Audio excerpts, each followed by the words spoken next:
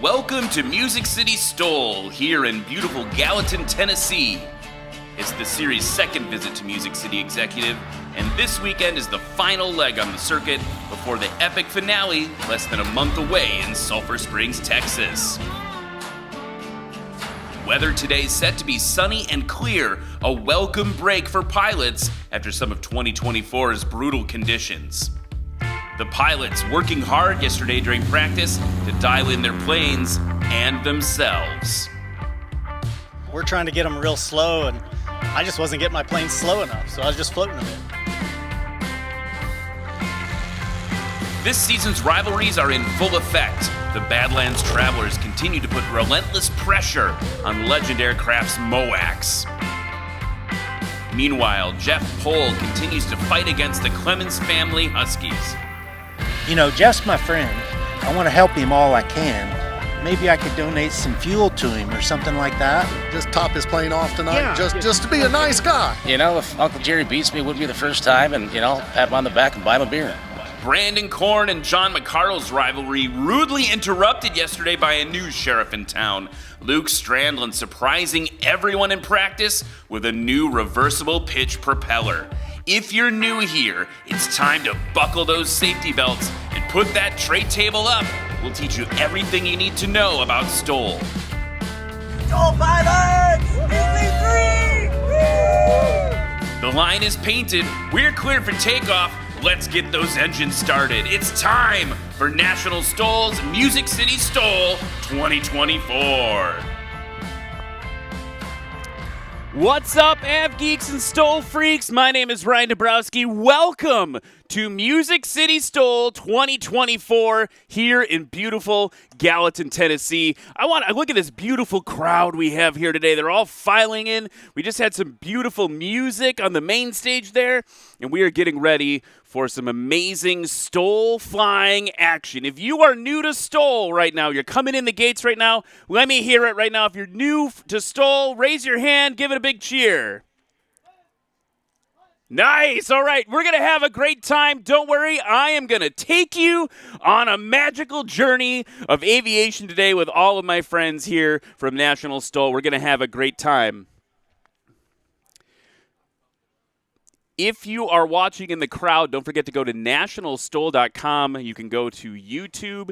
You can go to Facebook. You can watch the broadcast along with us. You can actually ask us questions on the stream about how all of this works. We're going to take you through it.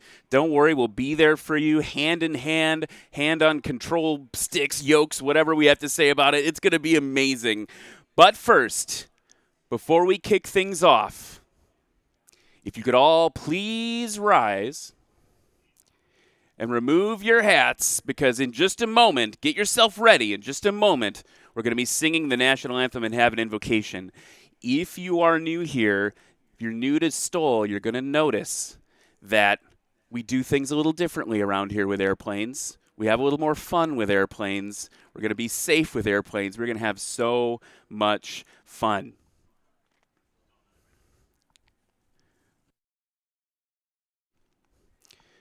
We see here as we get ready for the national anthem, we have the Sumner County Civil Air Patrol on color guard. A big thank you to them.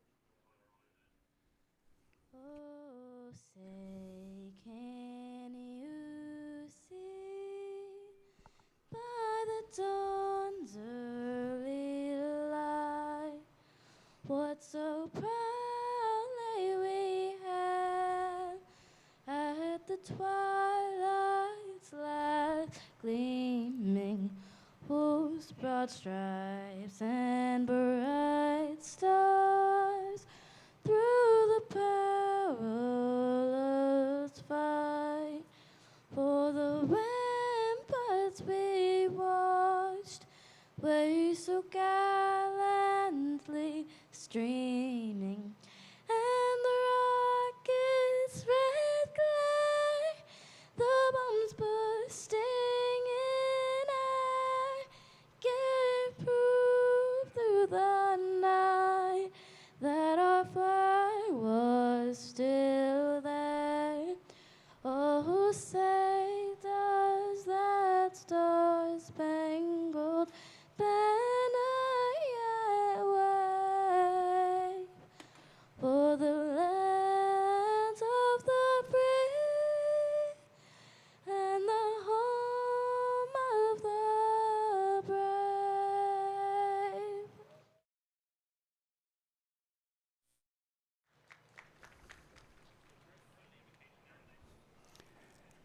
And please remain standing for the invocation.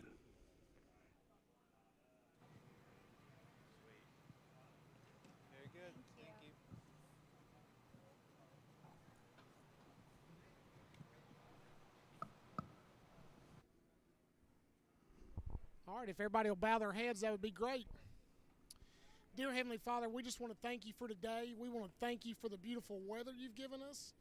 God, first and foremost, we just ask that you provide safety for everybody here today, the pilots and the STOL staff and all the bystanders. God, I want to say that if there's anybody here that doesn't know you today as their personal Lord and Savior, that today would be the day. God, we love you so much. Help us to be more like you. In Jesus' name we pray. Amen.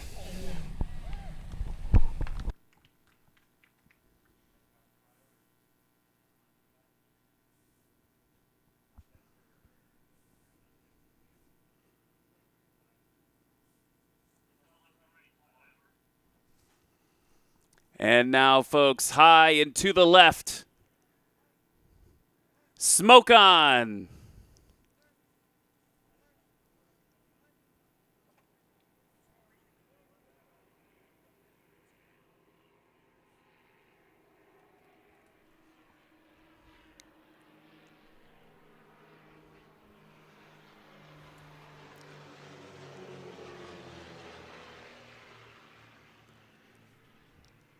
And that is how you kick things off here at National STOL. Let's give a big round of applause for Madeline Keene. She's 11 years old, sang that national anthem for us. And another big round of applause for the Sumner County Civil Air Patrol and their color guard. Thank you so much for joining us today. We are going to have a blast together on this adventure we call National STOL. We're here at Gallatin, Tennessee's beautiful Music City Executive Airport. You can see that we have a beautiful weather day for you. Sky's clear. We call it CAVU in pilot world. It's clear above, visibility limited. You might be sitting in the crowd right now wondering, how does this all work? Or maybe you're on YouTube and you're going, how does this all work? Well, it's time for us to give you a little lesson in STOL.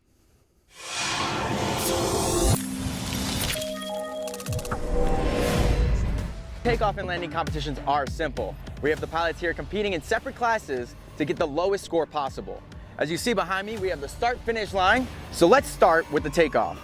This runway is marked with a start-finish line, and as a competitor parks their main gear on the line, they apply power and position their aircraft to get off the ground as soon as possible. Once their main gear leaves the ground, a line judge will mark their takeoff score using the measuring line along the side. This score will be added to the pilot's landing score on this heat. The landing is in two parts.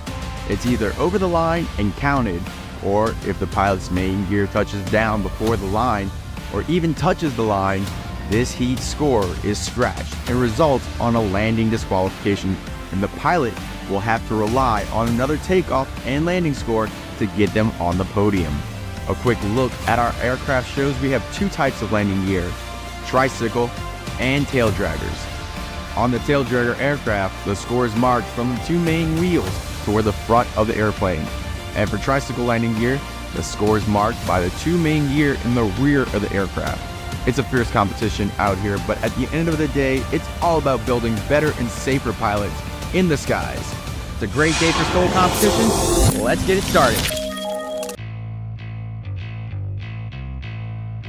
I'll grab 110.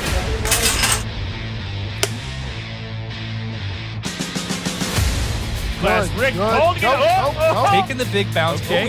He's sliding. Came down and I was braking and it just shattered across the weld. My name is Justin Tisdale. I'm flying a Xena 750, flying in the Spark class. My dad and I would always go to events and things like that, and I would always look up and just see people flying. And for me, it was something that I dreamed of doing. It's something that he dreamed of doing. We grew up like kind of poorish, and he was a cop and couldn't really afford to do that kind of stuff. So after I got out of the military, I started looking at aviation. I was like, man, I think I could do that. Wound up completing that dream of his and mine to become a pilot. and anyone can do it. I know if I can do it, other people can do it. Howdy, I'm Levi No Guess. I'm from Killeen, Texas. I'm here for the fun. If I win, that's great. If I don't, I'm still having a blast. My name is Sheldon Hetherington. I'm flying Redbird, a Xena 750 STOL. Here's Sheldon now in Redbird, overcome that axle issue that he had and now has it up and running. New prop I'm trying. I just got it from eProps, and it's totally amazing. Hi, I'm Dennis Rowe. I fly Just Aircraft Highlander, and I'm in the sport class. What do you say? You done it. You own it, and you learn from it, and you thank God. And in this case, it was not too serious. You know, here's the embarrassing part. I always said, boy, you put a Highlander on its nose, you got to be an overachiever. Yeah, I had to entertain everybody. I started off at a young age, probably 3 years old, racing motocross. You know, I come from a stunt background and I was a professional bull rider. It just, what's next? Let's do it.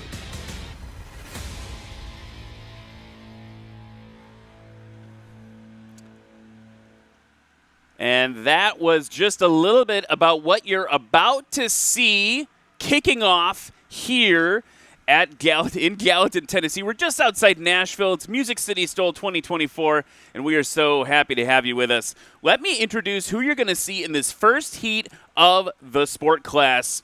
Up front, you're going to have Gary Varga from Burlington, Wisconsin, in a World Aircraft Sentinel. We may have Dakota Hudak in a 2007 Kit Fox Model 4, Brandon Rice in a 2009 Rands S7, Chris Grewan, 2021 Just Super STOL, Sheldon Hetherington in that 2010 Zenith 750. You saw he had some issues here last year. He's making a triumphant return this year. And then bringing up the rear, Nick Ardillo from a 2014 Cub Crafters SS.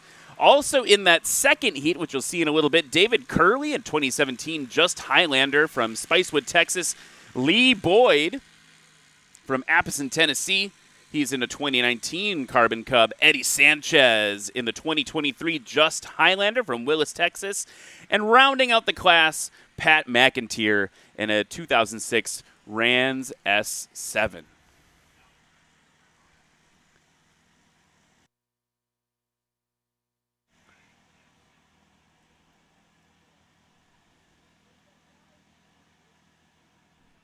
And now, let's kick off the first heat. First, folks, in race number 69 from Burlington, Wisconsin, in a one-of-one 2012 World Aircraft Company Sentinel Vision called Miss America.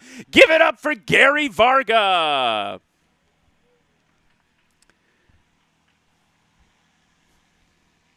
Gary's a retired electrician, married father to 2 young men. He's been flying for 4 years, been competing with us in National STOL for 3. And we've really seen him improve over and over and over again, time and time again, as he competes. And as we get ready for the next introduction, look again high and to your left, folks. We've got another great formation pass from our formation team.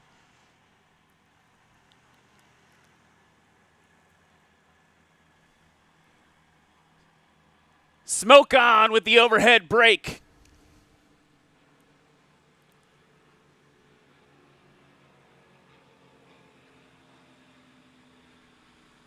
That is cool. That never gets old to see a little smoke coming out of an airplane like that.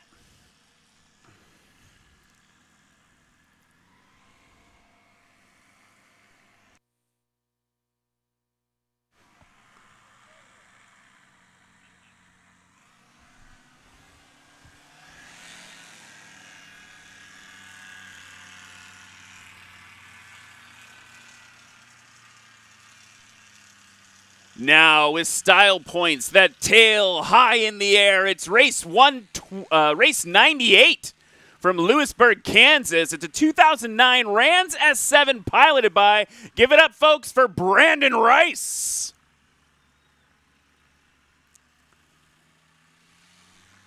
Brandon's only been flying for 2 years.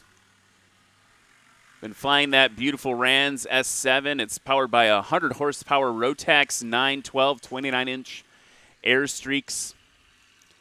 in the tire category. If you're new to this, airstreaks are tires. Okay, next up from Linden, Tennessee in race number 26. It's a 2021 Just Aircraft Super STOL. Give it up for Chris Grewan.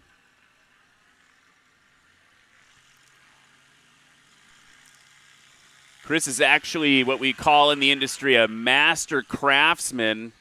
He's actually spent the last 12 years building custom aircraft for clients. You're going to hear more about that a little bit later today.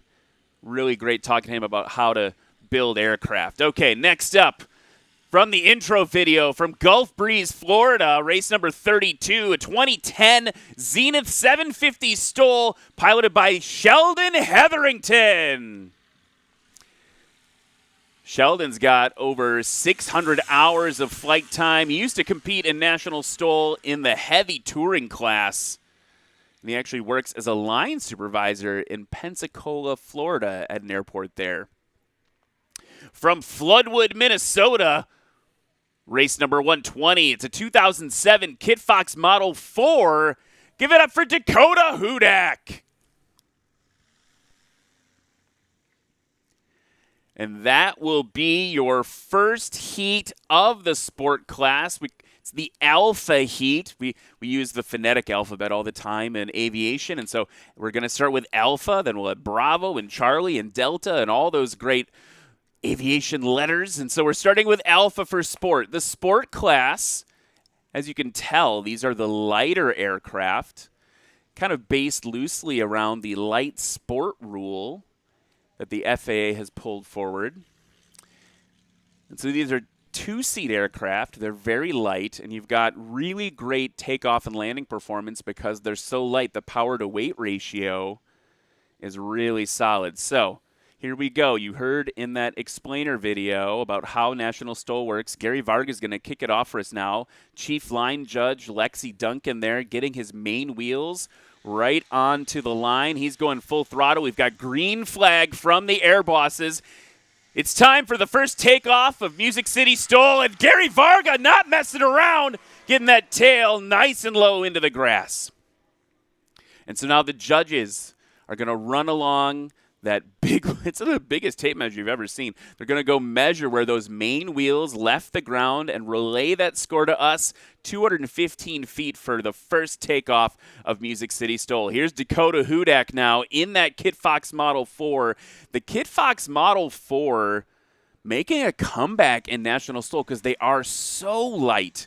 Look at him work that rudder, keeping the plane straight, getting that tail up, pulling back maybe a little early, Dakota, but he's off right around, see the judges standing around, like sub 200 feet. Brandon Rice on the line in the 2009 Rans S7. That is a beautiful plane. I think all planes should be red. Just my personal bias. I'm from Wisconsin. I'm a Badger fan. Don't at me, bro. Okay, Brandon Rice waiting for release from the air bosses. The air bosses, by the way, are basically our air traffic controllers. Kind of like that. Not exactly. Up on top of this broadcast trailer. Brandon Rice getting that tail nice and high. Pulling back, and it leaps off into the ground. That looked pretty well timed for Brandon Rice. If the airplane, if they pull that tail down and the airplane does not leap into the air immediately, they pulled a little too soon. If it leaps off the ground before that tail goes down, they've waited a little too long. It's all about finding that balance. Brandon Rice now with the shortest takeoff so far, 151 feet. Chris Grewan ready to go on the line. Pushing that tail up and down.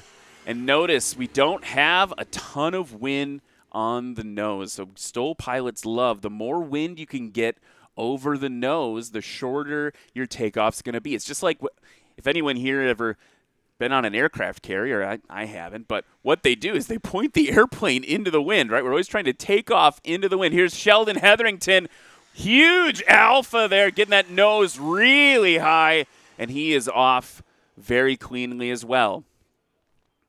Gary Varga now around the traffic pattern, high and to your left. in that one-of-one aircraft, this World Aircraft Vision. Flew all the way here from Burlington, Wisconsin. His takeoff, 215 feet. The best takeoff of this heat so far, this run, 148 feet by Sheldon Hetherington in the aircraft that's yellow but called Redbird. Gary Varga now doing what we call a little bit of a slip, cross-controlling the airplane to get a little extra drag, a little extra descent. Good over the line, the checkered flag, he's good. Gave up a lot of distance on the touchdown. He's going to be aggressively pushing those brakes down. I can see the wheels aren't even turning. He's just sliding on the grass. And so for Gary, as he's got one in the books now, but he needs to get that touchdown accuracy a little bit better. Dakota Hudak now low and to your left, also slipping it in. So when you see that wing, one wing kind of drop down and the airplane kind of fly through the air a little sideways, that's a slip. And you do that for two reasons. One, you might be doing it because a crosswind is there. You want to land straight. Can't land kind of sideways on the runway. But the other thing is you can do it to lose altitude. Dakota now very low over the grass. Dropping it in on those gear. Good over the line. Lexi's waving that flag, and he's getting heavy on those brakes. Now look at how the tail draggers, or the little wheels in the back, look at how they have to balance their braking action with the tail. If you brake too hard, you don't have enough wind, enough air going over that control surface in the back, the tail and the elevator, you can end up on your nose. Nobody wants that. Probably not going to get hurt, but you might have an expensive repair bill. Gary Varga's score is in now, combined score of 615. Dakota Hudak's combined score, 434 feet. Here comes Brandon Rice in the S7.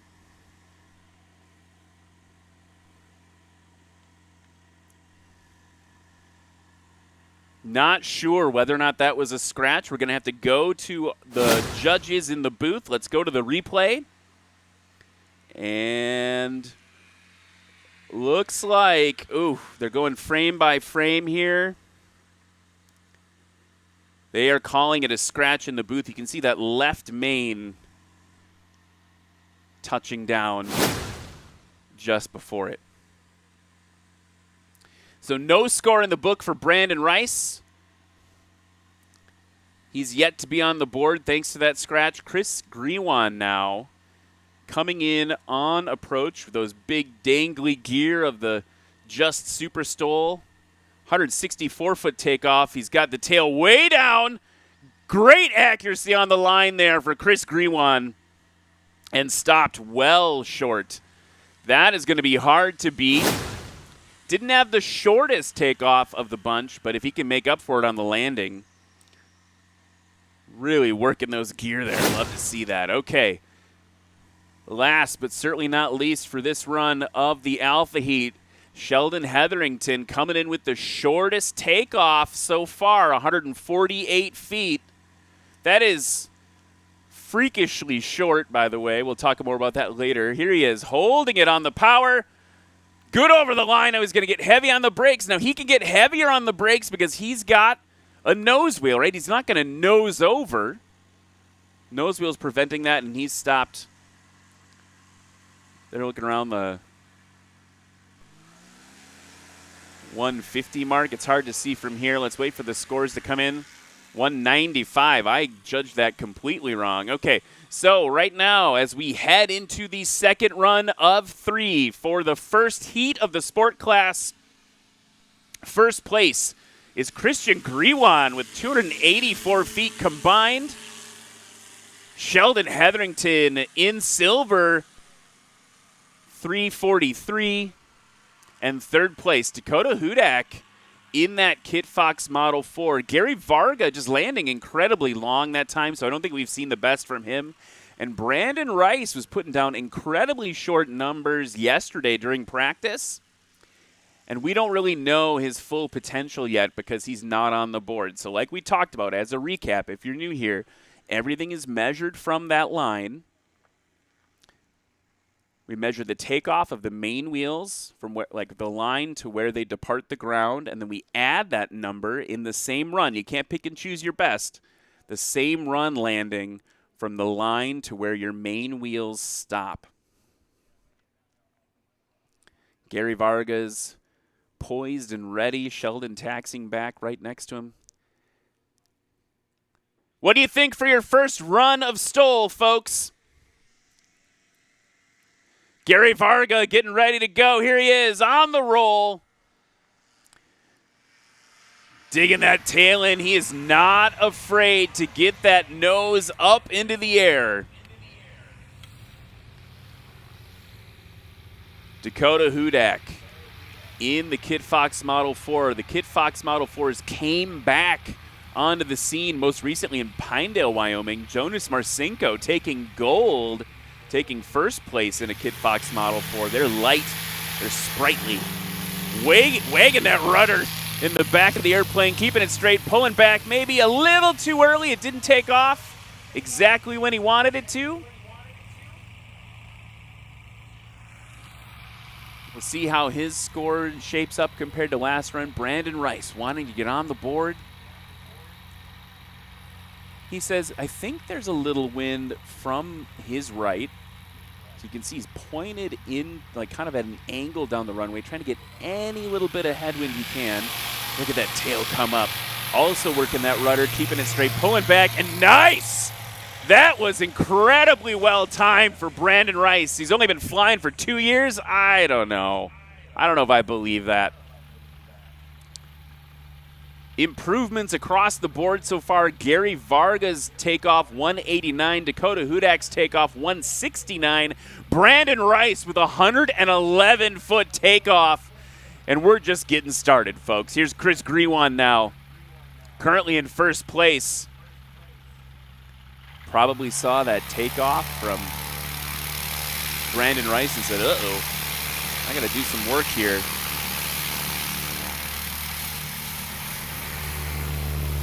Taking a big bite. He's off short, but I don't think it's going to beat Brandon's score. Here's Sheldon now taxiing up to the line. All of the aircraft in this heat are powered by Rotax engines. A little less traditional than the standard like air-cooled engine of latter day. Sheldon giving the 912 the beans. And those golf cart tires, yes, they are actually golf cart tires lifting off the grass. And we have things so perfectly timed out for you today. The Air Boss is keeping everyone exactly in sequence. Look left. Who do you see? It's Gary Varga coming back around for round 2 of his landings.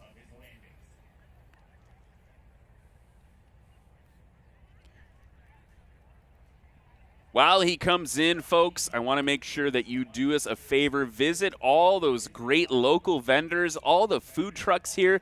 Visit the National STOL merch booth. That couldn't hurt. Definitely go visit all the great folks that have come out to support this event for you this weekend here in Gallatin. The hospitality has been off the charts. Gary Varga now going to get behind the power curve. Oh, and just short.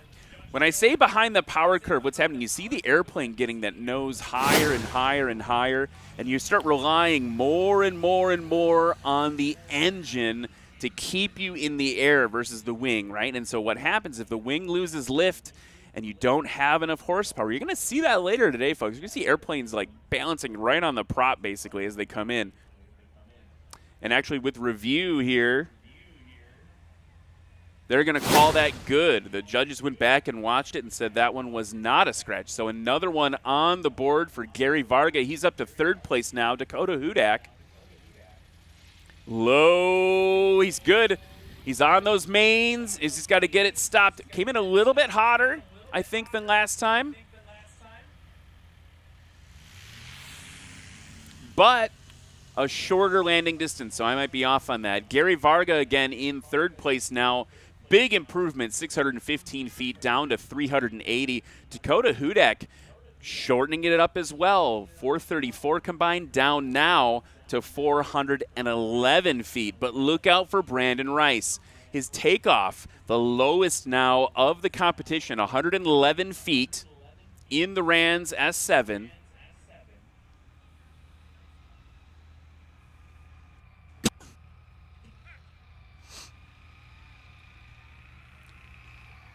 A little bit higher. It looks like he's going to try to put that energy. Yep, putting the energy into the main wheels.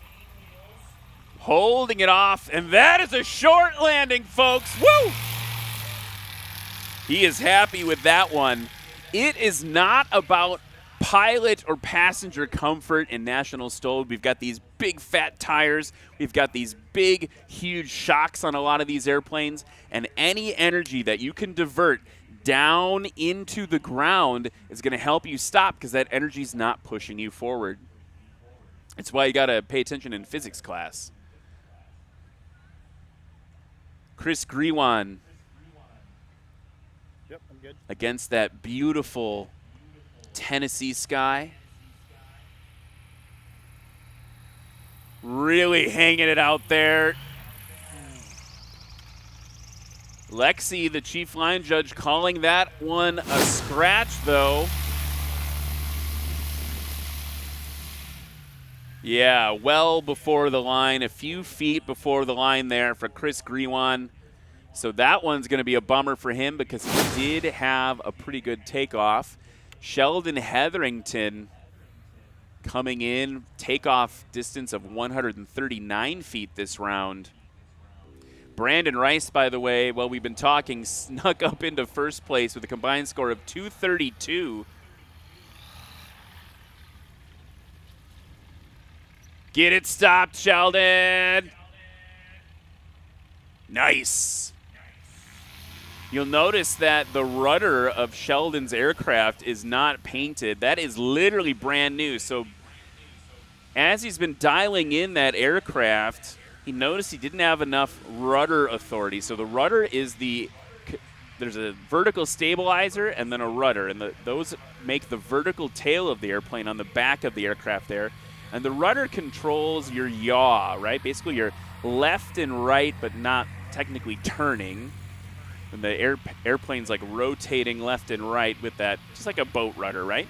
So what happens is if you're trying to do certain maneuvers in an airplane, if the rudder isn't big enough, you run out of control authority. Pilots always want more rudder so they can control the airplane better. And Sheldon said, you know what? I'm not getting enough rudder authority. So he called up Zenith. He said, can you ship me a bigger rudder kit? And he assembled it and threw it on his airplane and has been flight testing and going to get ready for competition this weekend. So always improving, always getting better and better and better. That's what we're doing here at National STOL. It's about proficiency, safety, and innovation. As we head into the third run, the final run for the sport class first heat, Brandon Rice, first place with 232 feet combined. Chris Grewan holding up second with that first run at 284. And Sheldon Hetherington in third with 321. Fourth place is this gentleman, Gary Varga, digging that tail in. Pulling back on that stick, getting the airplane into the sky.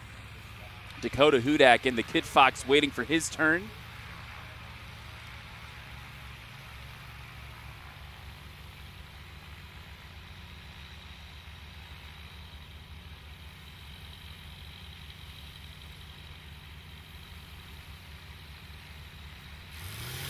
Full throttle from Dakota Hudak.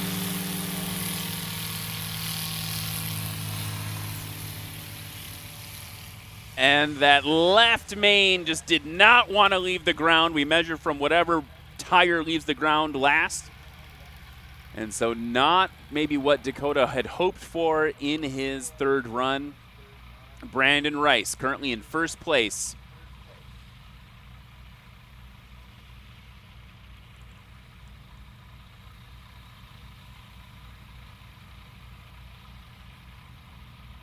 Based on the windsock here at Music City Executive, we do have a very slight crosswind from the right.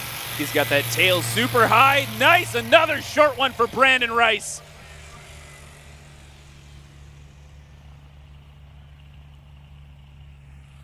Chris Grewan watching that. Currently in second place. Wanting to get out in front of Brandon, but also wanting to put down shorter scores now because they still have to hold up against the next heat, the Bravo heat of sport class.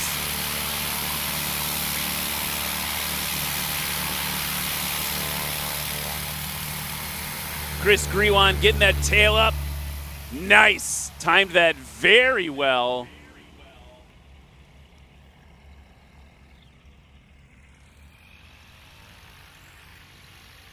Sheldon Hetherington now in Redbird.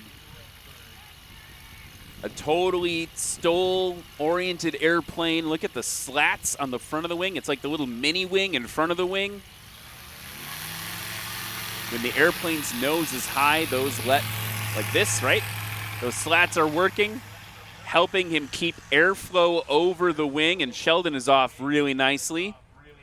Gary Varga now to your left on a higher approach.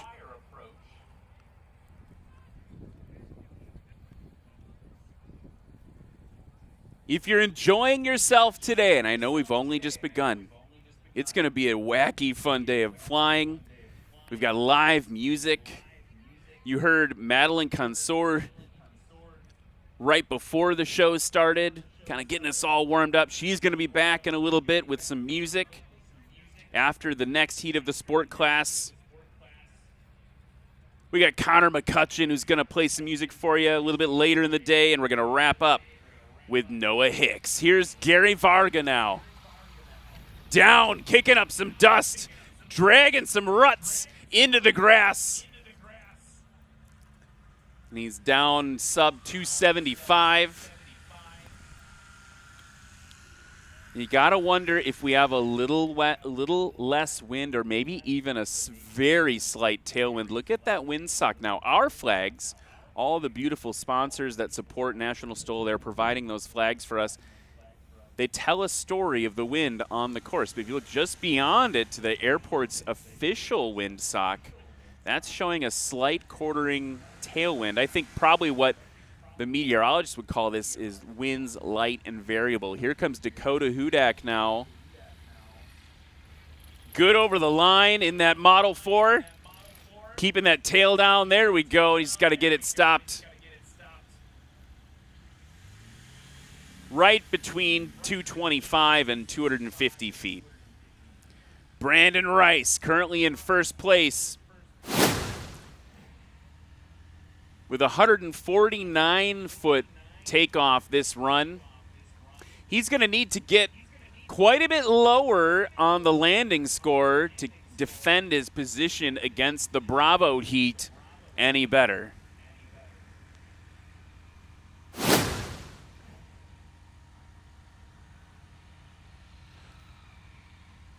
This Rans S7, again powered by 100 horsepower Rotax 912.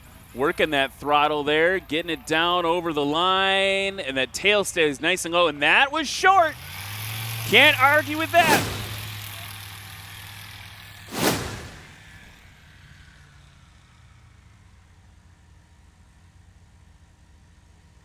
And looking at that, the judges wanted to go back, play by play. Look at that, just a foot beyond the line. Can't ask for any more accuracy than that.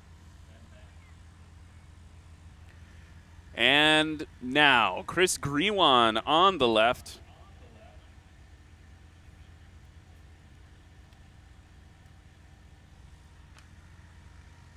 In the Super STOL.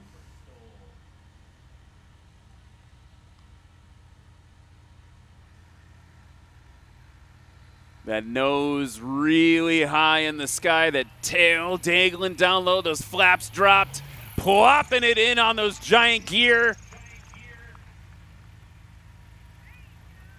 And he's got it stopped sub 125.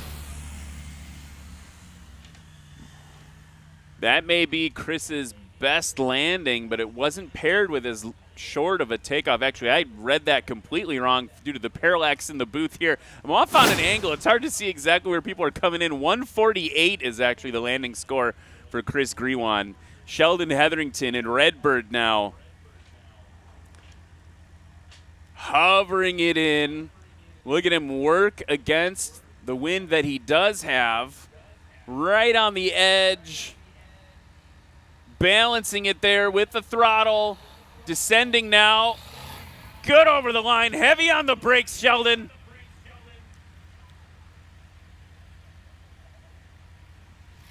And he is down and stopped. And that is going to wrap up the first heat of the sport class. Let's take a look at the scores. Brandon Rice, your leader right now with a combined score of 232.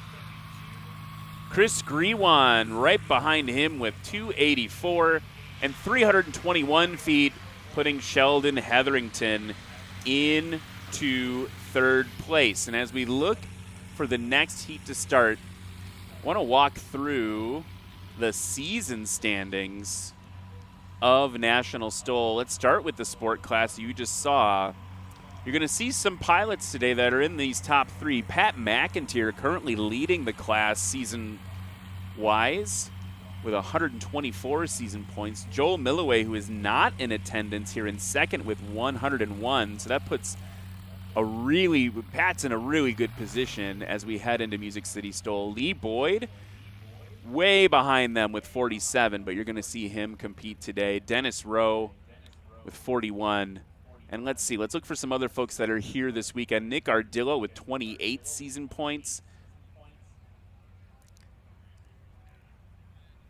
David Curley with 22. Eddie Sanchez with 18 down in 10th place. So the big thing as we head into Music City STOL is everyone's trying to move up into the top 5 there to make the finals. And we have one more event after this in Sulphur Springs, Texas, Lone Star STOL, brought to you by Legend Aircraft. And there'll be a normal season event, and then the next day, boom, we're right into the national championships. I am joined now with someone who's becoming a fast friend. We've got Chad Hall here with us, who is bringing Music City STOL to us this weekend. So first of all, thank you so much for having us. No, thank you. It's exciting to have STOL back here for year 2 at Gallatin. And we're so grateful here. We're on runway 17 here at, if people want to follow along on their sectionals, maybe you want to go into iFly EFB, or you still have a paper sectional. It's Kilo X-Ray November X-Ray. That's easy to remember. Yeah, X-Ray November X-Ray. And if you got an old chart, if you're really using paper charts, you might find it as Mike 33. But yeah, it's a wonderful airport. When I started flying back in 2008, this was just kind of a small town airport. But as Nashville grows, we grow along with it. Gallatin is growing so fast, and this airport is growing along with it. So it's fun to be able to bring general aviation, and not only just to have growth economically for the airport, but to bring so many people out and see what general aviation is all about, and the excitement of what these little small airplanes can do. And maybe some of the young folks out there might want to look into doing this professionally. Yeah, this is, if you want to change your life, this is the way to do it. Get involved in aviation. Aviation has totally changed my life. I've got friends all over the country now. Never mind the experiences, never mind the airplanes. It's totally connected me to a new family of folks like yourself now. Like, we're all hanging out all weekend here in Tennessee. I think it's time now to introduce the next heat of the sport class.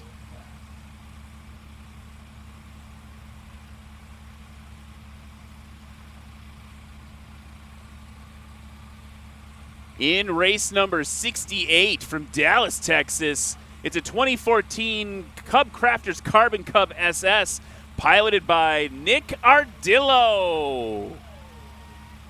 Nick is an airline pilot out of Dallas, Texas, and he has 15,000 plus total flying hours. 300 hours of those, I think a little bit more since he's written this bio, of tailwheel experience. But 15,000 hours of flying, you're going to see it in action here today.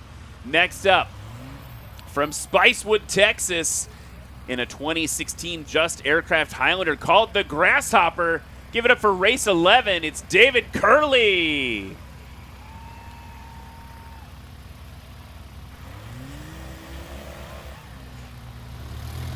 David's aircraft, powered by a Rotax 912, but it's supercharged.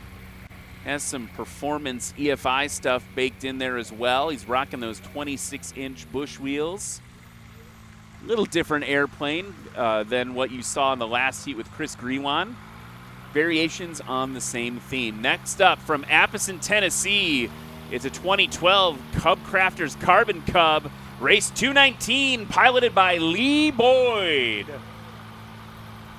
And this one, Chad, is just, he spent a lot of money on the paint. What about that paint job? Look at that. I was gawking about that to my wife last night. That probably has my vote for the best paint job here in the bunch. So stunning. Such a beautiful airplane, and he does some beautiful flying in it. Next up, this aircraft is called Devil Girl. From Willis, Texas, it's a 2023 Just Aircraft Highlander, piloted by Eddie Sanchez. Eddie Sanchez in race number 48 there. He's a Boeing 777 captain. And you might notice that this Highlander sounds a little different than the other two because it's powered by a Yamaha 998T. It's a Sidewinder turbo engine putting out 270 horsepower. And last but certainly not least, our season standings leader from Lincoln. He gets a little smoke from the RV taking off on the hard surface runway. From Lincoln, Nebraska, 2006 Rans S7. It's race number 40, piloted by Pat McIntyre. So Pat, I don't know what he had to slip the RV pilot to get that nice backdrop for his intro, but that's a Rotax 914 producing 155 horsepower. He's modified this aircraft over the years. He's a part-time veterinarian. He does orthopedic surgery for dogs. He's also a part-time professional pilot, providing flying lessons, contract flying, things like that. He's provided over 2,000 hours of dual instruction. That's a guy that cares about the future of aviation. I would say so. And that was our friend Abe that gave us a little smoke show earlier. He competed last year in the Air Cam as an exhibition pilot. That's right. So. I remember that. The Air Cam, a very cool airplane, twin engine, open cockpit, crazy thing. As they get ready to go, I want to talk more about these national finals, right? So Lone Star STOL in the national finals will be November 1st and 2nd in Sulphur Springs, Texas. They got a tough act to follow, if I'm honest, after Music City STOL. We are getting quite the show. And look at that low and to your left, again. Folks, a low pass. Woo! Okay. Someone's excited about STOL. So, Lone Star STOL, very beginning of November, grab some season points, annual points up for grabs for all the pilots. The finals are on Saturday. The top 5 points leaders in each class compete for a final set of points to determine the annual champions. And we're really excited because one of our sponsors, Red Tag Art, are created custom trophies for the annual champions. Red Tag Art feature innovative and handcrafted art based on red tagged aircraft parts. So it's an aircraft part that can't be used anymore. They turn it into art. We've got a green flag now. Nick Ardillo in the Carbon Cub, and look at that. Wow.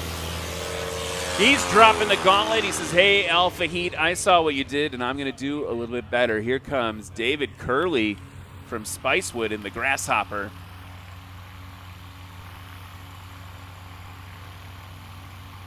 Lexi's getting them all lined up. Lee Boyd getting in position behind him. Love the enthusiasm, by the way. Lexi, our headlines, two cheers for every single one of these men and women who fly. And look at that, David Curley in the Grasshopper, off into the sky. Here comes Lee Boyd with that beautiful paint job. I was complimenting Lexi yesterday about being a first-time pilot. Seeing a happy, excited face for you when you're really nervous on the line, it really helps calm the nerves a little. So she does a great job. Yeah, we're going to see you fly a little bit later today. Okay, here goes Lee Boyd now. And that airplane that Lee Boyd is flying, by the way,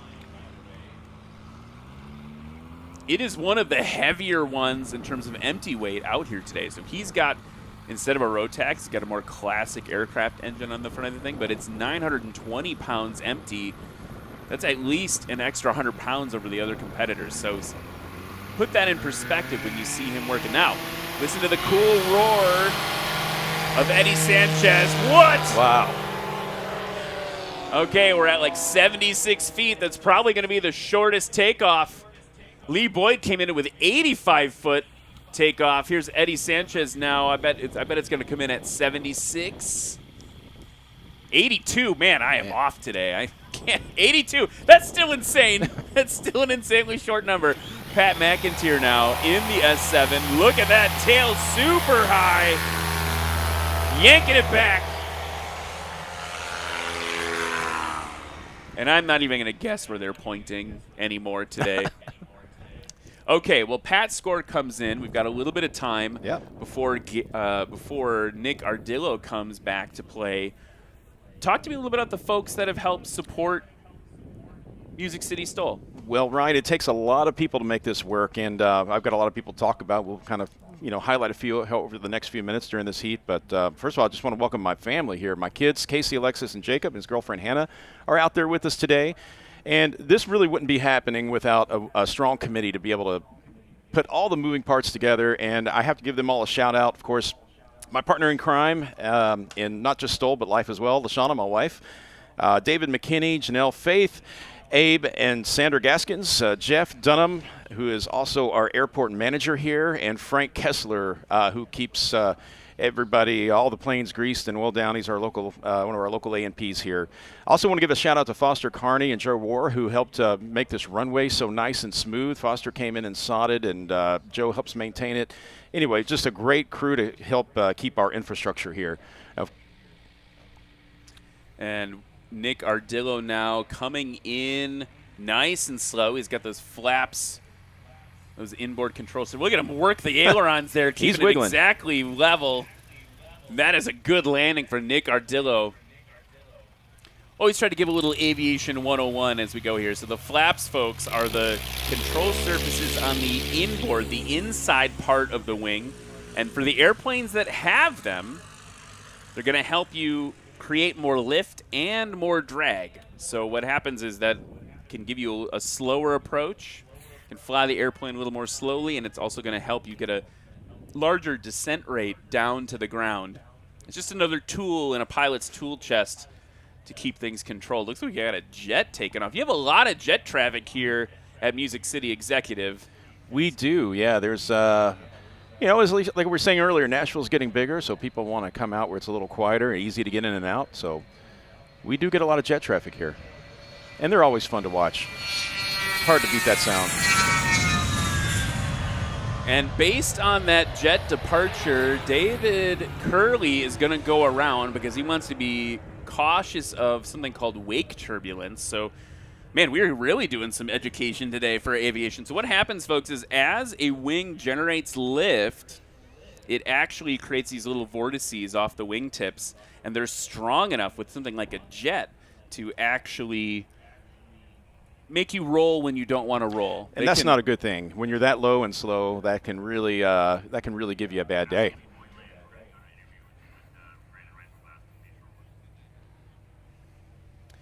Here comes Lee Boyd now, hovering it in.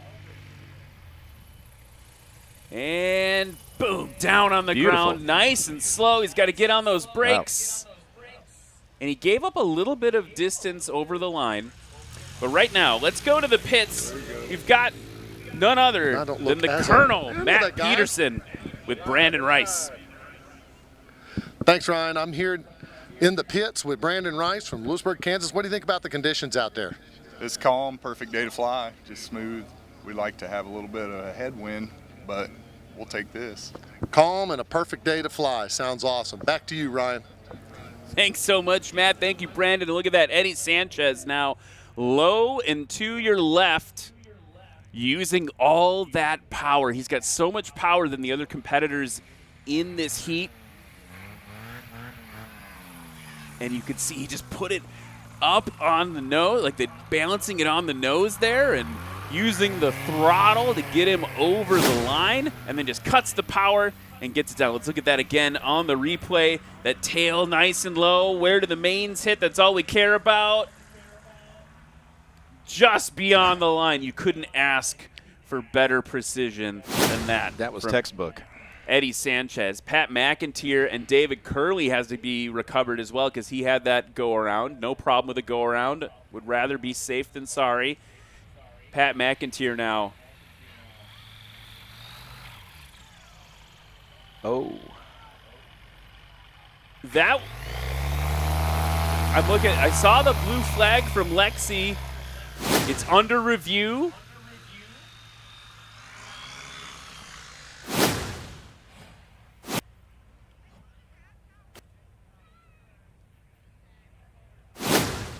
Still under review by the judges here. They're going to go frame by frame. Food truck smells fantastic. My stomach's starting to growl. Working that replay, and they are calling it a scratch. I think you could see the dirt that had been kicked up in front of the line there based on the line camera. So that's a bummer for Pat McIntyre, who had the shortest takeoff, by the way, of the competition so far with 81 feet. Dave Curley now down.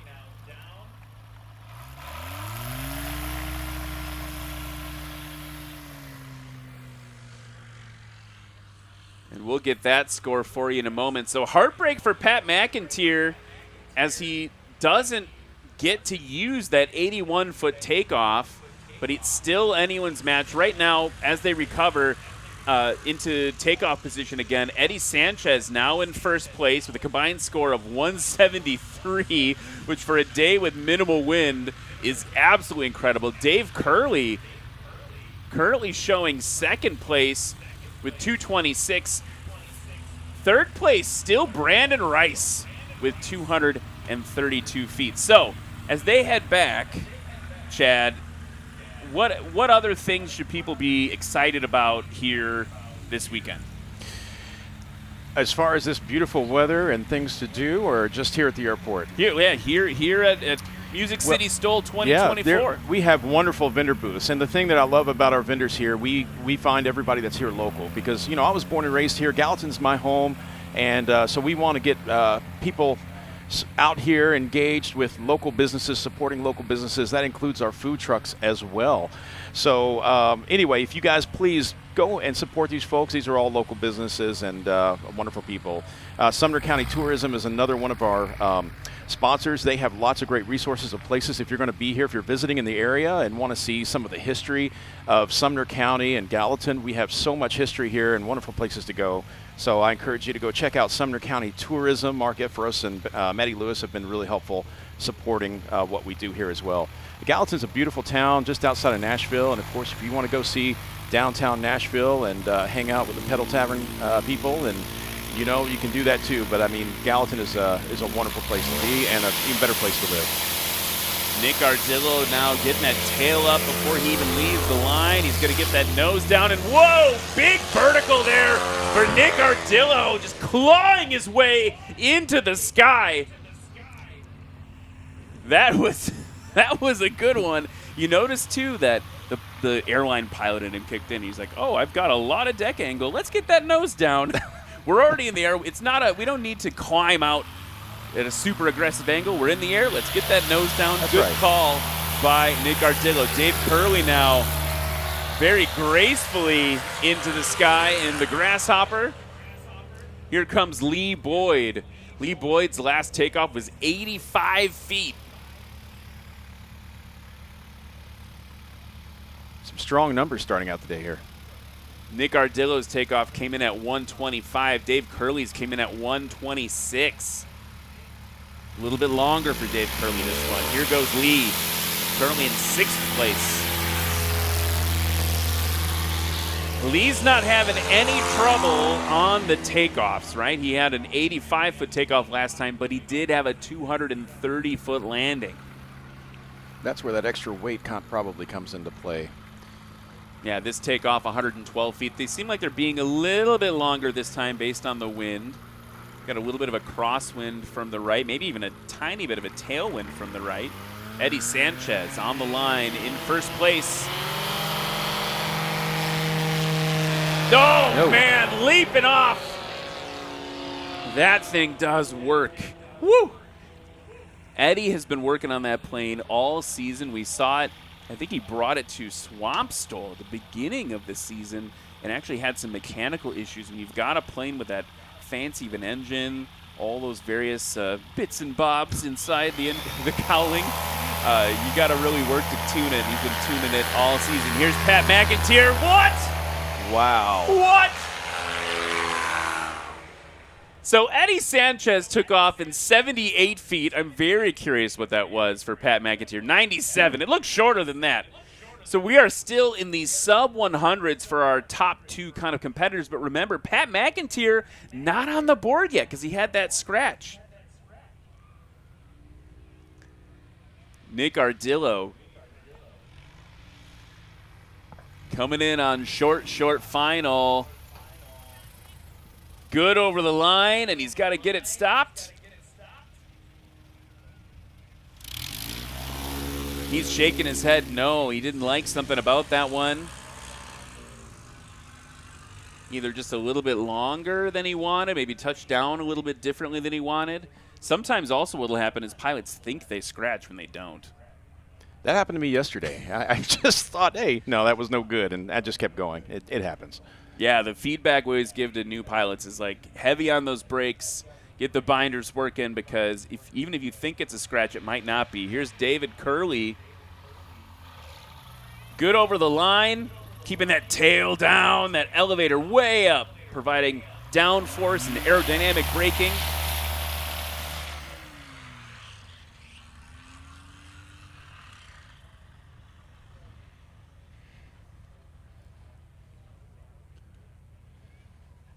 If you're Brandon Rice right now, you're watching this. He's still holding tight to third place. But you're looking at Lee. Lee Boyd's been on the podium before. You're looking at Eddie, who's now in first place. And you're watching Pat and hoping Pat will continue to scratch. Here's Lee now down, working those gear. And that is a little bit closer to what we normally see from Lee Boyd. That may upset the apple cart from a standings point. He's currently in 6th.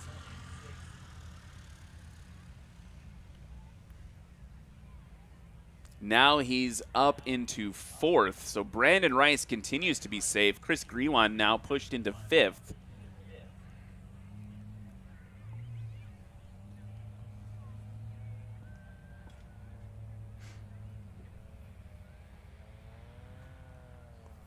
Eddie Sanchez on short final. Listen to that Yamaha.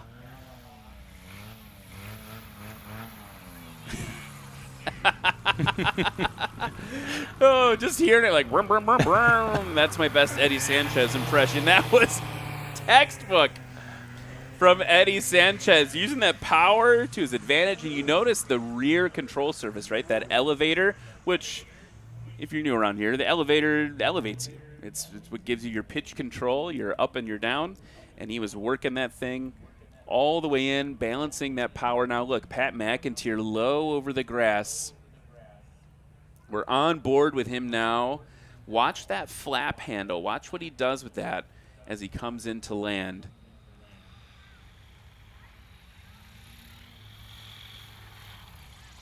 Good over the line for Pat McIntyre. He's safe on the board now. Getting it stopped. You notice he got rid of those flaps as soon as he could.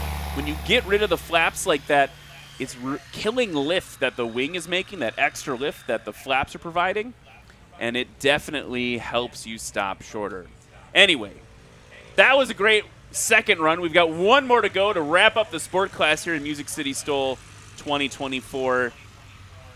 Chad, we're looking forward to, we've got some live music coming up a little bit later today, and there's some folks that have made that all possible. I wonder if you could talk about what it took to get a stage like a huge stage and huge musical artists here to entertain all of us. Well, we wanted to do this. This is Music City, so music kind of has to be a part of what we're doing here. And last year we wanted to do it, but we had such a short time to build it that we weren't really able to incorporate it in the way we thought that would give it justice. And so one of our sponsors this year is Kevin McCutcheon with Flight Solutions, one of our 2 FBOs here on the field. And Kevin's son Connor is one of the performers for our lunch break today. So Kevin just basically said, hey, can you come in and help turnkey this and make it work? There's a lot of, it's kind of a little island of itself when it comes to planning and putting all of these things together, working with the artist and the staging and the PA. So Kevin was a really big help bringing that together for us. And so I hope everyone was able to get out and hear Madeline this morning. If you're not, I think she's got a break coming up here. After we wrap up the sport class, Madeline Consor will be back in action on the stage. She's amazing, so make sure to catch Madeline here on the next break. Nick Ardillo, nice. Man, he is working today. Nick Ardillo currently in 7th place. He's got some ground to make up.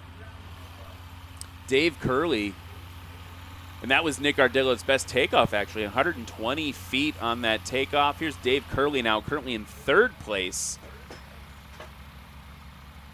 And by the way, if you're paying attention, you're keeping track at home or in the crowd, Pat McIntyre's 90-foot landing put him up into 2nd place, but did knock Brandon Rice down to 4th. So now your 1st, 2nd, and 3rd are all in this heat. Lee Boyd currently in 5th place.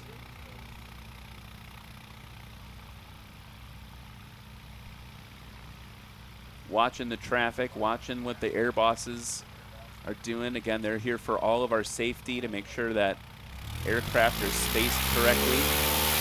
Getting that tail up. Here goes Lee, dropping the flaps, getting that lift, and he is off into the air.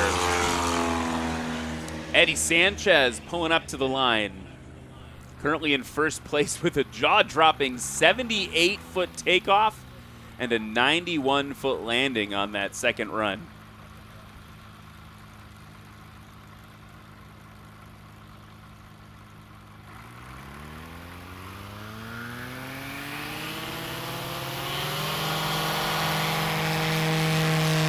What? I think it's going to be even shorter. Eddie has that thing dialed in. 2 feet longer, 80 feet for Eddie Sanchez. So that's still an incredible. He's very consistent, by the way, too. 82-foot, 78, and 80-foot takeoffs. Here's Pat McIntyre. Nice one for Pat McIntyre.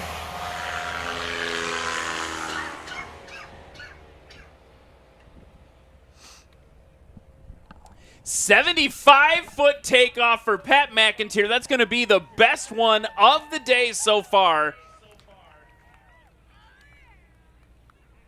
And they are making their way around the bend. Nick Ardillo already on short final. Airboss is keeping it tight for us today.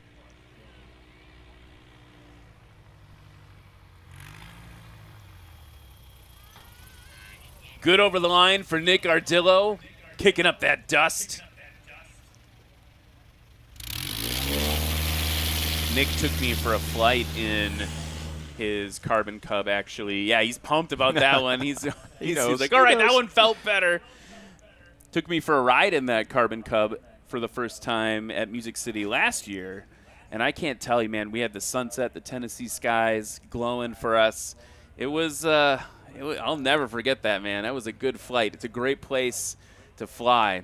Yeah, I get that scenery here a lot, and there's a lot of pictures of Tennessee sunsets here.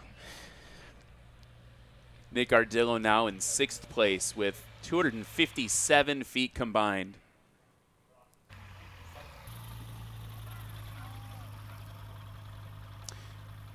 Dave Curley down and recovered. See.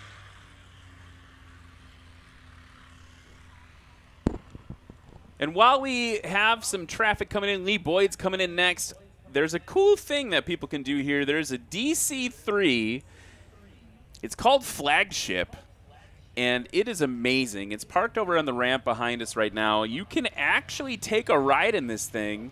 It's the oldest currently flying DC-3 ever, so check that out. Boom on the ground for Lee Boyd, working those gear.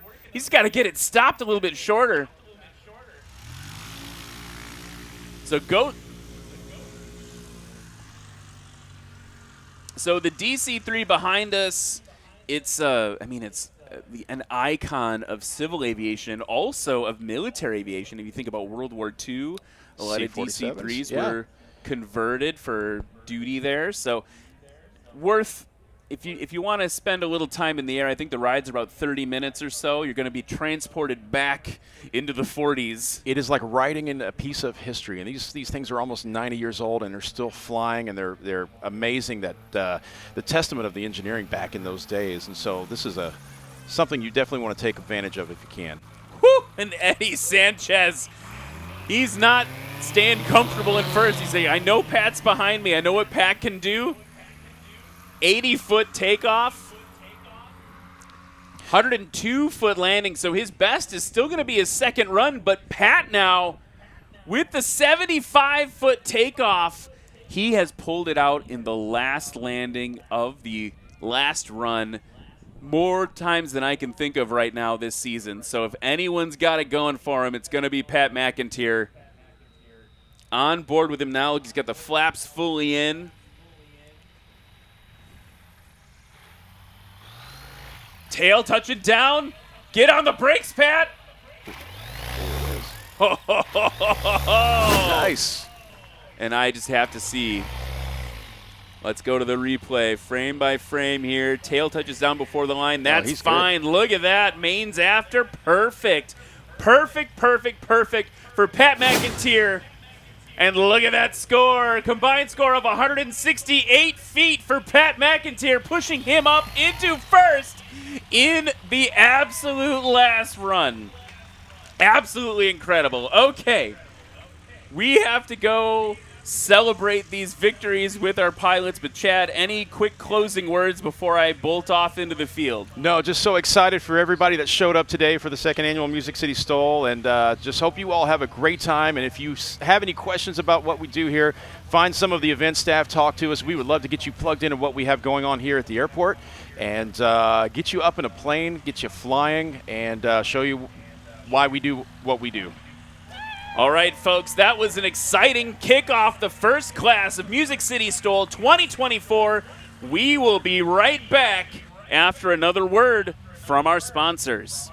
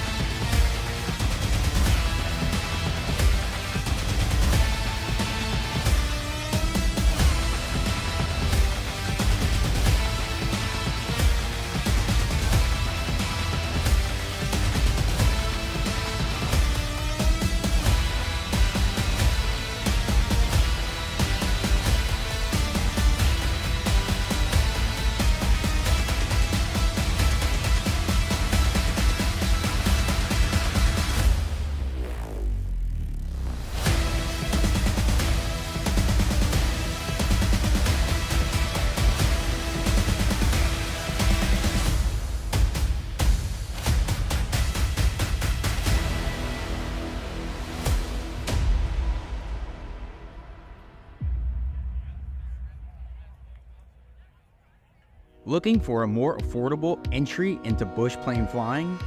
How about paramotoring, aka the dirt bike of the sky? Paramotoring STOL is the next best thing, and this adventure motor that you wear on your back is your ticket to getting airborne quick.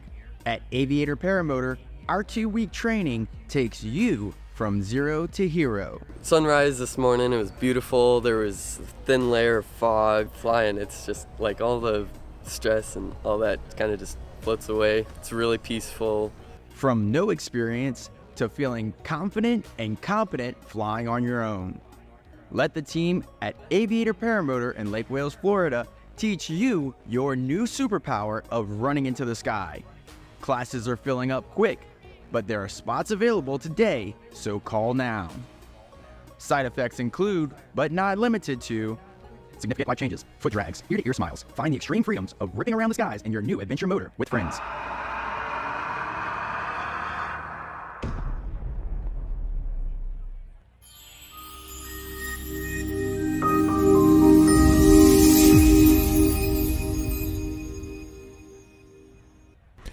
At Aerolids, we believe that innovation is equal parts inspiration and perspiration. Since our inception in 2006, we embarked on a mission to redefine the expectations of aerospace lighting.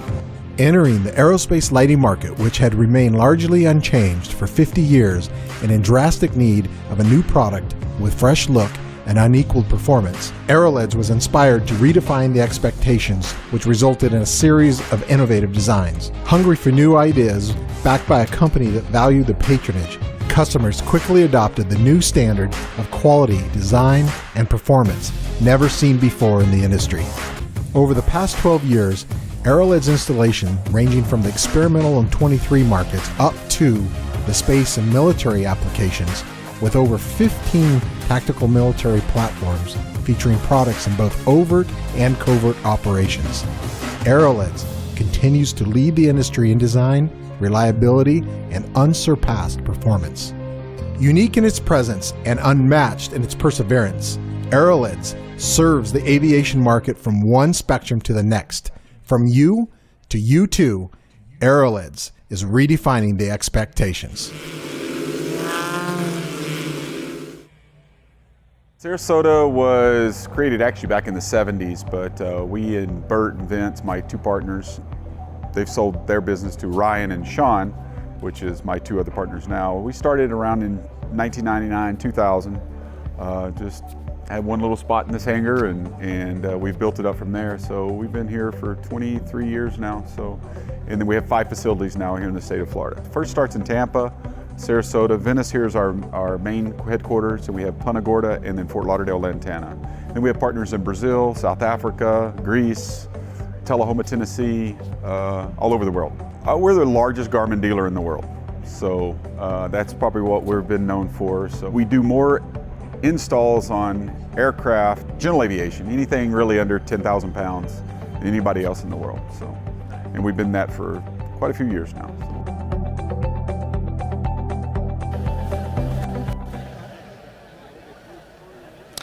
And we are back here in Music City STOL 2024, Gallatin, Tennessee. And what an amazing kickoff to the event. How about that for the sport class behind me? That was some incredible flying. And these guys all want to know how it ended up. At least Sheldon does. Sheldon laughed at the joke. All right, here we go. In third place, with a combined score of 226 feet, David Curley. Hop up over here, sir. And now, there's going to be a lot of gasps. Listen to these numbers. Second place was 169 feet. First place was 168. Yeah, that is insane. Second place with 169 feet. Give it up for Eddie Sanchez. Which means, like we predicted, pulling it out of nowhere with a combined score of 168 feet. Miraculous. Pat McIntyre again. Pat, come up here. That's like the second or third time you've done that this season, where on the last landing of the last run, boom, guess what? I'm in first place. What was the tactic for that today? Well, I was pretty suspicious that I was in second, so I just had to go for it, see if I could beat Eddie. And 1 foot, man, that's just luck there. Well, at least he's honest. All right, get up there. Let's give it up for the first, second, and third place winners of the sport class here at Music City 2024. What? We're just getting started, folks. We haven't even done Unlimited and Adventure class. And I'm going to get far away. Get out of the splash zone. All right, we're going to have more flying for you in just a minute, but first, direct your attention to the main stage. We've got Madeline Consor behind me, and she's going to give us a little musical interlude. More flying after that. Hey guys, how you doing? Good.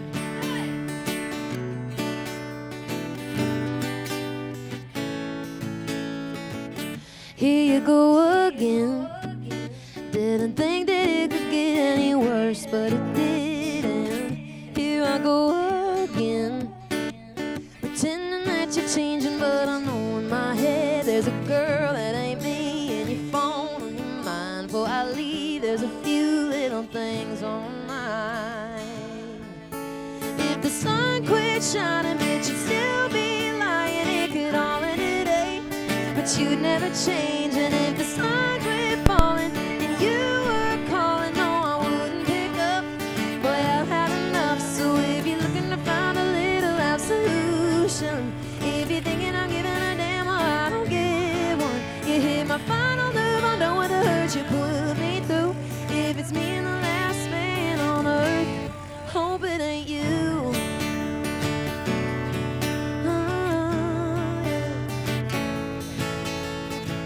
You think I might forget, but I know how to hold a grudge like the back of my hand.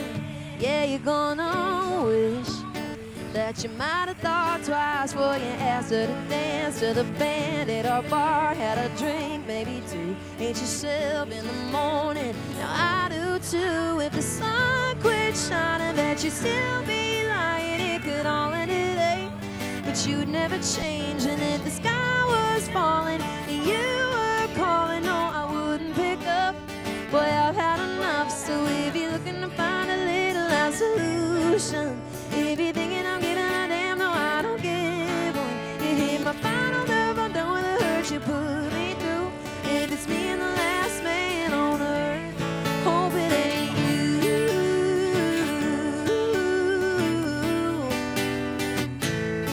Hope it ain't you.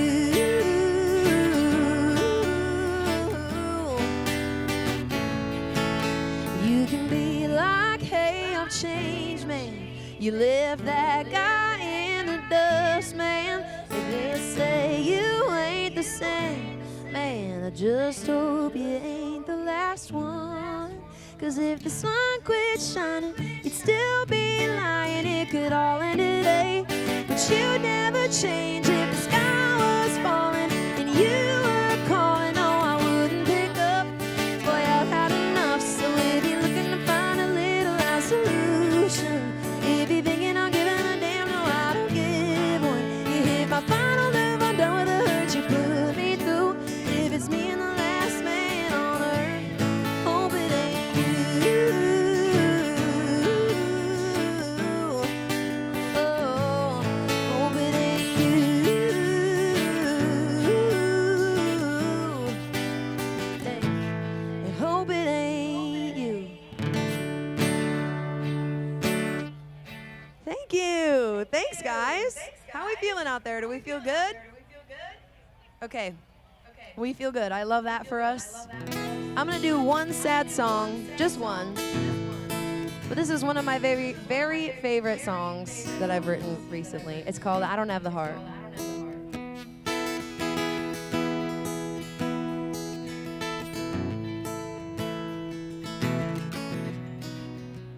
I've been looking at apartments lately, 700 square feet in the city, still telling my sister to save me a guest room just in case, thinking about packing up all the time, but I never go through it. thinking about sitting down with you tonight. I know I'll never go through a thing. I got one foot out the door and two hands to drive away. Got a mindset on goodbye, a few words that I can't say. Almost every part of me's got a pretty good head start when it comes to really leaving you.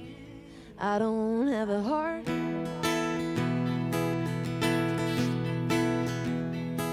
You're planning date night next week. While I'm thinking, will I stick around? Hate the way that I feel so guilty when I say I'll write it down. 'Cause I know you can't tell right now, but I got one foot out the door and two hands to drive away. Got a mindset on goodbye, a few words that I can't say.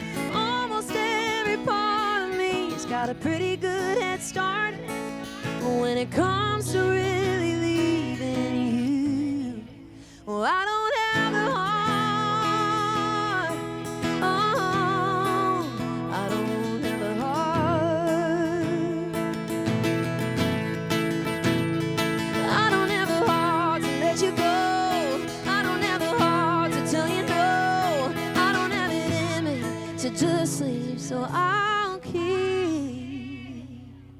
one foot out the door and two hands to drive away. Got a mindset on goodbye, a few words that I can't say.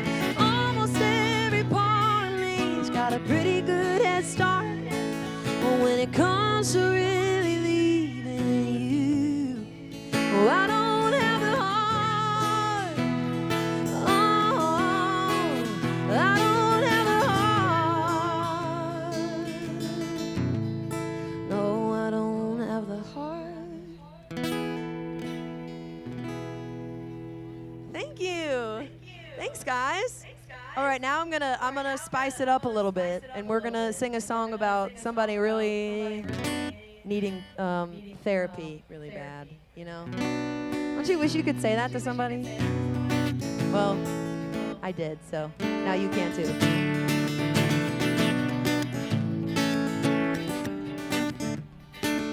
Took me to Paris, we danced in the rain. We didn't care if people stared or called it cliche. We went to 10 weddings, saw 15 states. Staying in on the weekends, but we've been 1,000 places. Dang, I say we've covered some ground. To hell and back, yeah, we've been around. I saw the future with you, I saw that diamond ring. We were the perfect picture of a love drunk, young and free. We've been everywhere, we done everything. I know love ain't fair, but I just can't believe I saw the future with you, and you need therapy.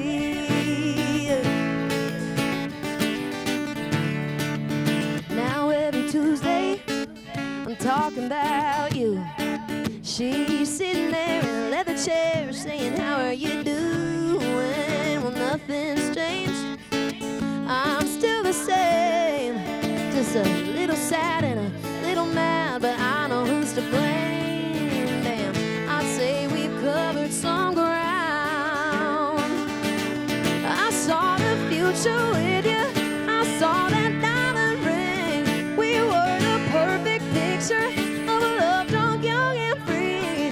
We've been everywhere, we done everything. I know love ain't fair, but I just can't believe the last place you would send me would be to therapy.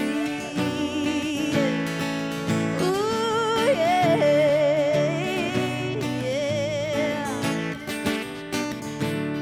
If you're asking how that makes me feel, if you mention my name, I bet she'll give you a deal. I saw the future with you, I saw that diamond ring. We were the perfect picture of a love drunk, young and free. We've been everywhere, we done everything. I know love ain't fair, but I just can't believe the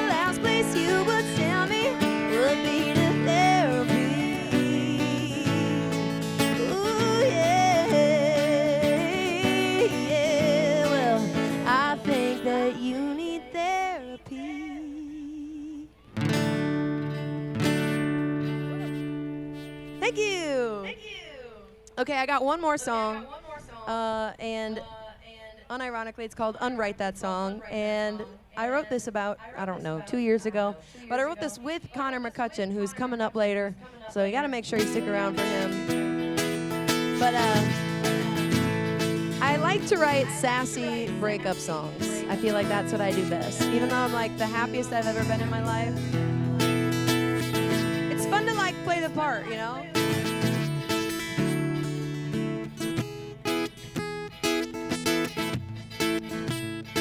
Thank you guys so much for standing around and watching me. My name is Madeline Concert. You can look it up on Instagram and TikTok and all the things. My last name is weird, but I'm pretty sure if you start typing Madeline and C, it'll come up. 3 chords, wish they were the truth. Got a D cut like a needle in a groove. Thought we were Johnny and June, but we were walking the line. Soundtrack to all that we had, 4 on the floor like it was gonna last. Took it too fast and left my heart on the lines.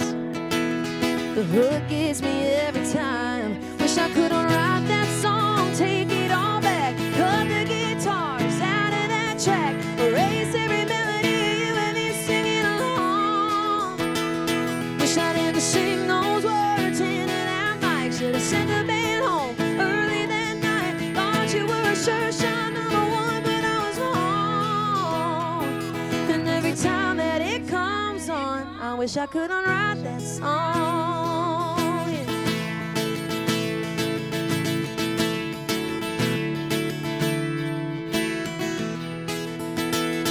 You were a B-side track, I was going for gold, so I packed up a truck, took the show on the road and turned off the radio.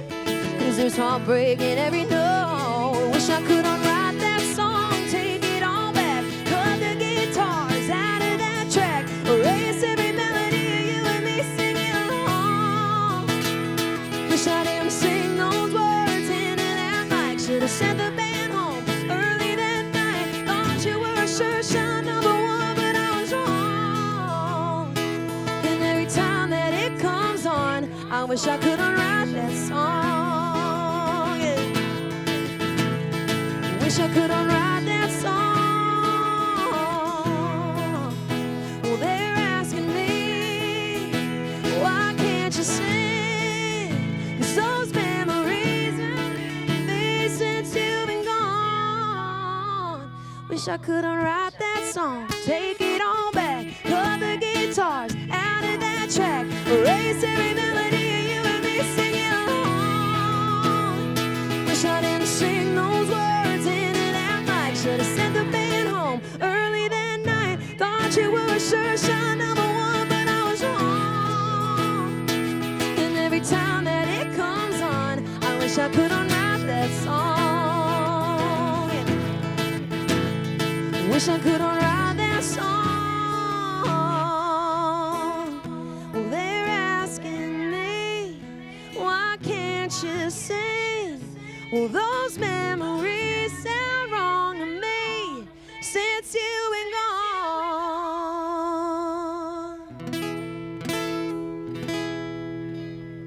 Thank you. Thank you guys so much. Have an amazing rest of your day. Stick around. Bye. Let's give it up again for singer-songwriter Madeline Consor. And what an amazing show. Putting the music in Music City STOL. So thank you so much, Madeline, for that. We have more music coming throughout the day to you as the day goes on. And man, what an amazing sport class. Holy moly. Separated by 1 foot. That is really incredible. Let's look at the results for the sport class now. In first place with a combined score of 168 feet, Pat McIntyre. Eddie Sanchez, who might be a little heartbroken today, 1 foot behind him with 169 feet. David Curley with 226 for third. Brandon Rice not too far behind him either with 232 feet. Lee Boyd bringing up fifth. Nick Ardillo in sixth place. And we are just a few minutes away from action resuming here in Gallatin, Tennessee. Again, we're just outside Nashville, Music City Executive Airport. This airport, an absolute beautiful hub of general aviation. We've got jets taking off all the time. We got helicopters coming in and out, and of course, a ton of flight training.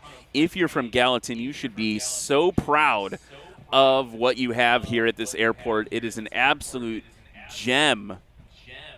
We travel all over the country doing National STOL, and it is an absolute gem that you have here. Such a great community, such a wonderful group of people. Up next after this short break will be backcountry class. You're going to see some Huskies. You're going to see some 170 Bravos. You're going to see all sorts of planes fighting it out. Jeff Pohl trying to defend against the entire Clemens family, trying to unseat him all the time. It's going to be really great. While we do this, let me talk about one of our sponsors that's new this season, Tundra Tailwheel. If you're fed up with tailwheel shimmy, you're looking for a sleeker design with added security of a locking tailwheel, you can join the ranks of countless STOL champions who trust Tundra tailwheels, now compatible with Leaf Springs, T3, Acme Aero, TK1 suspensions. You can upgrade your aircraft today at tundratailwheel.com. And maybe you're new to this whole thing and you don't know what a Tundra tailwheel is, but take the time, take a look at it. It's a beefy thing. It's a beefy thing that you can put on the back of your plane to help maintain that ever-important directional control when you are on the ground. So that is our friends at Tundra Tailwheel. We also want to take a chance to just talk a little bit now about how things are shaking up in backcountry class. Jerry Clemens, you're going to see him fly in a little bit, coming at you in first place with a combined score throughout the season of 102 feet. Brad Crawford, 65 feet. What am I talking about? 65 season points. I'm so used to feet. Jerry Clemens, 102 season points. Brad Crawford, 65 season points. Jeff Pohl in fourth place, tied with John Jughead Council with 43 points throughout the season. So really, Jerry Clemens, healthy lead. Very healthy lead in the season, and he's looking to just put a little bit more distance between him and the rest of them as we get ready for the national championships in Texas.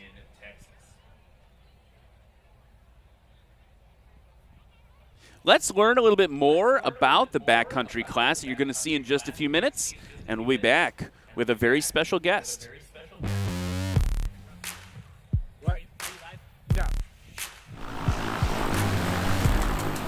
So the touring class, it used to be just touring airplanes, and now that we've switched around the classes, because the 170Bs would always win, so they ended up putting us in the Bush class, which it's a touring airplane, and the word has it Austin Clemens isn't coming, because the Super 170's in his class. Tough battle, but Husky will win at the end of the day. A little backstory here.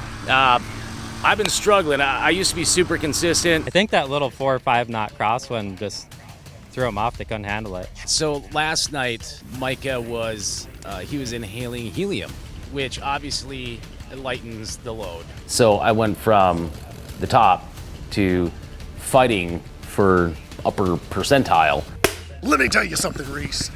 We're out here today with some of these fine airplanes flying, but there's one that was on fire today because I had a front row seat and I watched all 3 of those pilots fly. Sean Johnson was on fire today. He was flying his best game, and he got to bring his best game because he's flying against Michael Lindstrom and Jeff Pohl, 2 of the best pilots in the lower 48. Let me tell you, brother, they're awesome out here today with this beautiful weather. It's so good to be out here. Well, I did a pull test on my airplane. I was only pulling 745 pounds, and so I had them deburr the cylinders, and now I'm pulling 815 pounds of thrust.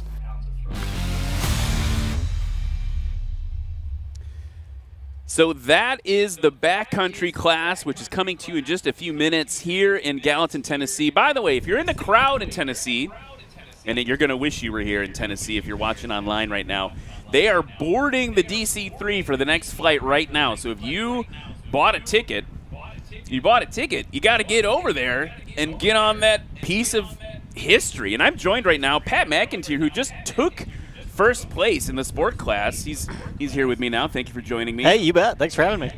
You were on the DC-3 yesterday. Yeah, I went for a ride, and let me tell you guys, if you get a chance, go fly in it. It's amazing. We had a blast. We had 16 STOL pilots in there, and I mean, we get to fly every day, and every single one of us was amazed with the opportunity to go fly in an airliner from 1937. It's the oldest currently flying DC-3. That's what they said. Does it like smell like history? Like, what is it like? Like, it's obviously, I'm hoping to get on it later today after we're all done. I'm gonna like run over there and see if they got any seats left. But like, what is it like for those of us who've never been on a vintage airliner like that? So the first thing is it's a tailwheel aircraft. You know, a lot of these planes out here competing are tailwheels, but we're so used to airliners sitting level to the ground. As soon as I got on, I mean, the nose is sitting 10 feet above the tail, and we're like walking uphill to our seats. And I knew it was a tailwheel, but as I got on it, I was like reminded, oh, I'm walking uphill to my seat. How cool is this? Is there a moment then when the tail comes up on that takeoff roll that feels unique? You know, that plane is so smooth. I mean, I felt it. I was aware of it, but it was it's more abrupt in these little STOL planes, to be honest. Sure. It's such a big, heavy, smooth airplane. It wasn't uncomfortable at all. I don't think it would be for anybody, even a non-pilot. Because I think, when I think about, like, for instance, when I'm flying like a Cub type and you're in the back seat, you push that stick forward, you're like, oh, I'm going up, right? Like, you feel yourself rising up more. And so I was curious about that. Well, that sounds awesome. Yeah. That sounds incredible. About, what, 30 minutes or so? It was good. Yeah, it was probably a half-hour flight. Everybody gets a chance while you're flying to go up into the cockpit, like look out the front window, see what the pilots are doing. Every single person gets a chance to do that. That's worth the price of admission right there. Right there. Absolutely. Yeah, it's cool. The one thing I noticed when we sat down in there, the seats were narrower than most seats, especially airliners today. And what they told us was that the average weight of a passenger in 1937 was like 135 pounds. Okay. There's maybe a little referendum on society there. Right. As I eat McDonald's, my chicken, McDonald's has changed our shape. They brought lunch for me, by the way. It's like, look at that. That's delicious. Usually it's like a slice of pizza, but Tennessee delivering. They're taking care of you. Yeah, absolutely. Well, taking care of all of us. Right. Okay, so talk me through. You've been competing for a while now. We actually, when we play the rookie class video, you're in there saying, like, I'm a rookie. It's my first time, but that's not true anymore. Nope. That was last year. That was just last year? Last year, yep. So in 1 year, here we are, season standings leader, winner of Sport Class Music City STOL 2024. What's that journey been like? To just start and be like, I think this is the thing I want to do, to being like the guy that everyone's like, oh, Pat's here this weekend. Well, I don't know if anybody really thinks that. It's a lot of fun coming to the events. Honestly, anybody that flies in these, yourself included, we come here for the people. Mm-hmm. We come to see our friends that we've met in the STOL community, meet new people from Nashville and all the other places we go. And it's fun here flying and learning from watching each other. But it's also fun learning at home, practicing and just getting better. This has made me such a better pilot. Not just for STOL competitions, because this is a tiny bit of what I do for flying. I take my airplane and land it in fields at home and on sandbars, and this has just made me safer, and it makes it more fun for me. So this whole STOL competition, the community here has encouraged me and helped me to become a better pilot, so it's amazing. I want to take a quick pause, and we got an air cam doing a low pass right now. That looks like a fun airplane to. Whoa, he's going for it on the vertical there. We've seen those demo before. Was that one here? I think here last year. There's probably this plane in the exhibition class. You don't just fly the RANs. You fly other aircraft. Has the experience of National STOL made you a more proficient pilot in your non-tailwheel flying? 100%. Yeah, no question. It's there's a lot of different ways to fly airplanes, and what I mean by that, some people fly airliners, some people fly maybe a Beechcraft Bonanza. So there's just different skills you need to fly these different planes, but a lot of them translate into each other, and Sure. so. Yeah, the skills that I continue to try to get better at with STOL flying helps me with all my flying, no question.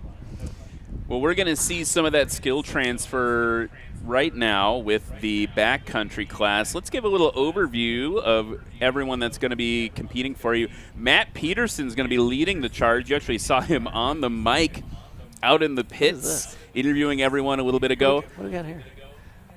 Yeah, I don't even know what is I don't that? know. What is that cool vintage plane out there? That's Somebody beautiful. tell us. Somebody in the chat. Go in the chat and tell us what that is. So Matt Peterson in a 1957 Cessna 172.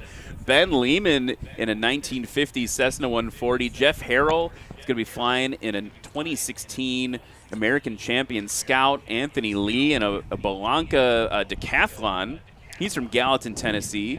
Jeff Pohl's back, ready for more with a 170 Bravo from Malacca, Minnesota. Scott Sweet from Nebraska and another Belanca Scout. And then rounding out the class, Corey Sloan in that Aviat Husky 2020, beautiful red and white one you're going to see fly. And Jerry Clemens, the current leader in season standings for the backcountry class in a 2008 Aviat Husky.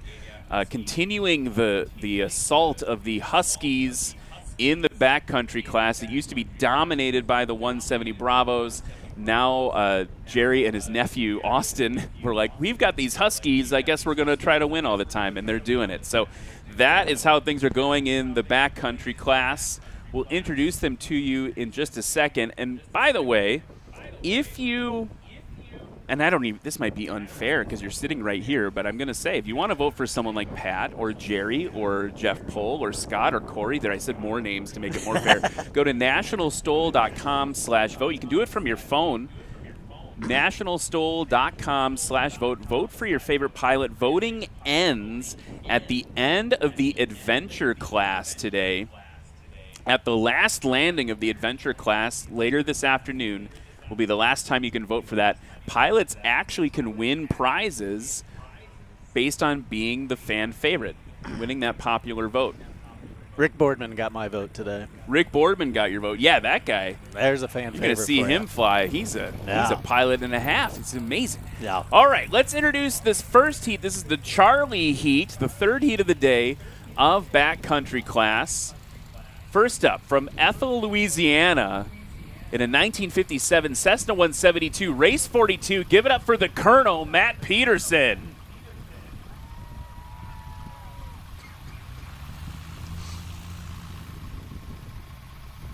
So Matt's flying a 172. Sorry, he leaves funny notes for us. It's like aircraft tires. Why y'all be asking is what he put in his pilot profile. But a classic 172, that's the kind of airplane you learn to fly in very, very commonly. Next up, from Nashville, Tennessee, give it up for one of your locals, race 49. It's a 1950 Cessna 140. Give it up for Ben Lehman. And if you were born in an earlier era, this is what you probably learned to fly in a Cessna 140 or maybe a J3 Cub at the same time, that time era. Ben's a commercial pilot, CFI, based here right in Gallatin.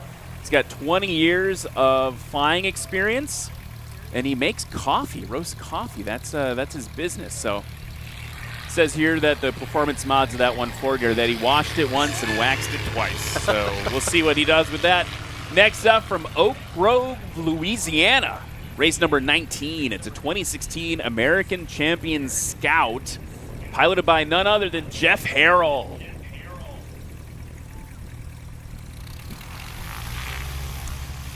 Jeff Harrell's a crop duster. Normally flies an air tractor, about 700 hours a season, that is a lot. That is a lot of hours, 180 horsepower Scout right there. A similar design. It might look a little similar to you coming up right now. From Gallatin, Tennessee, it's race 504, a 1979 Belanca Decathlon piloted by Anthony Lee. And we've got the air cam coming by again. I saw it swooping in. I got a little nervous, but he got on the paved runway and not the STOL runway. Yeah, you do. Air cams can do a lot of fun flying back there. Anthony Lee is 3,200 plus hour pilot, 2,900 hours of tail wheel time. Wow.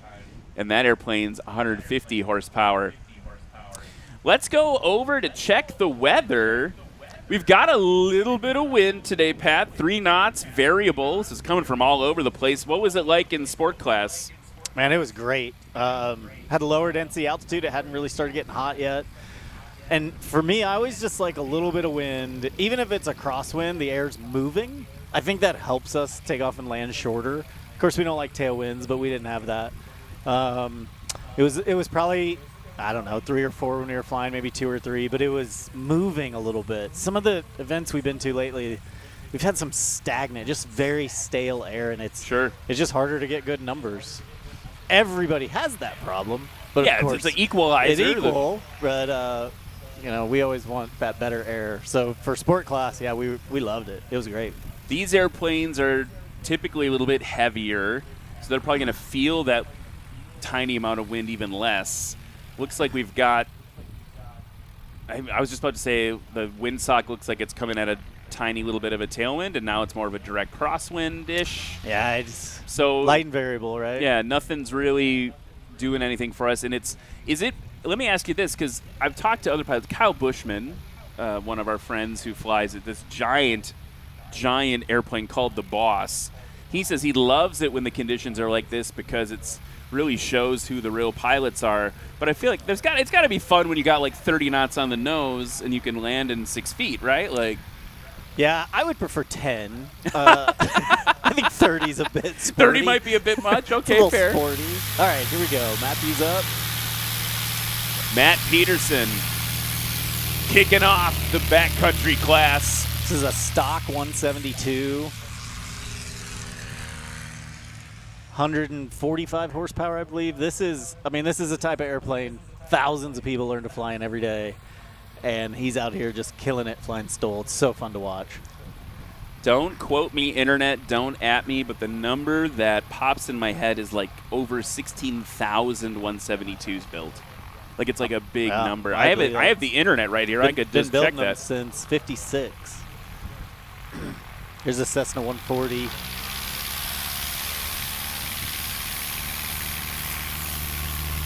There, he's got that tail up, looking good. Pulled just a little early. Oh, he set back down. Just didn't quite have the energy to fly. Well, they're going to mark him right there. Perfect. Yeah, oh, their tape moved. They're just putting the tape back. They were like, it's too far. That just a little rule recap, folks. If the airplane takes off and settles back down onto the runway, we're going to measure from the second departure from the ground. So that's something. I want to point out, we've got a friend of ours in the chat right now, Dan Reynolds, one of the Unlimited competitors, saying, wishing I could have been there, but Thanksgiving, he's from Canada, it's Thanksgiving right now. Oh. Look at that takeoff. Pull it, Jeff. Yeah. Jeff Harrell working that tail wheel, putting a lot of pressure on it. Yeah, those crop dusters usually get after it. They're not usually afraid to fly their airplane. Pretty aggressive. Put all that time. You got all that time in the airplane all summer. Yeah, they're comfortable. Anthony Lee on the line right now in the decathlon. This is an airplane that's designed to go upside down. Yeah, it's an aerobatic airplane and doesn't have flaps, so it can't fly slow. So you're going to see maybe a little bit longer takeoff and landing. But still fun to watch him come out here and compete because he's flying in a plane that a lot of people have. There he got airborne. That's great. And like we talked about this yesterday, that takeoff looks a little longer than some of these others, and it is. But that airplane is also not built to land short and take off short. So he is getting every bit of performance out of that. It's really fun to watch these planes in this group. This heat right here, there's a few of them. Here comes Matthew. Yeah, Matt Peterson now. Oh, a little bit early for Matt Peterson. Blue flag is up. Lexi saying that was a scratch. Matt Peterson making the controversial choice yesterday not to practice. He did some pre-practice practice, and he said it went perfectly. I don't need I don't need any more time. I just want to be ready for tomorrow. And so now he's got a scratch on the board, but still 2 more runs. I'm sure you talked about this in the sport class. You know, that's a nose wheel airplane, so he can be more aggressive braking. The tail wheels, we worry about the tail coming up and the nose going over, but those tail wheels have a little advantage with braking. All right, here comes the 140. Looking really slow, kind of hanging it. And they're calling it a scratch there. Lexi's saying that was a scratch, but he had that tail wheel on the ground for a long time. That he was pulling his best Eddie Sanchez impersonation there, dragging the tail. That's impressive because this is a very underpowered airplane, especially, well, I mean, compared to Eddie Sanchez. Yeah, Eddie Sanchez is playing, And so, yeah, he obviously knows that plane really well. Got a 90 horsepower. 90. Eddie has, what, 270? Yeah, it's a little bit of a difference there. So, and the point is there, it's hard to hold the tail off without a lot of horsepower, or the nose off, when your tail's down. Here comes Jeff Harrell now. Oh, good over the line. See, he bounced that tail, and then he got the mains over the line. That was textbook. Keeping that stick full back, keeping that tail down. Yeah, we can go to the replay here.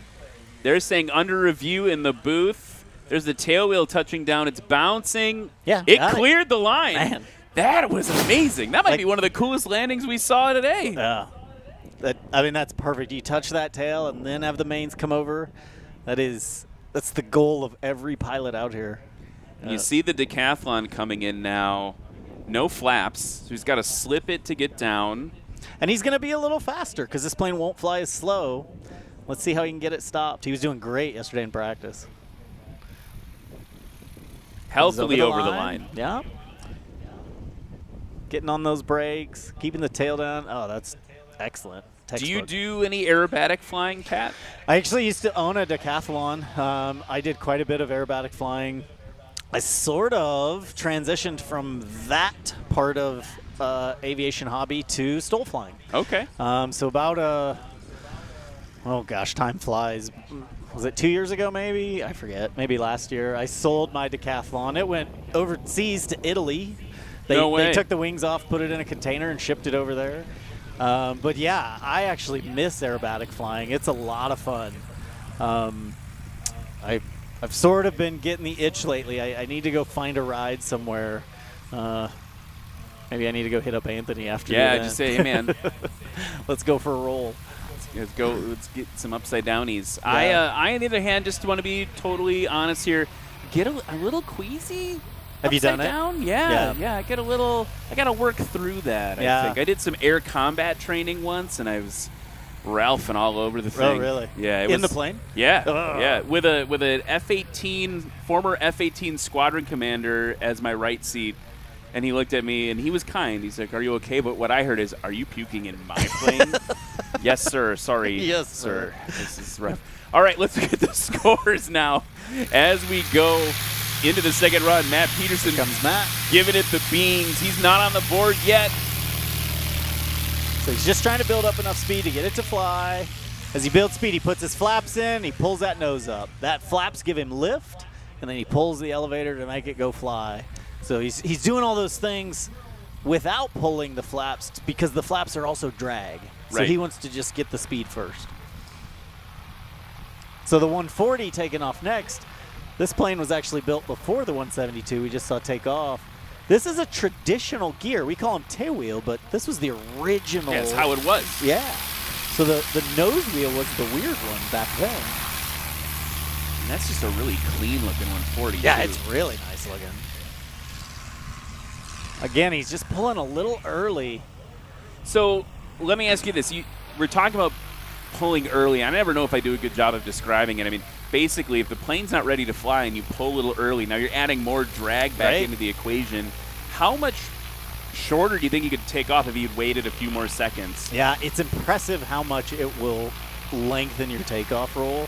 And I don't know exact numbers for his plane, but I always say you pull 10 feet early, it'll probably add 50 feet to your takeoff. Wow. Yeah.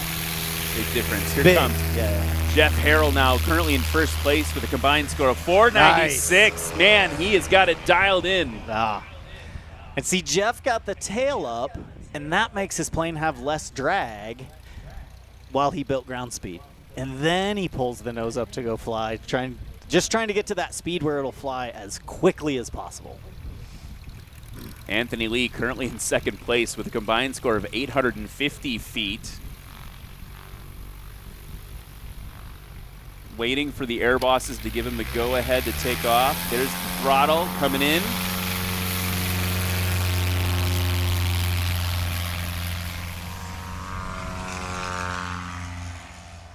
Looked like it got off pretty good there. Yeah, that felt like it was so his previous takeoff was 400 feet, which may have been a 400 plus. Like might be where the tape measure ends for them there. Yeah, he might have touched down again. I can't tell where they're measuring it. But he's taking a different approach. He leaves his tail down and then just asks it to fly. He's not lifting it.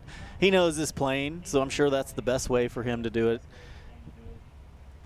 Matt Peterson slipping now. it in. Yeah, slipping it in, full flaps. He's long, way over the line. So gave up at least 100 feet, maybe more, on the touchdown. But look how short he got it stopped after that. I mean, had he been 100 shorter, we'd be back here at 250 probably. And Matt, I think, he's a strategic person. He served our country for a long time. You know, full-bird colonel in the Army, we right? call him the colonel for a reason. Yeah.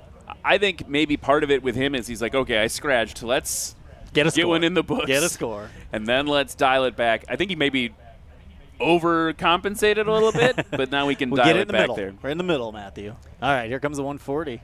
Again, hanging it. Wow. Oh, Lexi. Lexi took a minute, but then blue flag, another scratch for Ben. And I think watching him, he's getting a little too low. When you're within that foot of the ground and trying to drag it, you just have no room for error. The wind can change, a little drop of air. It's hard to hold it that low. I try to be a little higher. Here comes Jeff now. A little bobble of wind there. Ooh, Lexi can't even tell. Yeah, she's not sure. It was really close. We're going to have to go to the replay as he get it. There we go. Yeah. He is clearly a solid pilot. Oh, 100%. He has really good command of that plane. He did the same thing. He hit the tail. Then the mains, I missed it. Did he make it? I think we saw, calls. They're saying I think I scratch. I there saw we go. Chalk on his tire. Yeah, a little chalk getting spit up some dirt away. there. Is that a Ryan? Man, I don't know. Someone in the chat save Help us. Yeah, we got to know. It's a what? PT-19. All right, a little bit sporty on the left main there for right. Anthony. That's just flying. He had it. That looked good. PT-19 says Sheldon also coming over to hang out by the booth. Sheldon's helping us out with our aircraft. Look at this. DC-3 firing up there.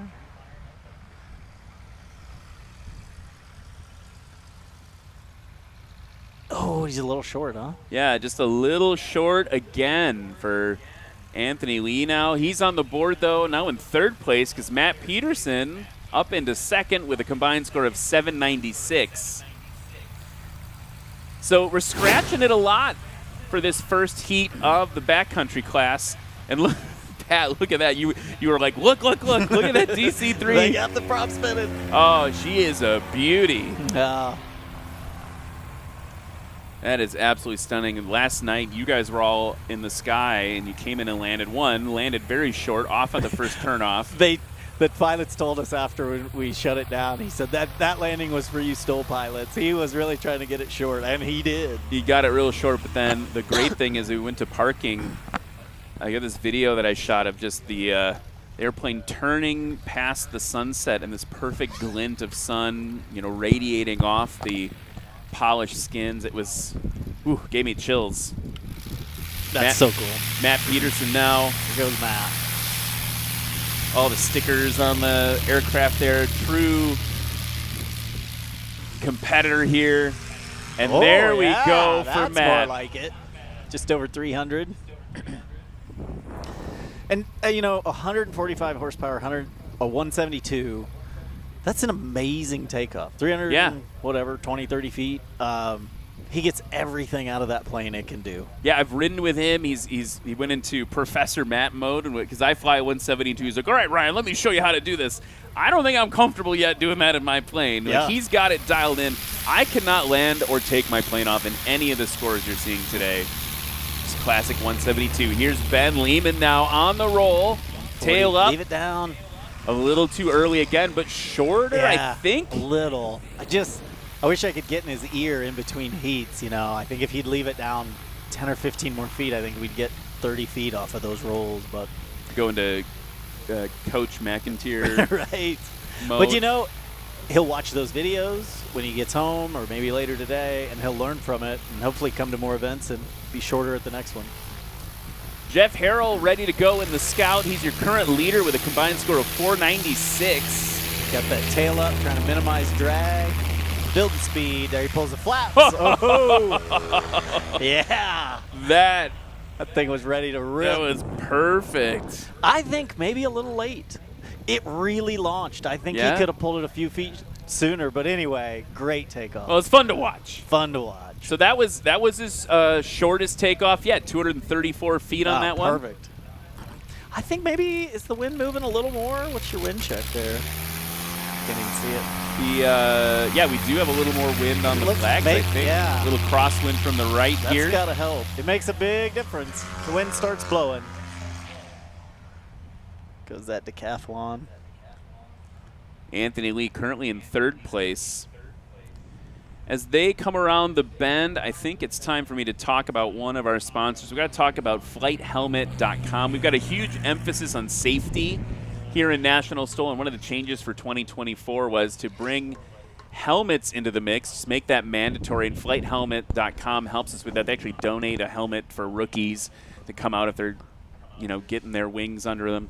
They specialize in sales and service, if you guessed it, flight helmets, full customization. Here comes Matt.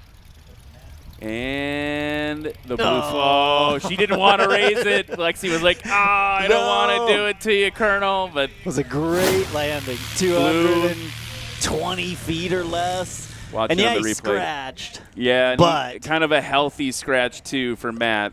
That's still, regardless of the scratch, it's an impressive performance out of 172. Oh, absolutely.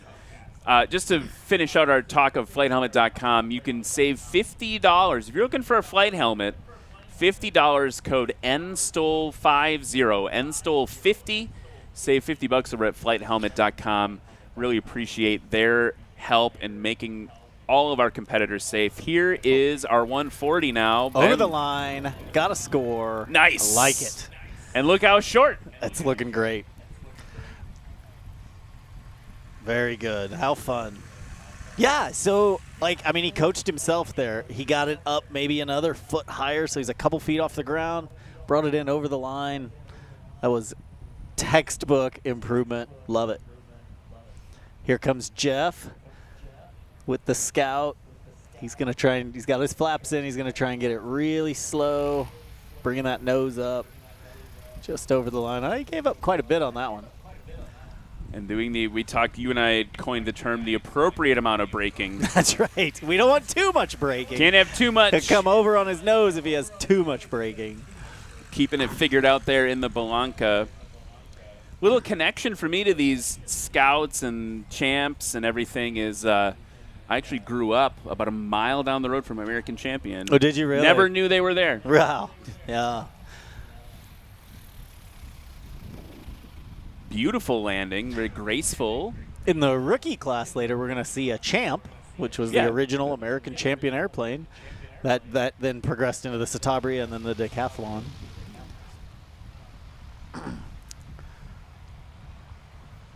Okay, that was their third run, so this bunch is done. And then we have the next heat for this class, right? So here's the problem, and I don't want to be mean, but it's a lot of these scores aren't going to stand up to the next heat. We've got Jeff Pohl, Scott Sweet, Corey Sloan, Jerry Clemens. These are like heavy hitters in the backcountry class. So particularly for Jeff Harrell, right? He's got a combined score of 496. His best run was his first one. He's going to really have to hope for some errors, I think, from Jeff and Jerry particularly. That would be my guess. Yeah.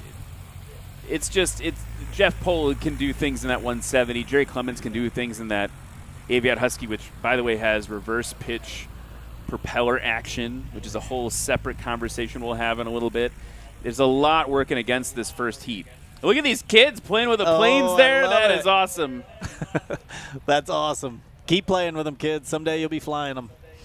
So we're getting ready for Delta Heat here. There they are with the motors running, getting ready to come out. Any observations now? We talked about the wind. It looks like they might actually have some wind on the nose. I don't know if we can get a wind check from race control. Yeah, I think there's maybe a little more. And I've seen in the forecast, maybe they're talking about it picking up a bit. If we start getting little bits of gust, light and variable, okay. If we start getting little gust, there's a luck factor. If right as you're taking off or right as you're landing, if you get just a little bit of a gust, it can really, it can make a huge difference on the numbers. And that's when it comes and goes, it can just be more about luck than anything. Oh, yeah. Hear that? So, gusting to the 10. race control is saying light and variable, but gusting to 10 knots. The difference between having 0 wind and 10 in a STOL competition is night and day difference. Dramatic. I bet I could take 30 to 50 feet off of my takeoffs and landings with 10 versus none. So if they get it in the gust, it can be amazing. It's time for the second heat. First up, we've got from Princeton, Minnesota, race number 00. It's a 1955 Cessna 170 Bravo model. Give it up for Jeff Pohl. I'm going to have to correct you. He's from Malacca, Minnesota. He wrote Princeton, Minnesota right in here. Okay, but he's from Malacca. I know he's from Malacca. It changed. I don't understand why it's Princeton now. It's in Malacca. Jeff, I don't know what to tell you. I don't know. I was confused by it, too. This airplane's called the Dirty Bird. It sat for 25 years before he bought it, went under months of restoration, and now he's been competing in it. His first competition, Jeff, just to put this in perspective, Jeff Pohl's first competition, 2019 Valdez in Alaska, where he took second place. So he's no stranger to competition. Next up, from Hyannis, Nebraska, race number 63 is a 1974 Belanca Scout. Give it up for Scott Sweet. All right, another Nebraska boy. He's a rancher from western Nebraska. He's got a siren on his plane. Part of the Sky Police, apparently. Soloed at 16 years old. Grew up flying a Super Cub. And, yeah, like you said, a ranch pilot right from the Sandhills of Nebraska, putting that plane to work. Next up, from Waller, Texas. Race number 37 is a 2020 Aviat Husky. Give it up for Corey Sloan. We affectionately call him Sloan Dog. Good friend of mine, great pilot. Yeah, he's running that 180 horsepower Lycoming, got the 29-inch bush wheels. Airline captain, right? Flying 737. Yeah, that's right. He is. Jerry's backing it up. Yeah, Jerry's like, oh, hey, guys, remember me? Stop talking about Corey. Talk about me. From Benton, Kansas, it's race number 17, a 2008 Aviat Husky piloted by Jerry Clemens. Jerry. And you saw his party trick, but it's more than a party trick. He's got I think it's a float plane STC, right? You can get the reversible pitch propeller on the front of the Husky. And what that allows him to do is once he touches down, he can put all the thrust of the engine in the opposite direction that he's traveling and slow it down. Just like if it's thrust reversing, right? The same way if you're in a airliner, maybe you land at your airport, you hear the engine spool up, but you start slowing down. Same thing for Jerry. A lot of workload in the cockpit, though. It's not a total silver bullet.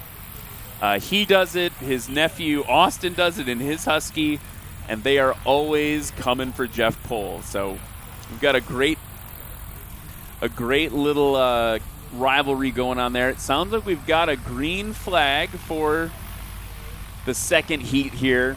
I like that windsock out there. We just kind of turned down the runway. Yeah, like they're actually going to get some wind. And now if you're from the first heat of backcountry class, you're going, oh, come on. Where was that? DC3 going. Look at the flagship there. That's so cool.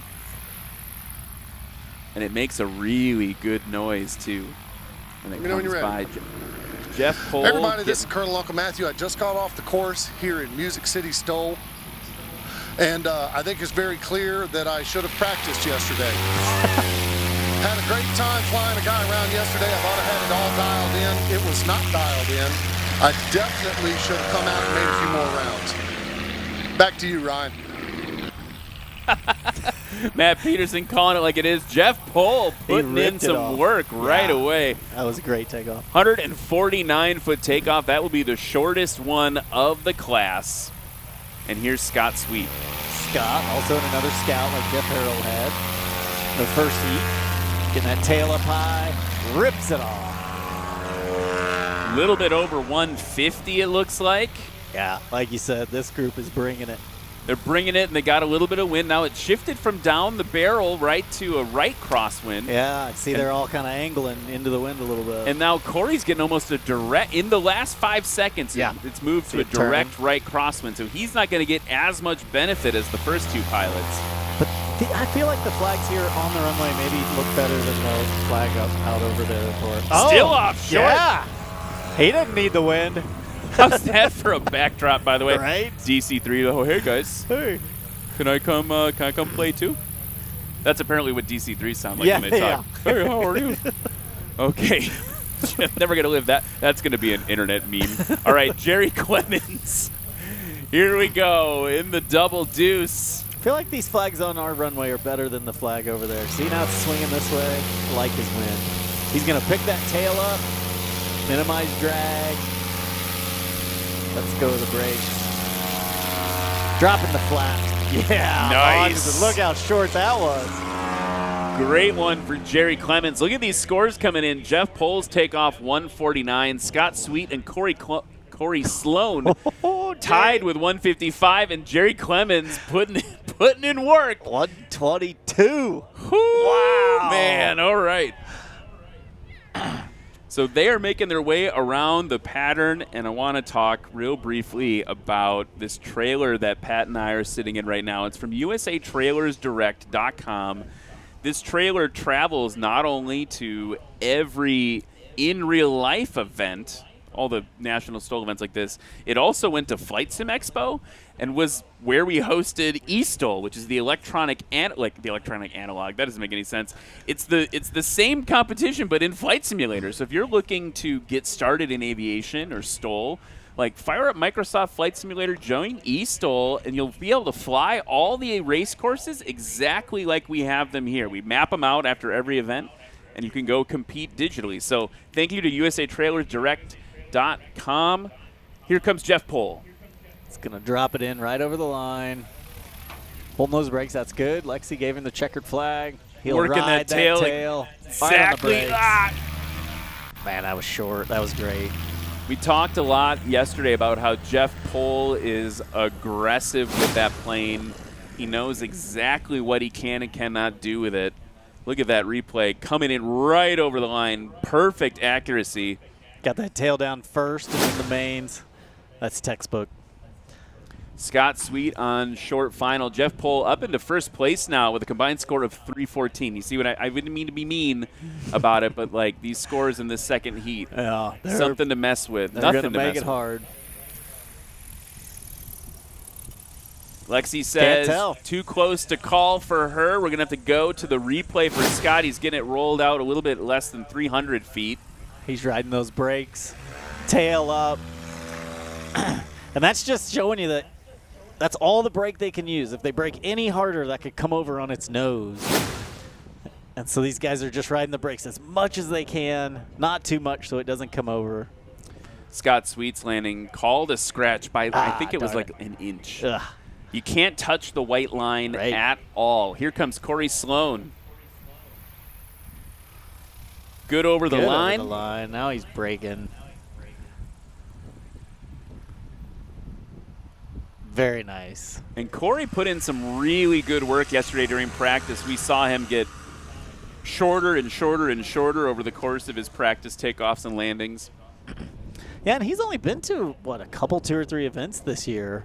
Just life and been busy, he told me. But, yeah, he's doing great. And that was good enough to pop him up into second place, a 155-foot takeoff with a 272-foot landing. Combined score of, if you did the math that quick, 427 feet. So Jeff Pohl in first, Corey Sloan in second. Jeff Harrell from the first heat hanging on to third, but Jerry Clemens Jerry. ready to upset everything. I'd say with that good landing, he just needs to try and get across the line. Any landing, or that good takeoff, I mean, any good landing should be good to help him here. DC3 giving him a minute to take your time, Jerry. They're only burning 1 million gallons of gas an hour over there. All right, here we 100 go. gallons an hour, they told me. He's really hanging it over the line. Got the thrust reverse action in a little bit later than normal. Yep. I think that was a great example of a pilot trying to get on the board. He was trying to get a safe score, not pushing it to scratch it. I think you're going to see Jerry get after it more on the next couple landings. Here goes the DC3. Let's measure that takeoff as well.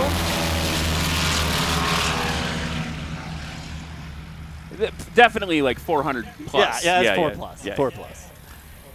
And folks, there it goes, off into the wild blue yonder. What a beautiful sight. That is.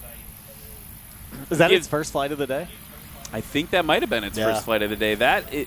Just something else. I had a unique opportunity to spend a little time with the DC-3 at EA's AirVenture this year. We actually took one of the military models, C-47, and we painted invasion stripes on it like they would have the day before D-Day. Yeah. And we had the Air Force provided a brass band to play 1940s tunes, and it was like being transported back. Wow. Back in time, and it was something, man, the weight of it, like the gravity of it, but also like the joy of like the camaraderie of all of us there in that moment was just something else. What an experience. That's amazing. Well, look at the scores between 1 and 2 here. Yes. So again, you guys did this in sport class in the end by a foot. Look at the difference between Jeff Pohl and Jim. That's very observational of you, Pat. 2 feet separating Jerry Clemens and Jeff Pohl. Woof. And I think they'll both get shorter. I really do. Yeah, particularly those two. They like to, once they've got one on the board, it's that strategic play, right? Now they're going to go after it. And look at what the wind has done. The windsock out there, which I think you're right, we can't totally trust. So look at that. You know, it's the windsock there is. This legend flag here looks to me like a tailwind. Yeah, everything Before seems like it's going. But yeah. Which way is it going? Which we don't flag? know. But it's light. It's light right now. So what'll be interesting to see is, can we get shorter distances even though we have less wind? With this group, you could. You know, takeoffs will be hard to get shorter, but with light winds like this, now see that flag's turned. I think it's on the nose. Jeff lifts that tail up. He's mowing the lawn. Oh, wow, Jeff Pohl. Sheldon Hetherington from the sport class is sitting in front of the broadcast booth. He's stealing some of our shade as he watches here. And Jeff Pohl's tail went up, and Sheldon just couldn't help but start laughing. There was so much joy in that moment. Absolutely incredible. Scott Sweet on the roll now. Another great takeoff. Maybe a little longer than his first one, though. Not by much. 15 or 20 feet, maybe. And that's probably that wind. Although, gosh, these flags right here look like it might be helping them. Although that windsock over there does not look like it's helping. Now, well, here, yeah. Right here close, I think it's helping them. I think it just shifted again, right? Yeah, it's 100 yards to these flags, and it's 300 yards to the windsock, and they're different. It's just variable. Now that windsock just shifted around. I think he's got it on the nose. Corey's going to want that wind.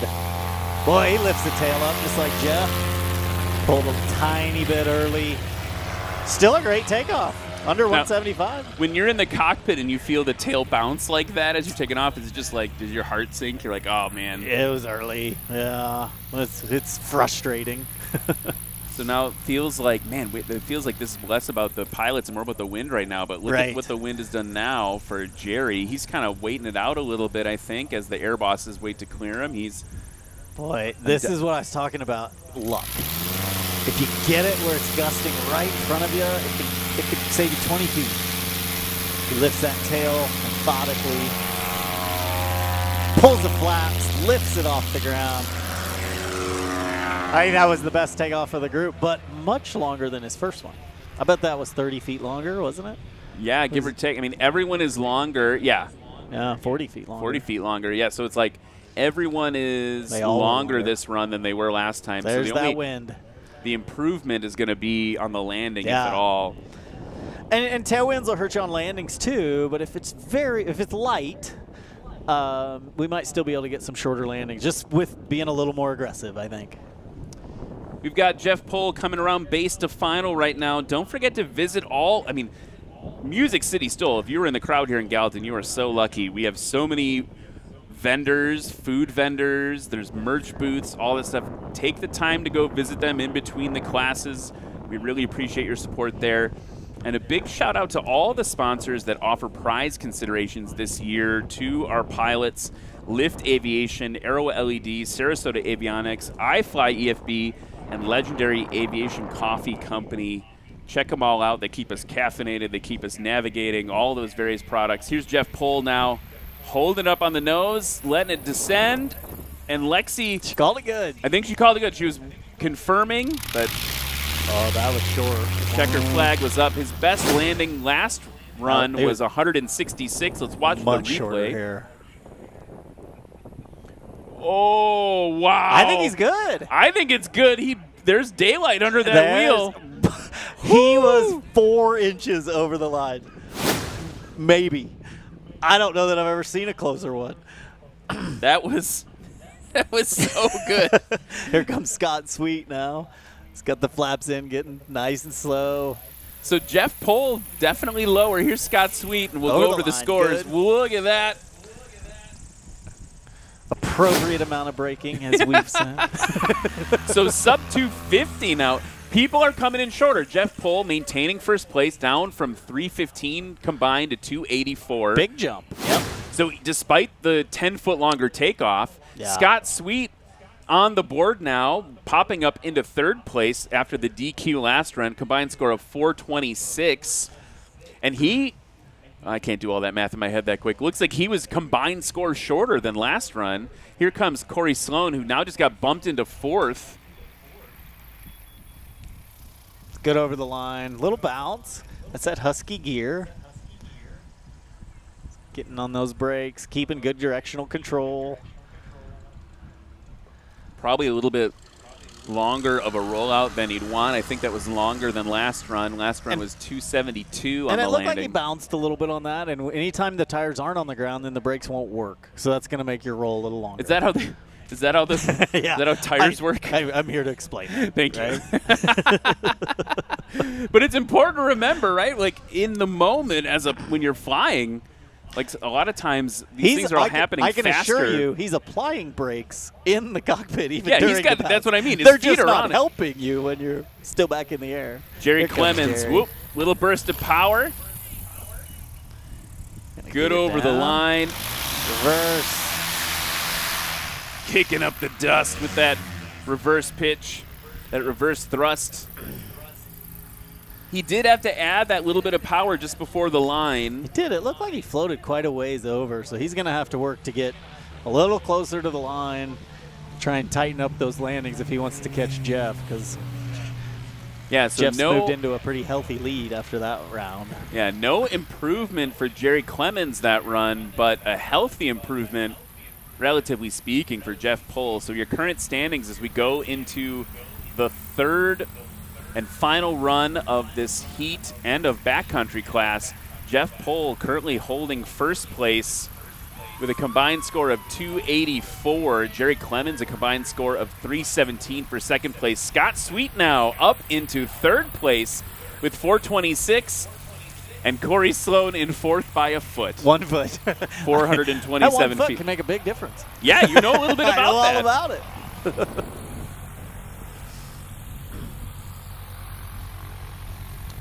See, we got more wind here. It's crosswind, but if they can angle those planes into it a little, they may be able to take advantage of this. It's that windsock standing up more. But boy, it's a lot of crosswind. You see Jeff's already angling. He's kind of Jeff's looking right at us. Yeah, Jeff, I mean, we need you to turn a little away. Just a little bit more to the left.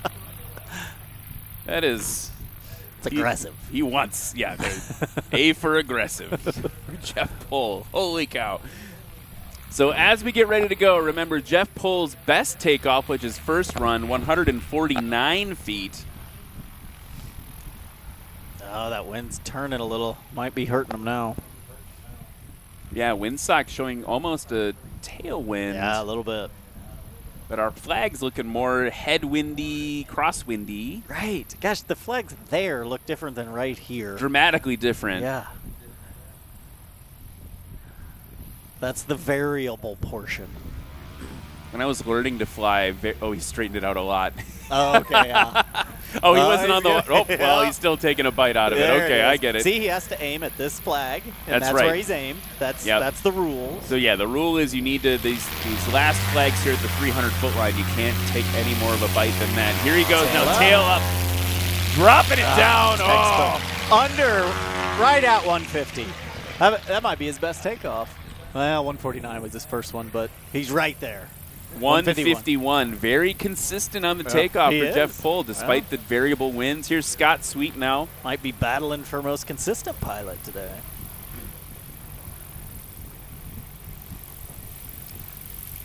Now see that windsock's rotating around.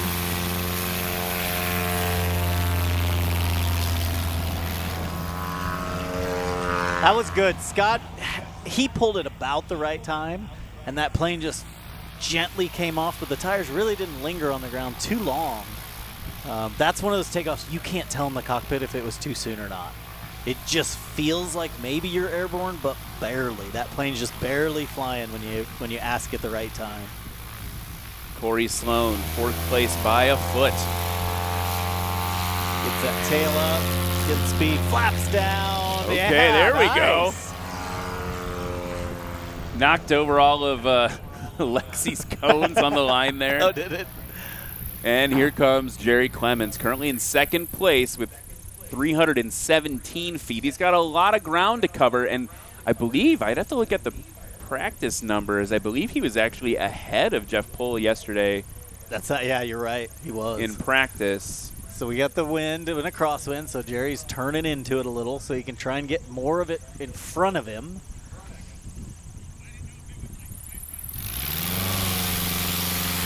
Brakes released a little there. He's going to build his power, lift his tail, try to minimize drag. Here comes his airspeed, flaps, and he flies. Oh, that was great.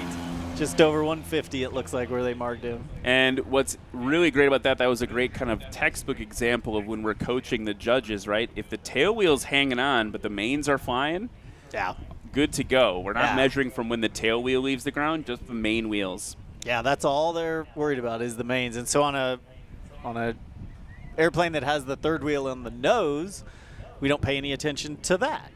It's just the mains. It would be harder to take off on the nose wheel. It would. It probably would end up hitting your propeller on the ground. Unfortunately, that has happened, probably more on landings than takeoffs. Right. Although I don't think that's happened at a national STOL event. It just happens at flying in general. Yes. No, there was a very recent viral video of a Cirrus having a little bit of a prop problem on landing. Well, so at least that's happen. a cheap one to fix. Yeah, no problem. Just buff it right out on a Cirrus. Okay, here comes Jeff Pohl, your current leader in the backcountry class with a combined score of 284. Looking to extend his lead in front of Jerry Clemens. So he's got full flaps in, slowing it down. See his nose coming up, his tail getting lower. There he takes it right over the line, hard on the brakes. Oh, man. Whew. Right at 150. Yeah. I don't think that'll best his first run, but yeah, he's riding those brakes. He can feel, he has that sight picture in front of him, so he knows not too much more brake, just a little, but he also has his hand on the throttle. So if it starts to go over, he's going to power up, which will push air over his elevator, and it'll push him forward rather than let his nose come over and hurt his propeller. So he's ready for it. It looks scary here. Here's Scott. Looks like he was good over the line. Yeah, I mean, you're seeing pilots like push, right? You're pushing way harder in this moment, and when you've got I'm assuming when you've got less wind, you know, if it was a really windy day, you'd have a lot easier time, heavier braking too, right? Because the wind's helping you keep that tail down. Yeah, absolutely. And you're slower over the ground, so you're not going to have as much energy to get rid of with your brakes. Sure. Yeah. So no improvement for Jeff Pohl. These windsocks look, gosh, they turn about every few seconds. I was about to say they look really good, and then it turned to a straight crosswind. Here comes Corey Sloan. Getting nice and slow. Good over the line. Now he's just going to be braking. Planted it on those mains that time. That was his best landing for sure. He was much shorter. So let's see what that does. Scott Sweet extended his lead in front of Corey before this, but it didn't last. So Scott Sweet went down to 412, and Corey Sloan back up into third place with a combined score of 361. All right, good for him. So now it's just up to Jerry Clemens to try. He's got a lot of ground to cover. He's got 317. He's got to get down past 284. 155-foot takeoff is going to help. Very comparable to what Jeff Pohl did this run. Yeah, Jerry's very capable of doing that. He just needs to get it across the line and get that reverse pitch engaged as quick as he can. Good over the line. Oh! Okay. Where'd they measure him? 140? Well, that's going to be close. We're just staring at the score sheet. 297, so not enough. Jeff took him. Not enough, but close. Woo! How fun. Man, that was close. So that is going to wrap up the backcountry class. We'll be back with the awards presentation for them in just a few minutes. Thanks so much for tuning in, folks. We'll be back after a word from our sponsors.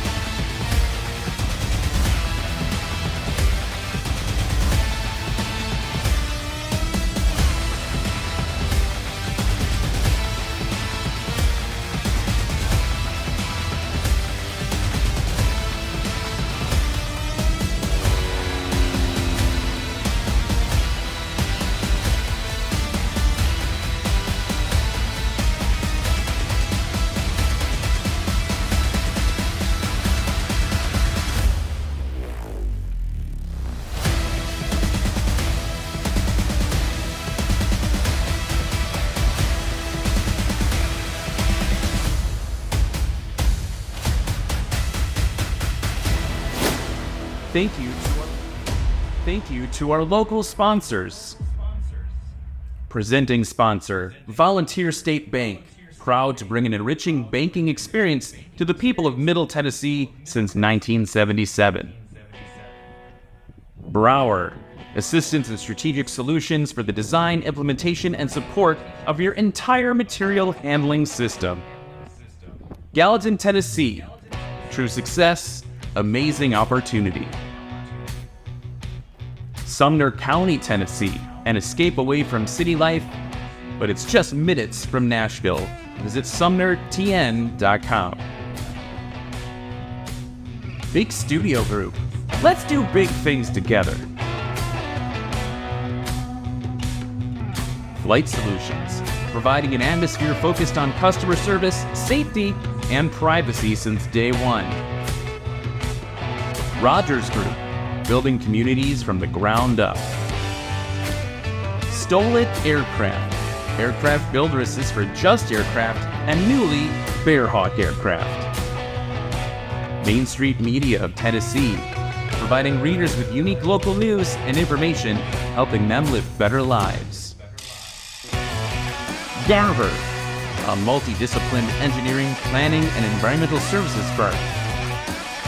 Jet Access, safe, cost-effective, uncomplicated, and comfortable. We are everything in private aviation. Thank you to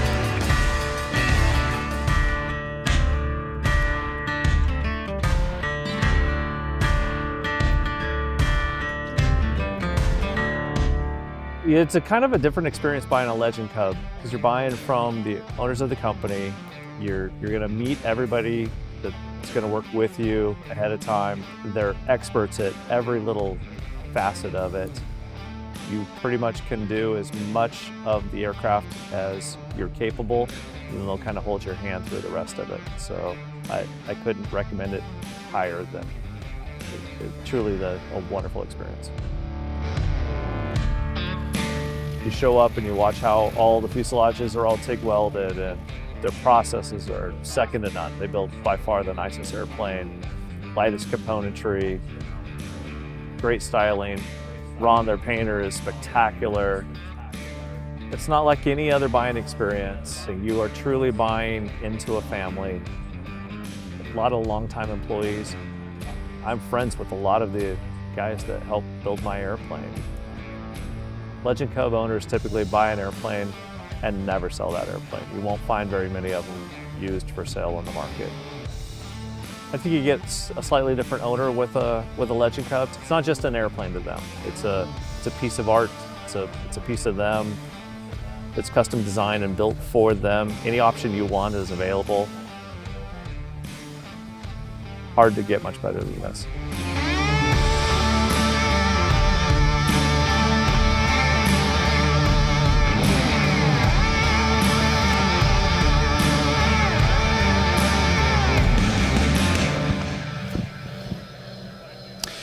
Welcome back, Av Geeks, to Music City STOL 2024. We just wrapped up the backcountry class. Let's get a round of applause for these great competitors. That's some great flying. What a great class. We had people popping around in all the different places on the podium, but now in my hand, I have the results. In third place, with a combined score of 361 feet, give it up for Corey Sloan.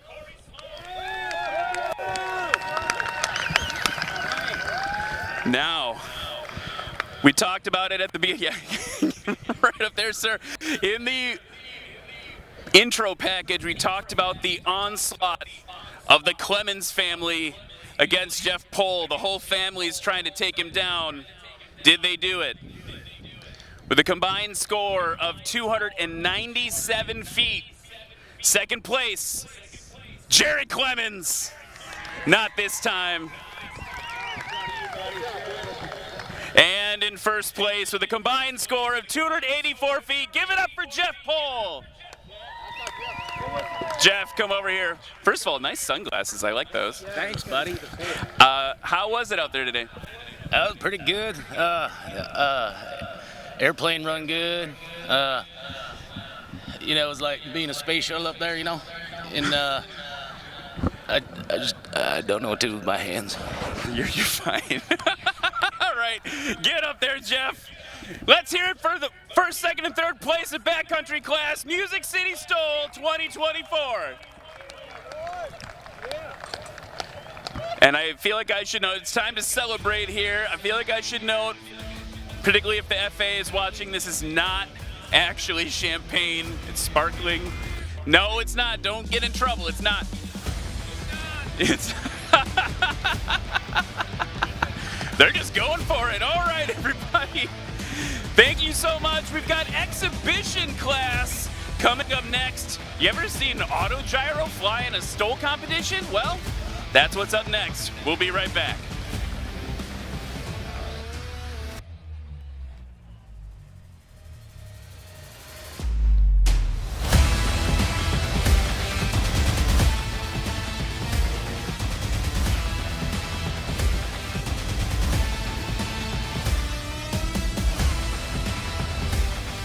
Special thanks to all our sponsors: Ladd Gardner Insurance, Aviation Protected, Legend Aircraft, not your grandfather's Cub.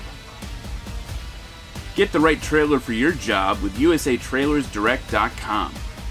Sarasota Avionics, your authorized garment dealer. FlightHelmet.com, specializing in sales and service of flight helmets. Use code NSTOL50 for $50 off. Flying Eyes Optics, the lightest and most comfortable aviation sunglasses around. Lift Aviation, bridging the gap and making products that are stronger and lighter that you can trust. Aero LEDs, serving every spectrum of the worldwide aviation market. Red Tag Art, innovative and handcrafted aviation art and home goods. Legendary Aviation Coffee Company, where aviation passion flirts shamelessly with the seduction of coffee roasting. iFly EFB. Fly your freedom. It's different up here. Tundra Tailwheels. Upgrade your aircraft today at tundratailwheel.com. And we are back here in Gallatin, Tennessee. What a great backcountry class. What a great crowd. Look at that crowd there. Yes. They are absolutely wonderful. DC3 doing DC3 things off in the distance. Wanted to say thanks to my previous special guest, Pat McIntyre, winner of the sport class. Now another guest with me in the booth as we get ready for the exhibition class. I've got Sheldon Hetherington in the booth. He was flying Redbird for all of you a little bit earlier today. Thanks so much for joining me in the booth, sir. Thanks for having me. And so we're watching the backcountry competitors fire up and clear the competitive runway right now. But there he is. This is the guy. This is Sheldon. Say hello to everybody.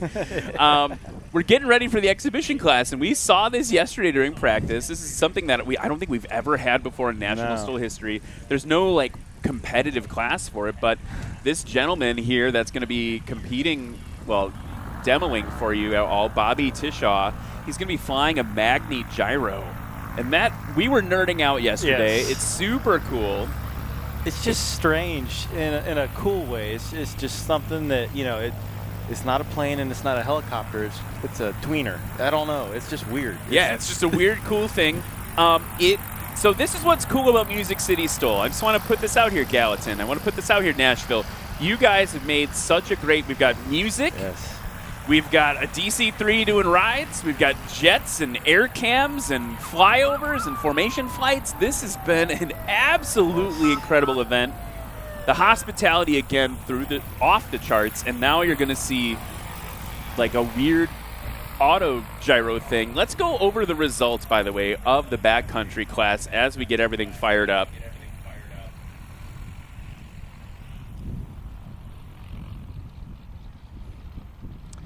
So here's how the backcountry class for Music City STOL 2024 turned out. Jeff Pohl, again, in first place with 284 feet. Jerry Clemens, 297 feet for second place. Corey Sloan with 361 feet. Scott Sweet in fourth place with 412 feet. Jeff Harrell in that Champ Scout, 496 feet.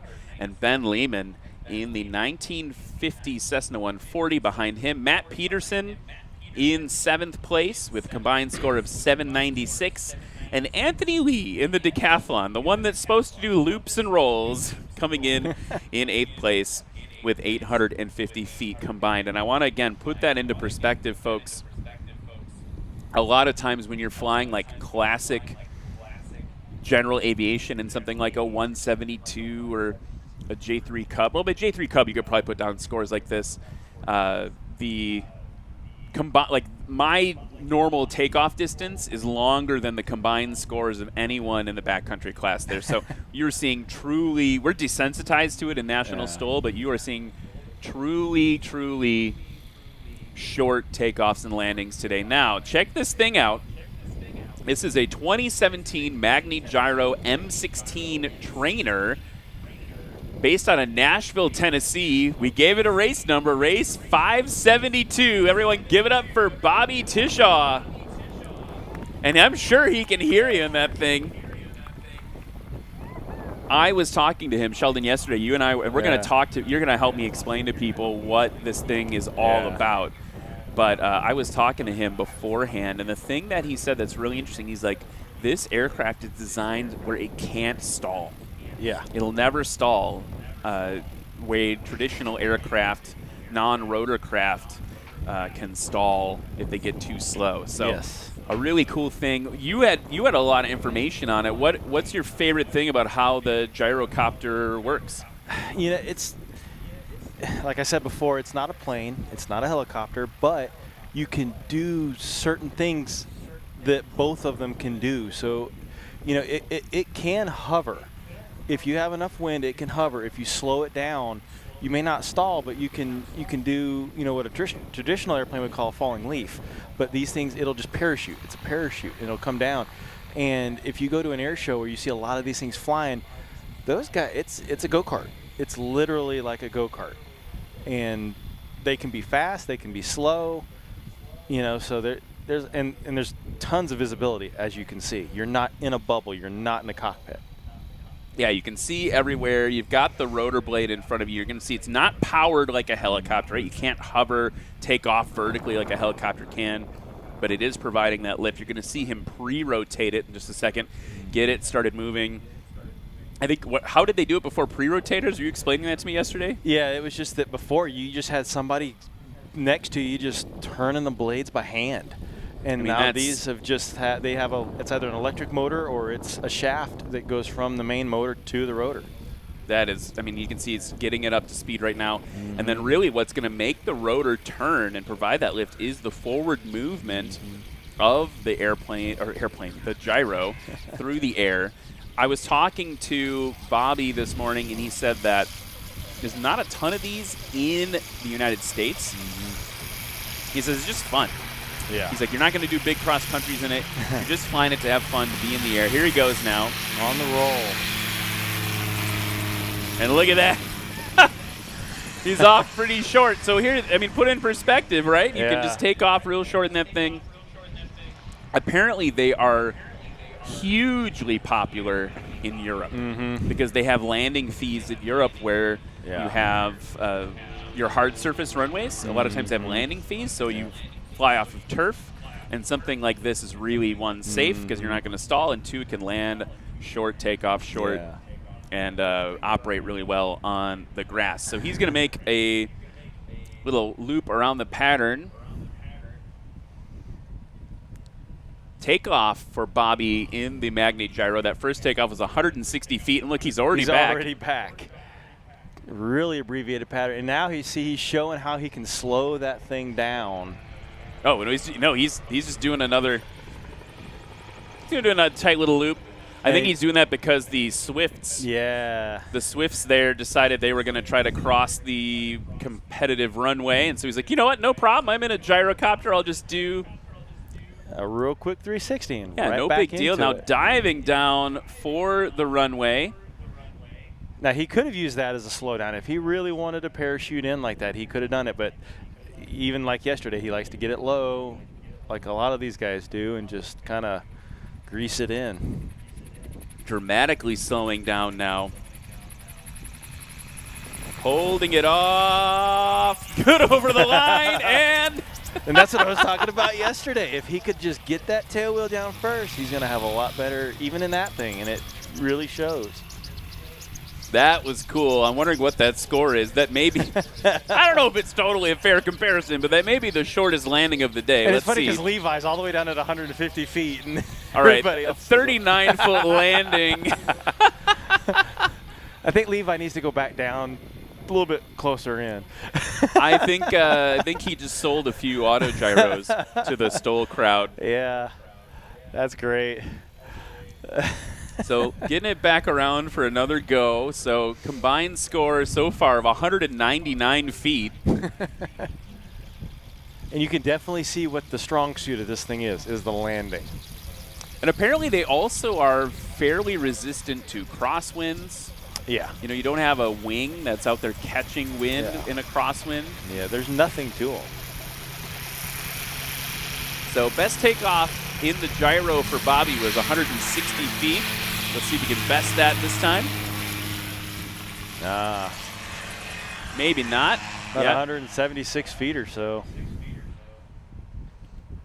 And as he pops around the bend, I want to take a moment to thank one of our sponsors with Flying Eyes. Flying Eyes sunglasses and aviation glasses. I'm actually wearing them right now. They fit underneath your headset really well. It doesn't break the seal. You don't lose any of the noise canceling from something like this, right? It comes in right here. But here's the cool thing. So I need prescription glasses. But then if I need sunglasses, and I'm looking because I know Bobby's coming in hot. Yeah, there he is. All right, check this out, though, real quick. Look at that. It's magnetically. These are non-polarized, so they work in the cockpit, and you just boom. And I've got a couple different pairs, different colors, things like that. So really cool stuff for Flying Eyes. Really appreciate all of their support. And here he comes. This season. Here comes Bobby now. Oh, yes. Perfect. What? He's just bouncing in. Perfect. So he's about 35, 40 feet, maybe a little bit more. And that's really cool. Watching the replay on that here, too. Check that out. He's just getting it over the line, just dragging that tail. He's just doing just like the Cubs would do. Perfect. That was so cool. And it's funny because he's got full left rudder in and that nose just keeps going right.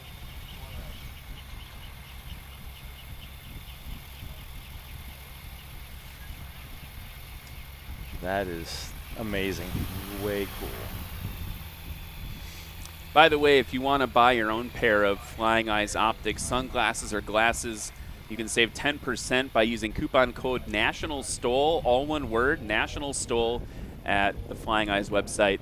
10% off, flyingeyesoptics.com. So thank you very much for them and their support. Also want to thank Ladd Gardner Aviation Insurance. They've been a partner with National STOL since the beginning.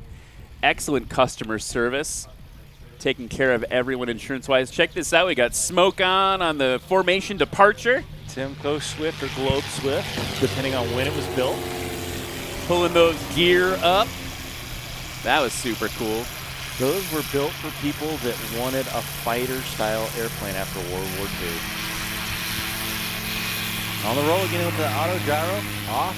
That was really quick. Man, here's the problem, Sheldon, is now I want one. That looks so fun. If you got a big enough backyard. I don't, but that is super cool. Yeah. So again, a big thanks goes to Ladd Gardner Aviation Insurance for all of their help bringing the series to you all over the country this year. I also wanted to extend a heartfelt thank you to all the volunteers. Yes. All these yellow vests that you see, all the people that have, one, come from all over the country to volunteer, but two, have come in from Nashville and the surrounding community here in Gallatin to volunteer. We couldn't do this without you. It is a labor of love for all of us, and we appreciate you so much. Here's the gyro now diving in. There we go. Bringing the nose up. Dragging it in. You can tell he's a lot more comfortable today than he was yesterday. We had just such wonky winds yesterday, and now it's just very steady. Even though it's a little bit of a crosswind, he can plan for that a little bit better.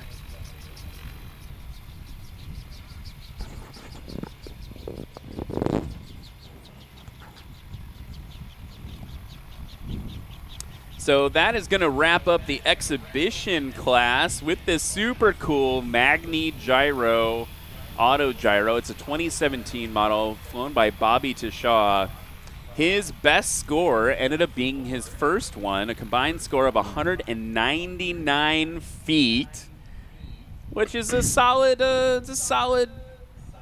reinforcement of wanting to get it a gyro, and now I need to go Google that and see how much that is, and maybe add one. The cool thing about it too, Sheldon, is you could fit one in a hangar, I think, with a normal airplane, no problem.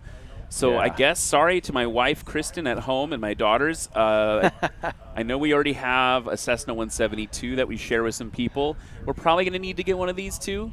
I think it's just happening. That's probably what's happening. So Christmas present ideas. Yeah, you guys, if you want anything for Dad, gyrocopter would be really cool. So we're about to throw it to some music, but first, everyone, if you would join me in wishing a happy 17th birthday to Sophia McCutcheon.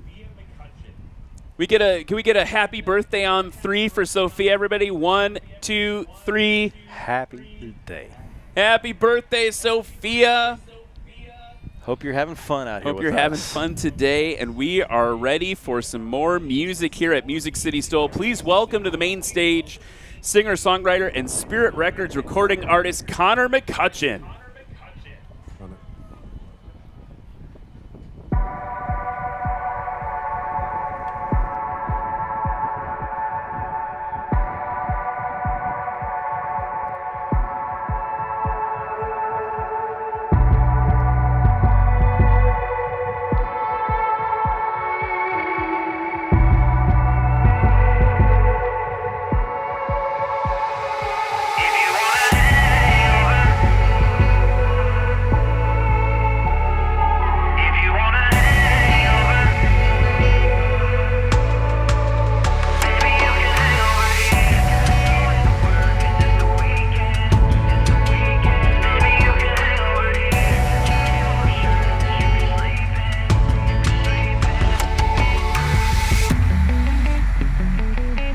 Got the Bluetooth going out back. I got a little splash on the 90 proof. I got firewood ready in a stack. Put a light or two if you want me to. Ain't gotta go into work cause it's the weekend. I got your name on a shirt that you can sleep in. Bottle of goose ain't gonna drink itself. Sitting lonely like you're lonely on the shelf. Baby, you could hang over. Girl, I got some ice in a cup on an old porcelain. Baby, you could hang over. We could watch the sun coming up from a California can. If you burned out on the neon lights, I ain't never seen the sky this clear. Need you on your way over. Yeah. If you wanna hang over, baby, you can hang over here. Music City STOL, how we feeling? Talking about the liquor. Check my phone, got you just sent picture. Baby, slide on through, cause I'm out on you. Like I'm lighting up a swisher. Baby, you could hang over. Girl, I got some ice in a cup on an old porch swing. Baby, you could hang over. We could watch the sun coming up from a California can. If you burned out on the neon lights, I ain't never seen the sky this clear. Need you on your way over. If you wanna hang over, baby, you can hang over here. Come on! Baby, you can hang over here.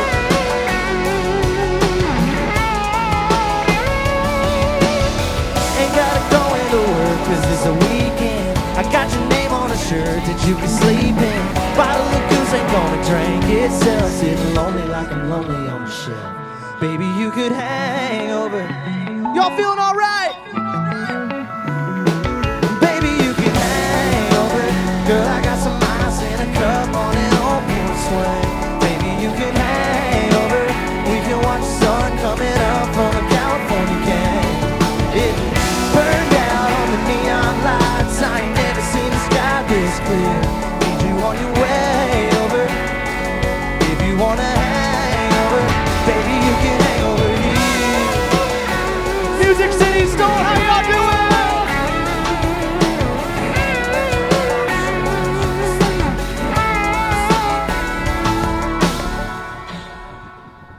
Y'all feeling all right out there? Feeling all right out there? Woo! It's good to be here.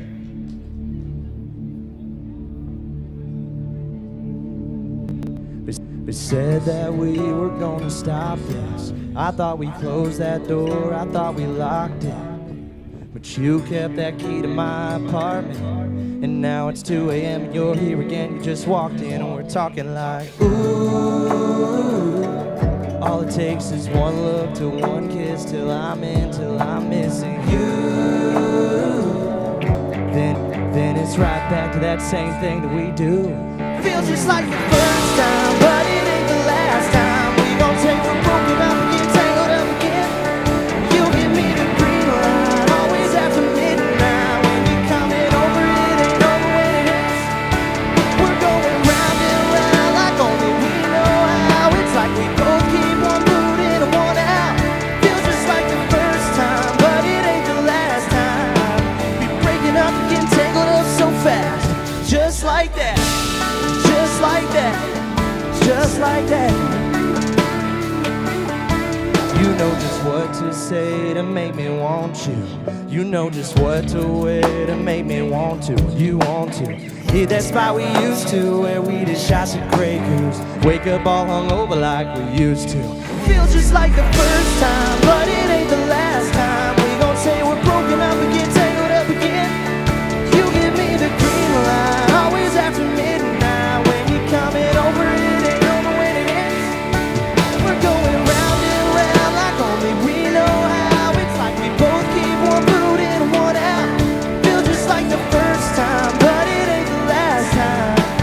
Breaking up and getting tangled up so fast. Just like that, just like that, just like that. Hit 'em, Cole.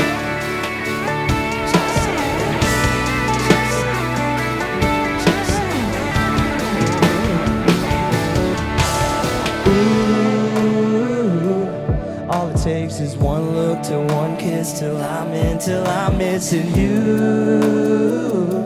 Yeah. Then it's right back to that same thing that we do. Feel just like the first time, but it ain't the last time. We gon' say we're broken up and get tangled up again. You give me the green light, always after midnight. When you're coming over, it ain't over when it ends. We're going round and round like only we know how. It's like we both put one boot in and one out. Feel just like the first time, but it ain't the last time. Breaking up and getting tangled up so fast. Just like that, just like that, just like that. It happens just like that, just like that. Thank y'all so much. Y'all still feeling okay out there?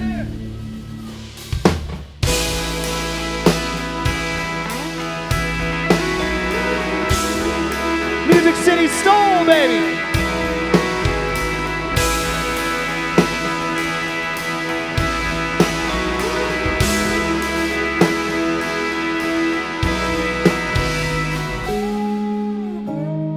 The whiskey tastes good as it always does. Working on more than a last call buzz. And I ain't drinking cause you said goodbye.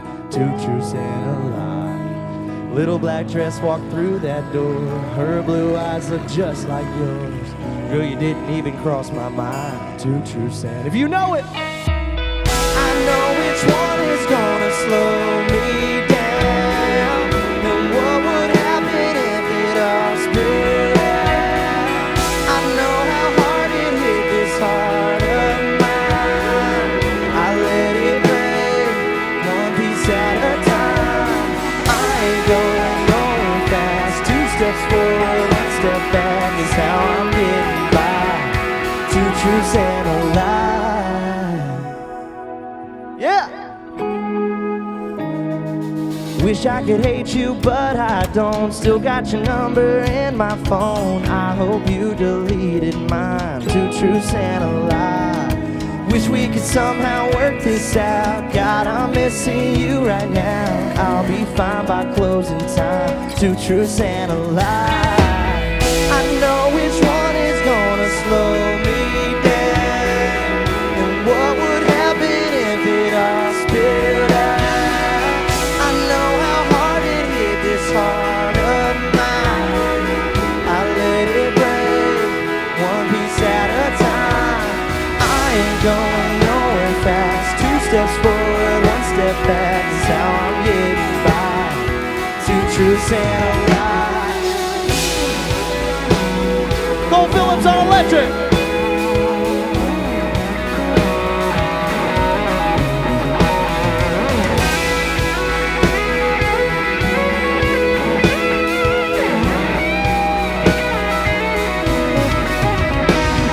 And I can tell you honestly, I'm better than I used to be.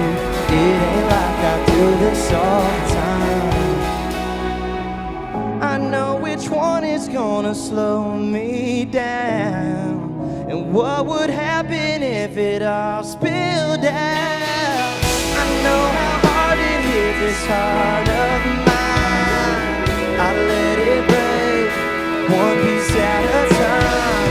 I can tell you honestly, instead it's forward, one step back is how I'm getting by. Two truths and a lie.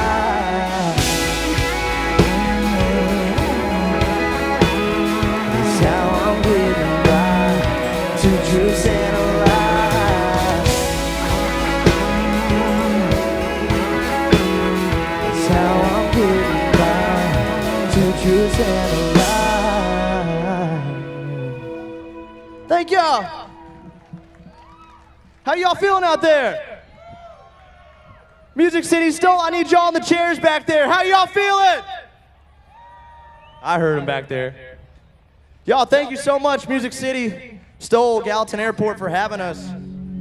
My name is Connor McCutcheon, and I just love being up here getting to sing for y'all.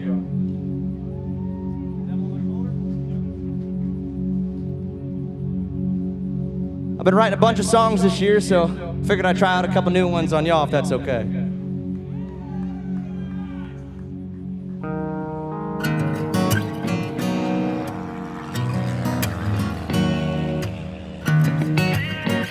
It's called Devil on My Shoulder. Been in back road therapy, taking in sunset views. They had a drink in 3 weeks, they hit her up in 2. Met a girl named Ashley, she ain't even got tattoos. And I've been doing everything they say I'm supposed to do. But sometimes I hate it, I can't take it being sober. Wanna get drunk on her, wake up hung up hungover. Been running from the edge, but it keeps getting closer. Nights like this, yeah. Hell if I don't miss the devil on my shoulder, holding me tight, lighting me up with the fire in her eyes, burning me down in the sheets till noon, doing what the devil on my shoulder says to do. I can hear that whisper, we can sleep when we're dead. Go and get that liquor and bring it back to bed. Baby, take my picture so you don't forget. She had me out of my head like a marionette, hanging on by a golden thread. But sometimes I hate it, I can't take it being sober. Wanna get drunk on her, wake up hung up hungover. Been running from the edge, but it keeps getting closer. Cause on nights like this, yeah, hell if I don't miss the devil on my shoulder, holding me tight, lighting me up with the fire in her eyes, burning me down in the sheets till noon, doing what the devil on my shoulder says to do.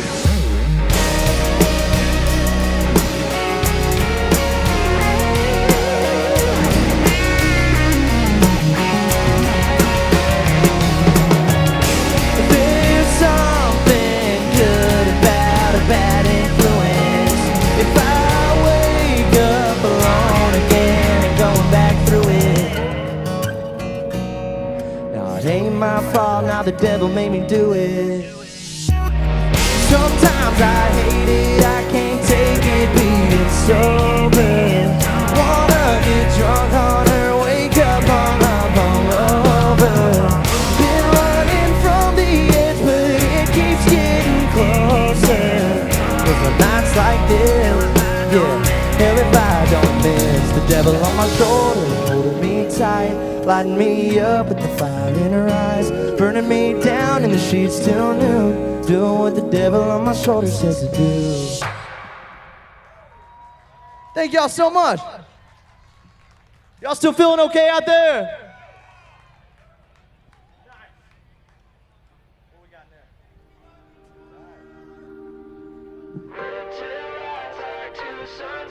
It's probably too early for somebody to be drinking whiskey out there, right?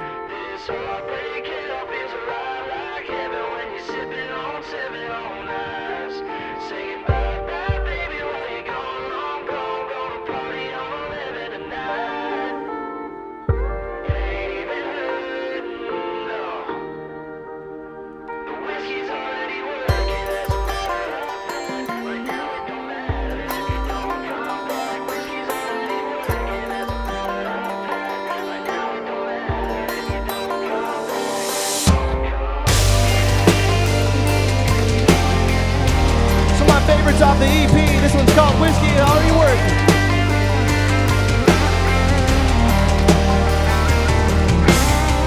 Last thing I thought you'd do tonight was break my heart. You went to your mama's house and I went to the bar. We were so good together, talking about forever till you up and out of the blue. When put our love on ice, well, I got something on ice too. The whiskey's already working, that's a matter of fact. Right now it don't matter if you don't come back. I know I'ma feel it when the sun comes. I love that. Fill it up just as long as my cup's filled up. Girl, it ain't your last call till 2. Sitting here talking with someone new, and she's already flirting between her and the bourbon. I ain't even hurting.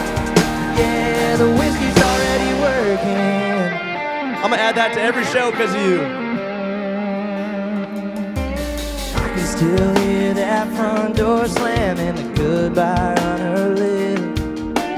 Me and that memory both get a little more gone with every sip. I wake up hungover and remember that it's over with the best thing I ever had. I'm a jukebox picker, drinking top shelf liquor. Hate to tell you I ain't taking it bad. The whiskey's already working, that's a matter of fact. Now it don't matter if you don't come back. I know I'ma feel it when the sun comes up. I can put it off just as long as my cup's filled up. Girl, it ain't your last call till 2. Sitting here talking with someone new, and she's already flirting between her and the bourbon. I ain't even heard. Yeah, the whiskey's already working. The whiskey's already working.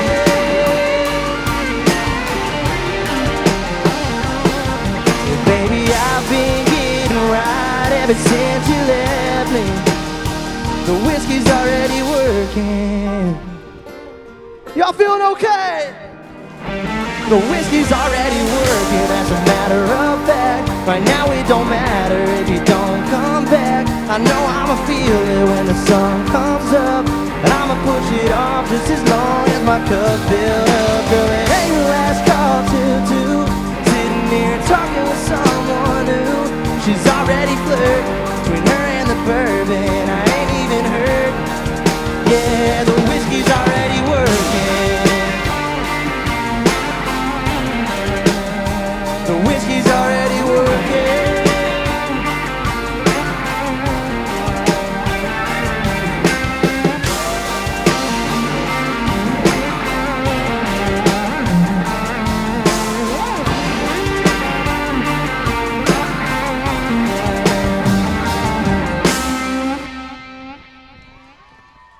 Thank y'all so much.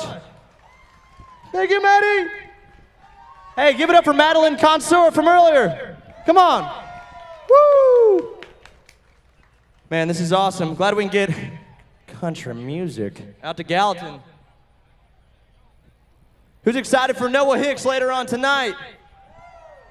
Word. Word. Slay, as Maddie just said. Y'all, this is one of my favorite songs that I've written in my entire life. I got to sign a publishing deal last year, partly because of this song, and we wondered what we were going to do with it for a long time. And so we put it out on my EP earlier this spring. And I still love singing it. Probably played it every writer's round that I can. And I'm just grateful to have it out and have y'all hear it. So if you've streamed it or you know this song, this one's called Love Letter.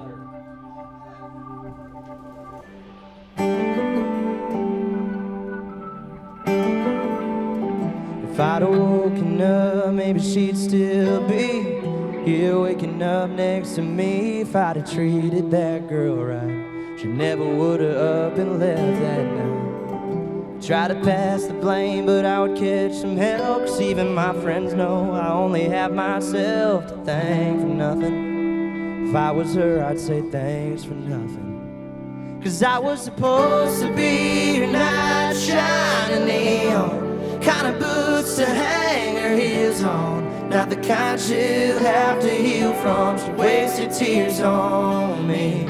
She was a catch, just couldn't keep her, and I can't blame the next boy either. It's all my fault. Somebody else somewhere right now is writing her a love letter, 'cause my love let her down.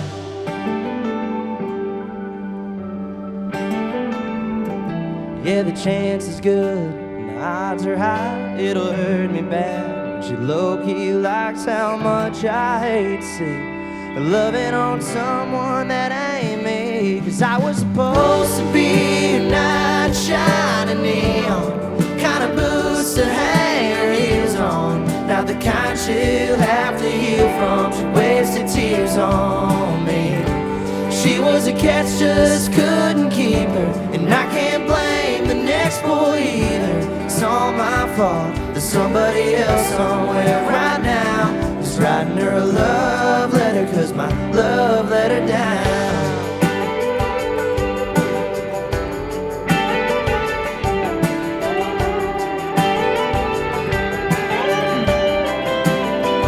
Oh, it let her down, down, down, like the windows in that old 4Runner. Down, down, down, like her blonde hair all last summer.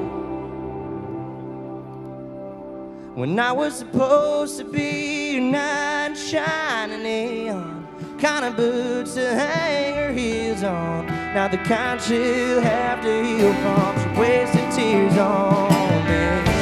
She was a catch, just couldn't keep her, and I can't blame the next boy either. It's all my fault. There's somebody else somewhere right now who's writing her a love letter, 'cause my love let her down.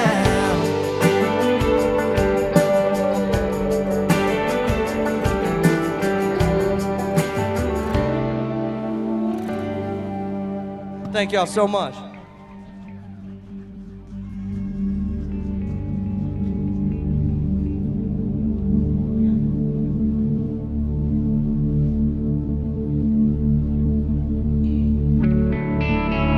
Hope y'all don't mind we try another new one out on y'all.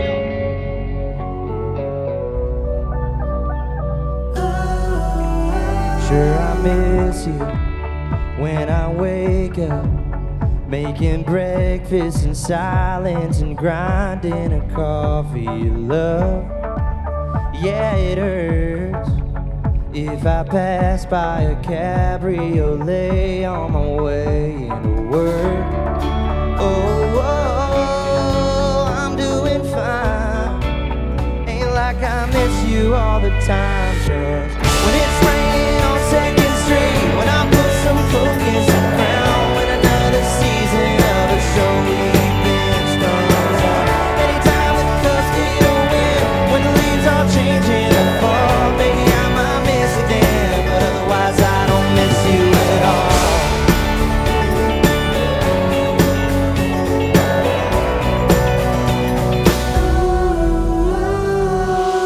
Girl, I only thank you when the sky turns red or black or blue, and I can't sleep, but when I do, and I dream of you, I dream of you. When I get a text on my phone, when I'm climbing into a cab, when careless whisper comes on, girl, I can still hear you laugh. Anytime there's salt in the wind, there's Christmas lights at the mall, baby, I might miss you then, but otherwise I don't miss you at all.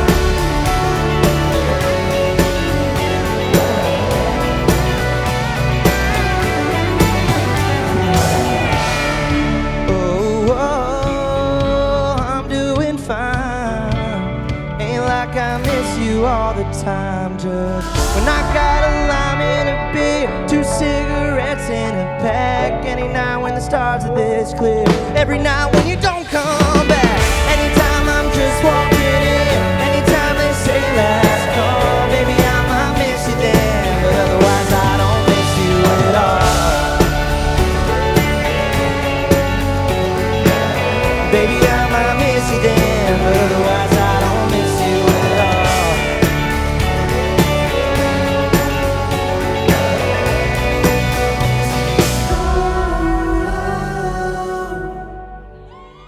Thank y'all so much. Y'all still feeling okay? Y'all got enough energy for us to play one more for you? Cool.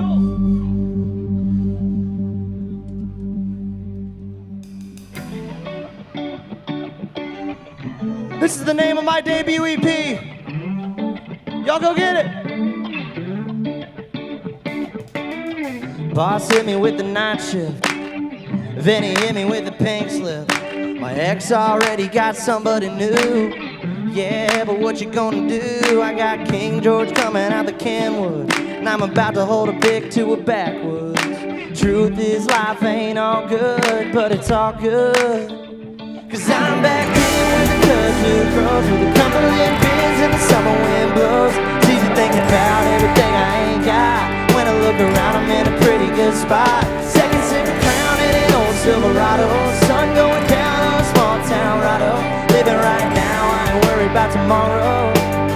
Between the top of the hill and the bottom of the bottle. Got a hell of a view in an old 6-string, humming to the tune that the crickets sing. The man in the moon about to do his thing, and I'ma show him how to fix a drain. Cause I'm back here with the cousin grows, with the Cumberland beers and the summer wind blows. Busy thinking about everything I ain't got. When I look around, I'm in a pretty good spot. Second sip of Crown in an old Silverado. Sun going down on a small town lotto. Living right now, I ain't worried about tomorrow. Between the top of the hill and the bottom of the bottle.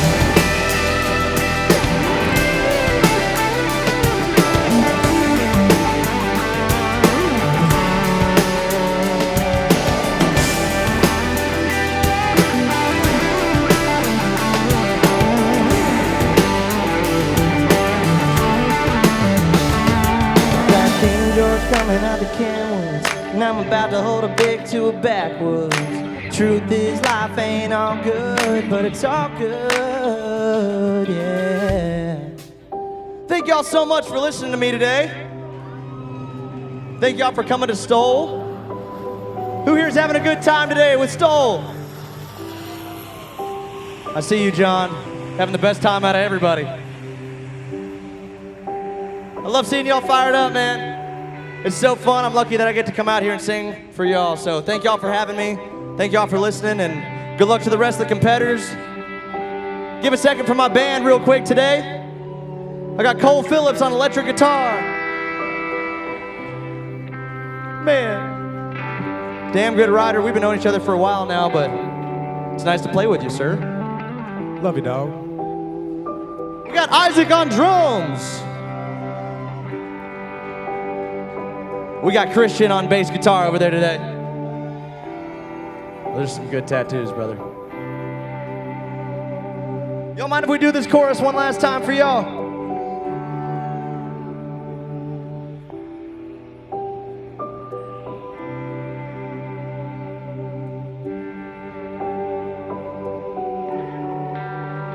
Cause I'm backed in with the kudzu grows, where the Cumberland bends and the summer wind blows. It's easy thinking about everything I ain't got. When I look around, I'm in a pretty good spot. Second sip of Crown in an old Silverado.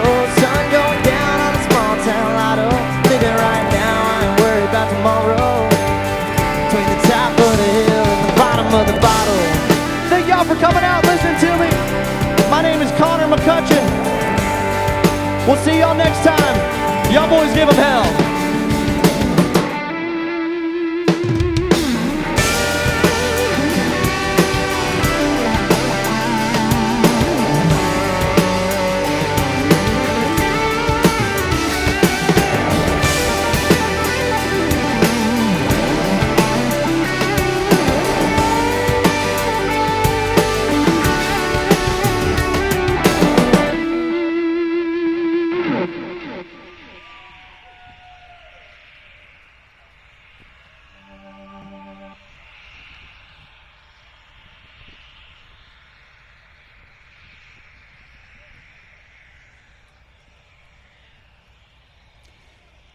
Well, a big thanks to Connor McCutcheon for bringing the music again to Music City STOL. That was an excellent set.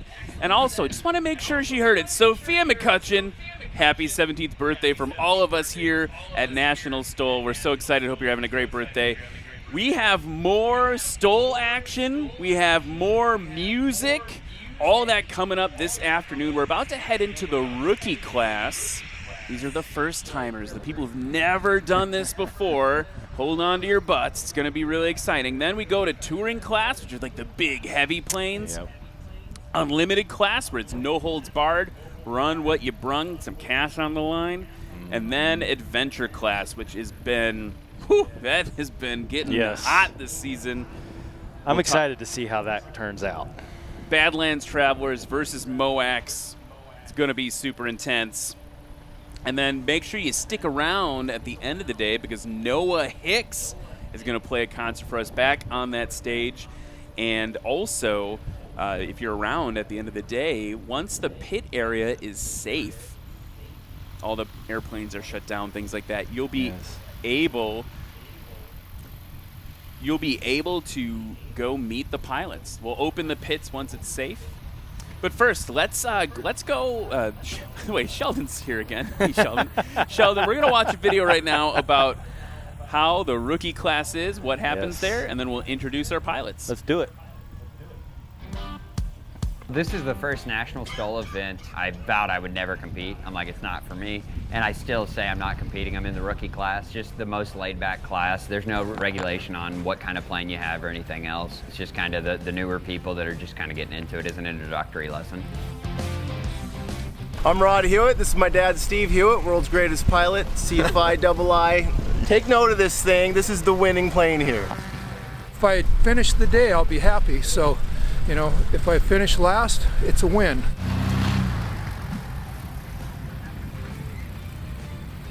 My aircraft is a 1955 Cessna 170B. Some of the modifications that I've done to it, I put the Continental IO 370, 195 horsepower engine with an 83-inch Hartzell constant speed propeller. Put titanium landing gear on. As a rookie, you get out there and it's like you see all these people and then everything changes, you know? It's kind of wild. And you talked a little bit earlier about the performance modifications. You're not looking to make this thing a hot rod, right? Oh, no, it's a PA-11.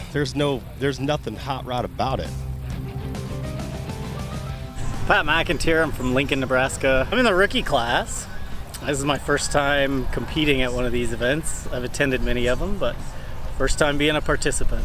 It's wonderful.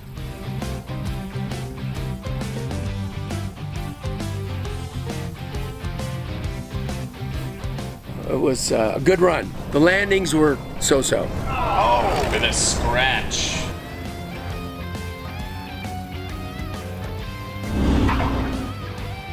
So just go out there and, you know, energy power management, that kind of stuff, figure out where the line is, find out what the wind's doing. Yep, just go out and have a good, safe day. So if you're on the fence about this and think, I can't do this, this is for pros, you're wrong. If you've got an airplane and you've got a little bit of skill, this place is for you. It's a home.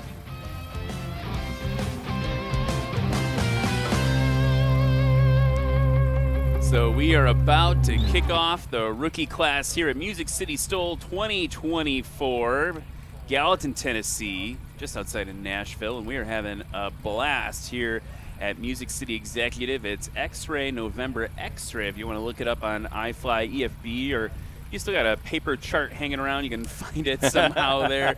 Let's go to our lineup here of the rookie class. We've got a lot of great pilots who put in a lot of great work yesterday during practice. Everyone operating real safely. Of course, it's a little bit different with an even bigger crowd. You got a wing wave from a Cessna there coming over. Up front, leading the charge is going to be Chad Hall in that 2000 Aviat Husky. He's your hometown boy. He's the reason we're all here at Gallatin, Tennessee. Foster Carney, also from Gallatin, did that wonderful invocation in the beginning of the competition today. Paul Rogers behind him in a Cub Crafters EX3. Luke Lee in a Rand's S6ES. And then Glenn C.W.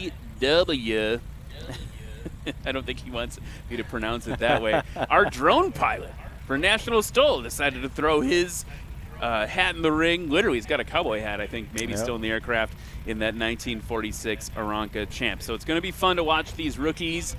Give it a go. Make sure you give them a big round of applause as they taxi by because, man, doing it for the first time, got a little bit of those nerves, feeling a little bit first time. They need all of our love and support. Okay, up front in race number 134 from Gallatin, Tennessee, it's an Aviat Husky A1 Bravo model. Give it up for Chad Hall.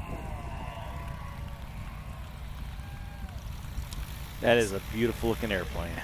Yeah, he's got a nice Husky there. Chad, of course, the host of Music City STOL, doing this for all of us, bringing us all together. He's also the president of EA Chapter 1343, owns a Beechcraft F-33 and that beautiful Husky, and he's got over 100 hours in it, loves flying that low and slow flight. Next up, did the invocation for us this morning from Gallatin, Tennessee, race 828, a 1957 Piper Super Cub. Give it up for Foster Carney.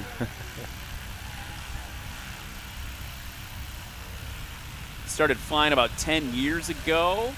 Fell in love with the Super Cub doing some mission work up in Alaska, that's actually something people don't maybe realize, is that's a big use of general aviation tools and aircraft, is to do mission work either up in Alaska or South America, places like that. Low-time pilot, but he enjoys flying his incredible plane. Next up from Collegedale, Tennessee. All the Tennessee boys are coming out to play. It's a 2020 Cub Crafters EX3, race 311, flown by Paul Rogers. Paul's got DC3 doing DC3 things. Check it out. Flagship, beautiful. Paul Rogers has 18,000 hours of flying over 47 years, and he used to fly one of my favorite airplanes, the A6E Intruder. Also flying 737s, things like that. But, man, Navy pilot getting it done. Next up from Jonesboro, Tennessee, in the 2011 Rans S6 ES Coyote 2, it's race number 320, Luke Lee. Luke actually spent most of his time flying the Pitts, an aerobatic aircraft. Also the Panzel S33 monowing, which I didn't even know. I never heard that type before today. So you replaced the Jabiru engine with a UL power thing on this Coyote, and looking forward to seeing him fly today. Last but certainly not least, from Bellevue, Nebraska, the only non-Tennessee pilot in the whole rookie gang, a 1946 Aranca Champ, race number 76. It's Glenn C.W. Roberts.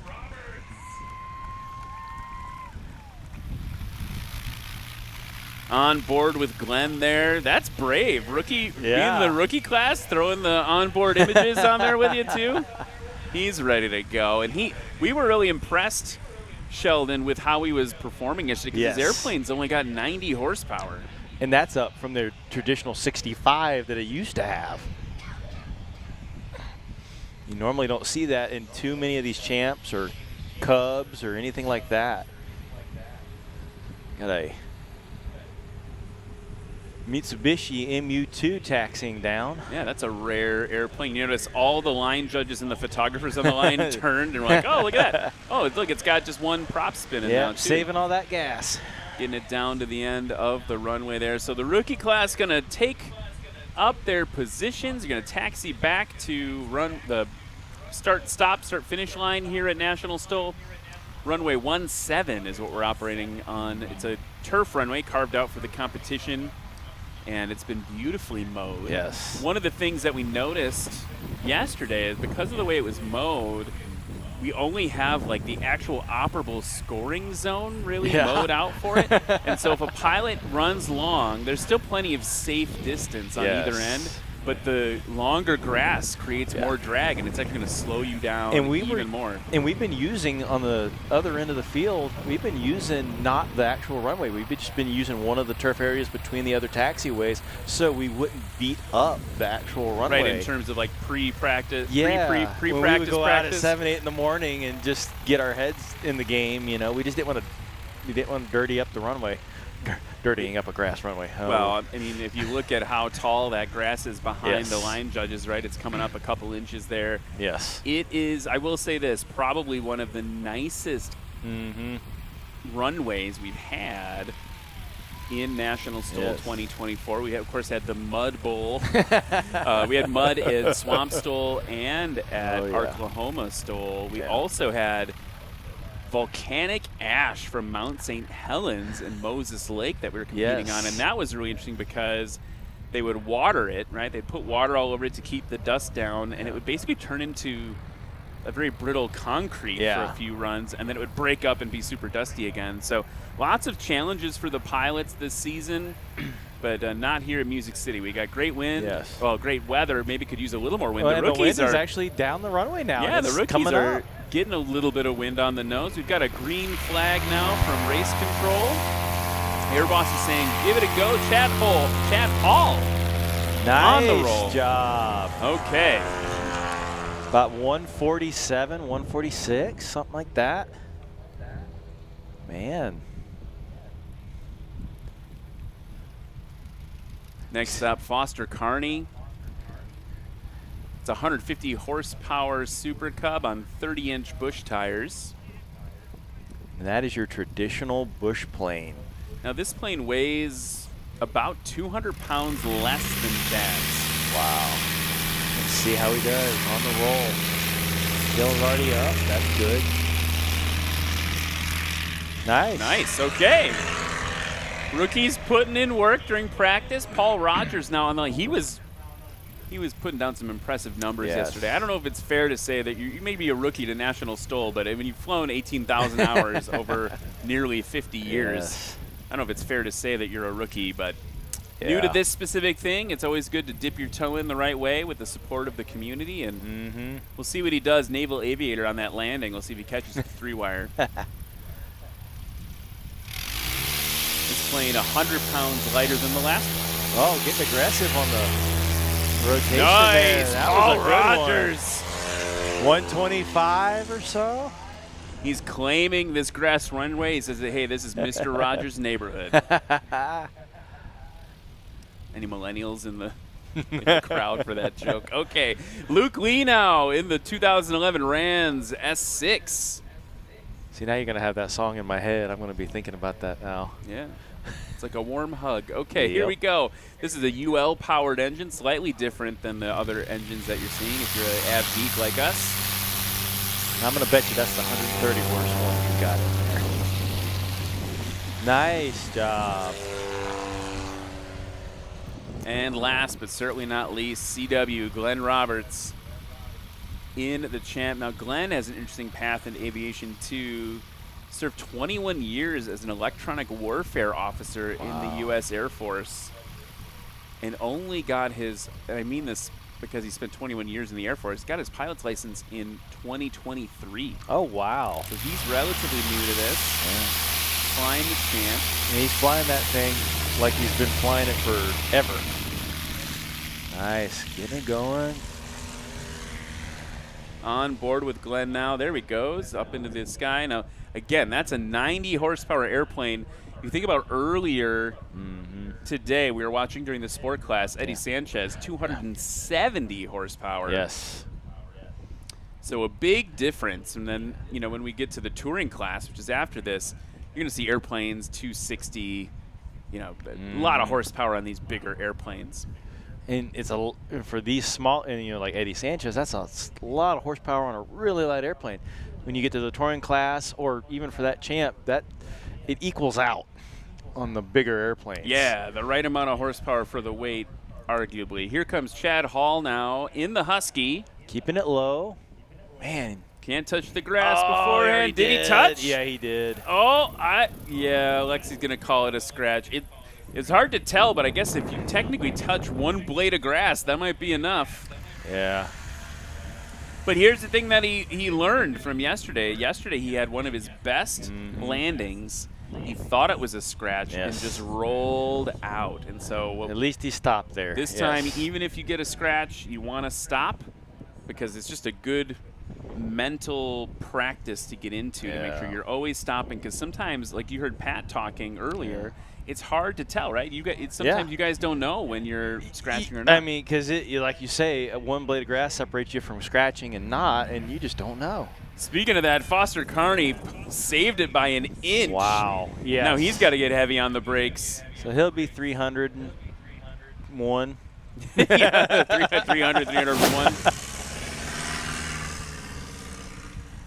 Look at that, just saving it. And some of these guys can't get as heavy on the brakes with these lower horsepower Cubs or stuff because they don't have that ability to arrest it from going over, so they got to be more careful. Paul Rogers in the Carbon Cub. Oh. And a scratch. So that's what, over half of the rookie class so far is a scratch. And he's not clear of the runway, so Luke Lee is going to go around. Air Boss is calling a go around. They got a little too tight there for their safety standards, so they're going to send him around the and that's pattern. Totally fine. Safety go-arounds are totally allowed. Glenn's putting a little style points here. With you can see what a slip looks like from the cockpit, folks. That's actually really cool. He doesn't have flaps. The only way he can additionally descend the aircraft is either pulling power or slipping the airplane. So he's coming now low over the grass on final approach. And I do that all the time, even though I have flaps. I slip it because then you can keep the power in, and then you're not having to worry about getting that power back in if you're trying to save it. You can just slip it down and keep that power in, and the drag will equal out everything.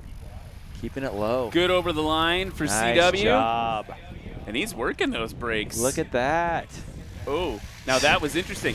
You saw that the tail started to come up. He's happy. happy about it, though. He's happy about it. Yeah, he's cheering for it. Good job, buddy. Watch this replay here. Some expert piloting here. We talked to your fellow sport pilot, Pat, was talking about working those gear. If you have the tail coming up more than you want it to, look how heavy he's on the rig. The tail's coming up, and it still wants to come up, and it still wants to come up. And what Glenn did, which was so impressive, is exactly that thing that the other tailwheel pilots do, is they'll give it throttle. So he's heavy on the brakes, but he's giving it throttle to give some wind over that elevator to push that tail down. I'm just going to say textbook pilotage there. Good job, Glenn. And there's it's either a PT-19 or a PT-23 giving rides. Those are really cool. Rand's coming in now. I didn't catch it on the last one. I don't know if he's using flaps. It doesn't look like it. A little bit of a balloon there for him. Yeah, not using the flaps. Get it down, though. It looks like he's got about 5 degrees of flap in. Just a little bit of flap. Could use more flappy dappies. So he's going to clear the runway. We'll get you the scores in a second, but first, let's go over to our good friend, the Colonel, Matt Peterson, in the pits. Matt, what's going on with the weather? Well, it's looking good down here in the pits. As you can see from the flags and the feather flags out on the field, that wind has kind of shifted and it's picked up a little bit. So if they can get that wind right down the runway, we're going to see some shorter and shorter and shorter scores as we move into the unlimited class and some of those high performers. Awesome. Thank you so much, Matt. That's a good read on it. We are headed into the next run of the rookie class. Yeah, a little more wind is always going to help. Here's where we're at score-wise. A couple scratches, but first place right now, currently Luke Lee in that Rans S6. Foster Carney in the Super Cub holding second place, and Glenn C.W. Roberts in third place with a combined score of 640. First place 398, second place 514. So it's a good spread. Now here's the thing. Look at what Paul Rogers' scores would have been. He had a 125-foot takeoff, shortest of the bunch. 155-ish feet landing, right? Because you got to subtract or add a little bit from the scratch, right? Yeah. So that would have put him in the, he would be in the lead if it weren't for that scratch. So we'll see what he does. If he could get one on the board, he could be rookie no more. That's actually the one big rule about rookie classes. You get to do it, I mean, as often as you want until you win it. Yes. You do. As soon as you win, you can't be a rookie anymore. You got to move on to your actual competitive class.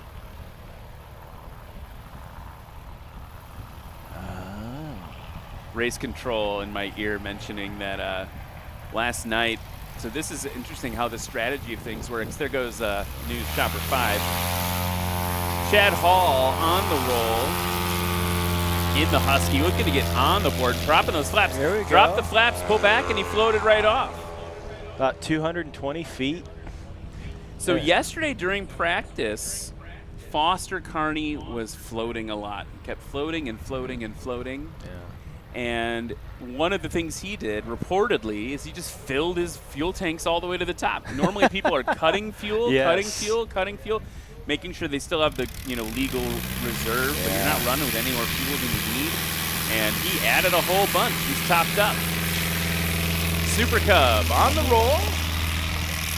Nice job. Now, interestingly enough, right, that's going to hurt him on the takeoff, all that Yeah. extra fuel weight, but it's going to help him, I think, or that's the theory. It could, it may not. I know in the 182, if you're heavy, it just rolls and rolls and rolls. That's true. You've got and more rolls. weight to stop. Man, it's such a card game of physics here. Here's And Paul Rogers now. Getting ready to go. We got the News 5 helicopter up there getting some video. Roll tail up. Nice job. Okay. Perfect. Paul Rogers. He's got the timing down, just like you saw Pat earlier this morning. Levi, you'll see that later. They just, if you got the timing down, it just leaps off the runway. 115 feet. That's the best so far of the rookie class. Here's Luke Lee now, currently in first. In the Rans S6.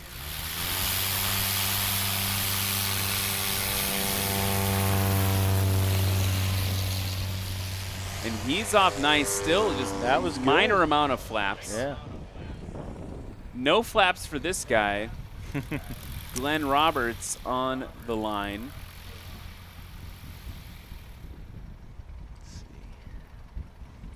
Interesting to see because the wind's really picked up since the first run, so we'll get to see if he can capitalize on this.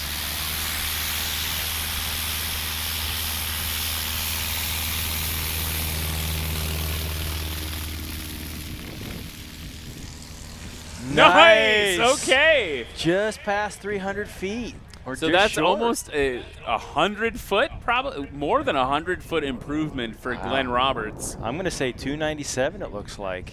That's what they were pointing to. Again, that's a 90-horsepower aircraft. Chad Hall now low over the grass to your left. Luke Lee turning base to final behind, no, Foster Carney, excuse me, turning base to final behind him. And Chad's taking an air cam approach. Remember last year the air cam was like a blade of grass between the grass and his tires. You're He right. is- Look at that. He's skimming it. He's going to chop that power. Oh. Okay. There we go, Man. Chad. Little bit of speed to 300 and a dissipate there. half. Chad is really called good by the race officials. And here comes Foster Carney now, short final in the Super Cub. He's got those flaps totally deployed. Again, those are those control surfaces on the inside. You can see hanging down from the wing. Cutting the power. He's going to give up a lot. A little bit of a float. And now with some bouncing, he's going to keep that tail down. There we go, Foster. And he just knew it was over 300 feet, so he just going to keep on going. Still want to stop, though, Yeah. because it takes you out of the running for the most consistent. Yeah.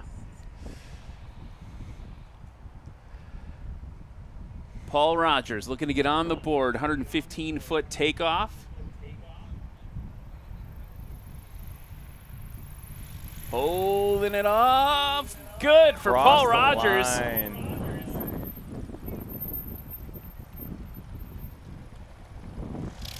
Nice one. Sub 200 feet. Looks like for Paul Rogers.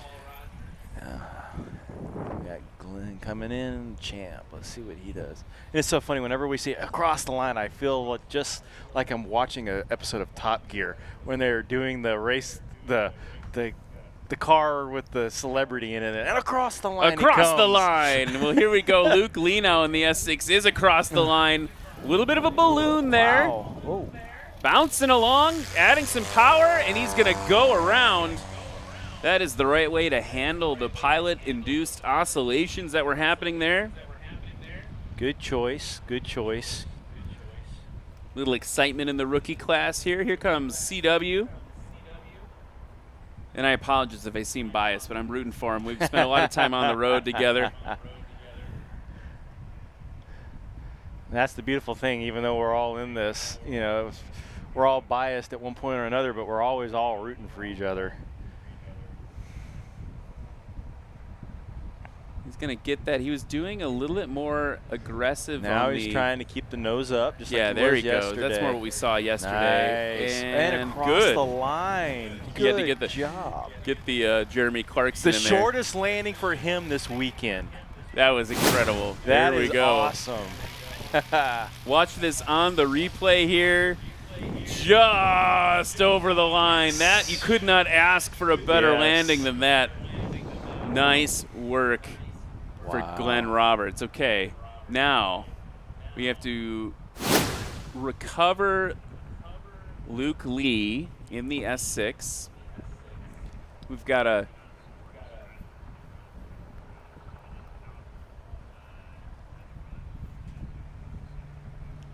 beautiful diamond taking off there. Wow. That's a nice spend of a couple million there if he wants a plane like that. Okay, so now judges from Race Control just clarifying with us that because Luke Lee did touch the ground, this is an important thing, he touched the ground already during that landing roll, it is a scratch. The go-around after you touch down is a scratch. So this is not for a score. This is just to recover him and get ready for the third run. But you might as well practice. Yeah, exactly. Free practice run. No, he's not going to, though. He's going to just... Going to roll out. Going to give it a little... Be a little... just recover the nerves after that. Yeah. You know, and I want to be fair. Like, we've all had landings like that as you fly. Every once in a while, it just doesn't quite work out the way you need it to, and you got to rely on your training to kind of recover it there, and he did a good job with that. So yeah. That's the end of the second run of the rookie class. Paul Rogers, maybe not surprising after that first run, now on the board with a first place. Luke Lee in second place from his first run. Foster Carney in third place. And Chad Hall in fourth. I actually think it's pretty tight if you look at the scores here. Yeah.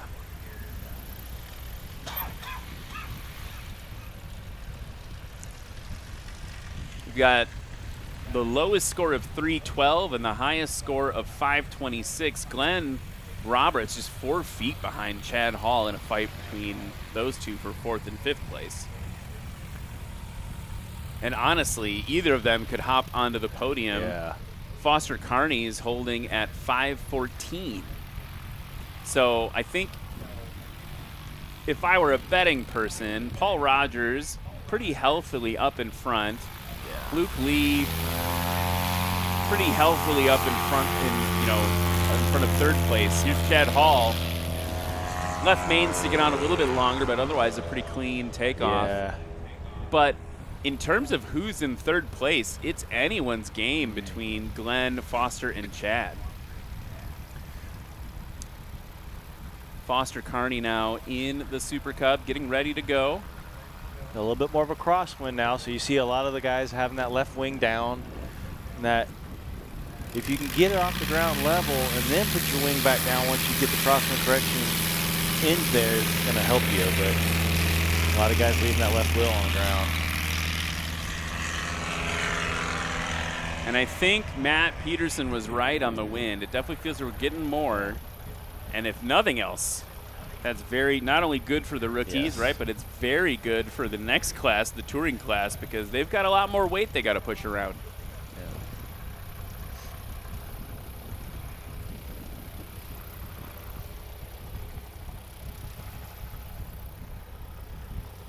I think it's safe to say I don't think we've ever had a news helicopter at one of our events. I don't know if we have or not. I don't remember ever seeing one. Yeah, Channel 5 up in the sky. Get some great aerial views. Oh, and there nice. goes Paul Rogers. Holy cow. Like a catapult launch off the turf. Luke Lee, currently in second place now. Got to shake off the nerves from that last landing. Beautiful bird dog on departure from Music City. Those were used in Vietnam. They dropped phosphorus rockets. Moran's is off. Nice takeoff for Luke Lee. Yeah, those L-19 bird dogs, they dropped phosphorus rockets. They did transport. We've had a couple of those on the National Stall circuit at times. Poor Glenn. All the judges are like, oh, the champ's here, and they're getting further and further down to make room for him. Yeah. But that's just the honest truth of what it is when you fly a 90 horsepower airplane. Unlike he's Dan. flying the pants off this thing. Here we go, getting that tail up. Nice. And he's like, you know what? 298, Take that. 299. Nice. But it's so funny because you see when you get the Unlimiteds where everybody's migrated down, especially when you get Steve Henry and Dan Reynolds. It's like, all right, nobody's going past 50 feet. Just looking at the judges there, some sort of FOD on the runway that they've pulled off. And now they're doing the classic, what is this? Where do you think that came from? So figuring that out. Oh, man. Garrettson out there looking at it like, what is that thing? Yeah, I wonder what it is. Anyway, good eye, by the way, for Lexi catching that. All right, here we go. Chad Hall plopping it on nice and firmly. If you can just get on the brakes. Stopped. Nice job.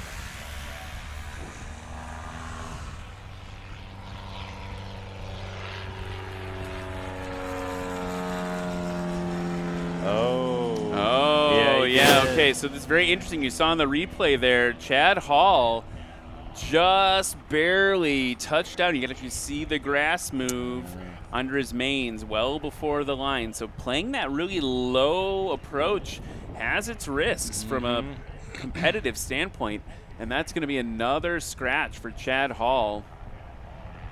Foster Carney now in the Super Cub doing the same thing, real nice and low. Hold it off. Wow, they are just flirting with the.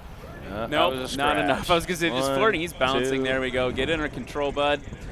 The Chad and Foster were particularly like, oh, let's tickle the tops of the grass. Yeah. I wonder what would you say to them as a more seasoned competitor? You know, you're carrying a lot more energy to do that. You've got a lot more stuff going on. There's a lot less time to think. If you lose the air, you're only a foot off the ground. At least you could save it if you're higher up, and you might be able to rest that descent and just keep it off the ground until you do get there. Paul Rogers now showing that exact thing. Getting it stopped. Nice. That deserves a round of applause for Paul Rogers. Nice. That's 160 feet though. So here's the thing. It's exactly what you just described, right? He was maybe 5 or 6 feet off the ground. Started to lose it, had enough time to apply throttle to get it back up into the air. Now, granted, his plane's got a bit more horsepower, too. But even so, you can.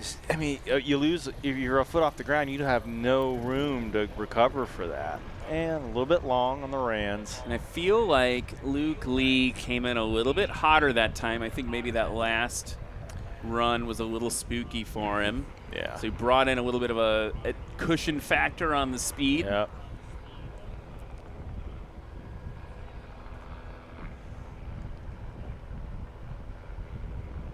And all these guys are going to take all this information home, and if they want to come back and do this again, they'll have time to practice and say, okay, I can do this. I can slow it down, or I can, be a little bit higher or lower, or whatever they need to do.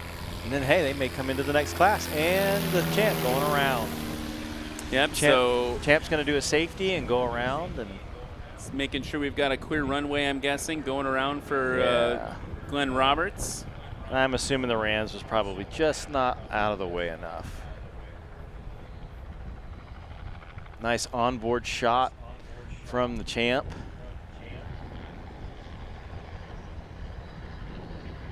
Yeah, that's actually really fun to see his point of view there in the champ. And while he goes around, I want to point something out to folks. You know, you're seeing airplanes of all different accessibilities in terms of price. Yes. Aviation, I'm not going to sit here and tell you aviation is cheap. It's certainly not. But it's much more affordable than you'd expect. And what Glenn is flying right now, this champ, is a prime example of that. If you want to get in the sky and it's something that you dream of, you know, I know a lot of guys that have pickup trucks that cost 2 champs. Yes. Right? So it's all about prioritizing. You know, if you could get a champ, an Aeronca champ like this, I don't know, probably in the, depending on the condition, like $20,000 to $50,000, which in the grand scheme of things, when we're looking, you know, that diamond, that twin diamond that took off, which is a very different airplane, goes way faster, 2 engines, whatever. But that, you know, that's a multi-million-dollar purchase. You know, you can get into it for the price of, actually, let's be real, my Cessna 172 I share with 14 people. And by the way, look at Glenn just slipping it in here, just slipping it down. Look at that, he is working it. That looks so cool on board and you're camera there. You're wanting to slip it into the wind. Now it looks like he's slipping with the wind. Yeah. But it's a tandem cockpit, so he can slip either way. When you got a cockpit like mine where it's side by side, it's easier to slip on the side that you're on. So put in perspective the flying club thing, just to finish up real quickly. I paid $3,000 for the share of my plane. That's less than my neighbor's Harley, right? So there's a way into it. Yes, flying clubs are great. And look at that beautiful landing for CW, getting it just totally slid on. And that's going to be, I believe, his shortest. Yeah.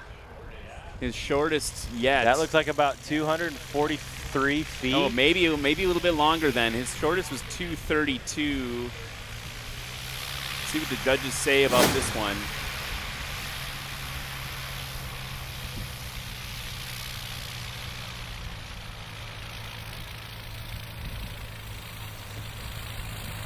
Well, we are waiting for that final score to come in. It is time, of course, to take a quick break and then congratulate our rookies on their first competition here at Music City STOL 2024. We will be right back after some words from our sponsors.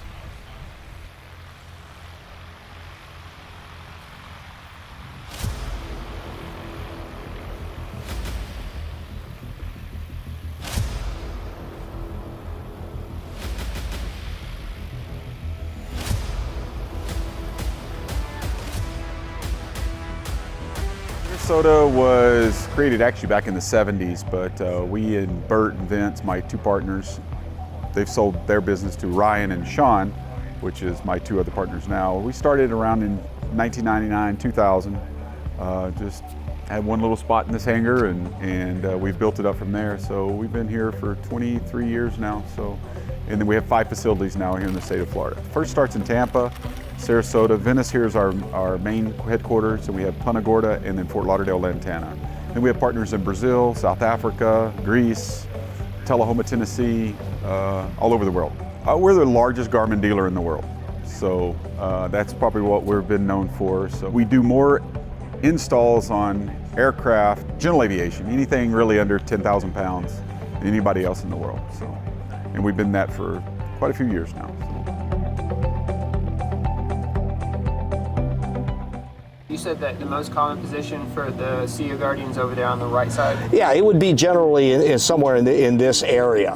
And, you know, if you went into the panel, and obviously you can't go into the panel, and with this particular one I showed you the panel, he's basically got a 275.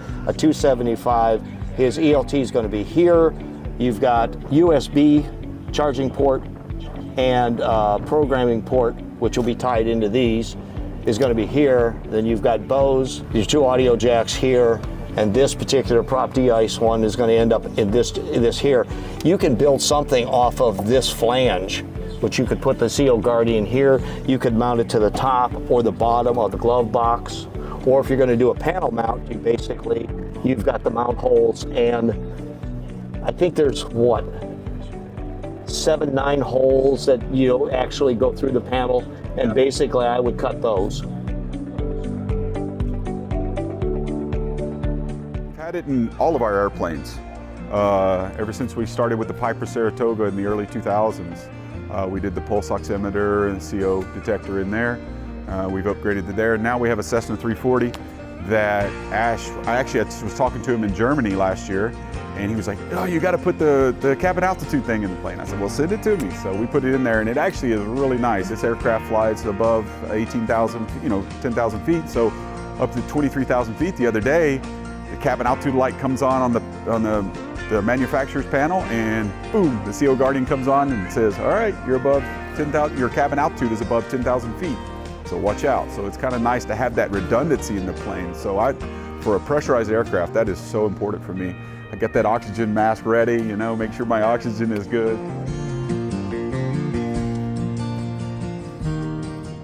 Well, a friend of mine, actually it was Corey Robin, told me about these flying eyes glasses. While we were at Oshkosh, we went and checked them out, and they're awesome.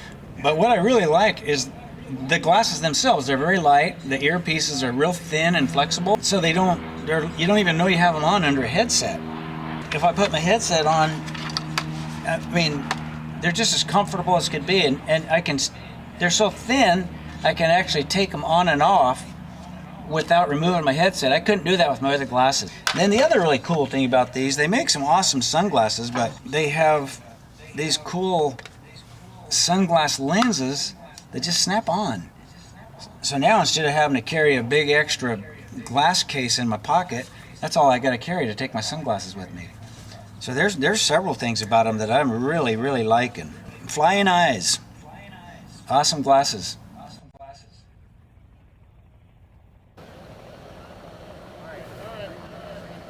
And we are back here at Music City STOL 2024. Everyone give it up for the rookie class. Oh, that was the best cheer I've heard. Who was that? That was really good.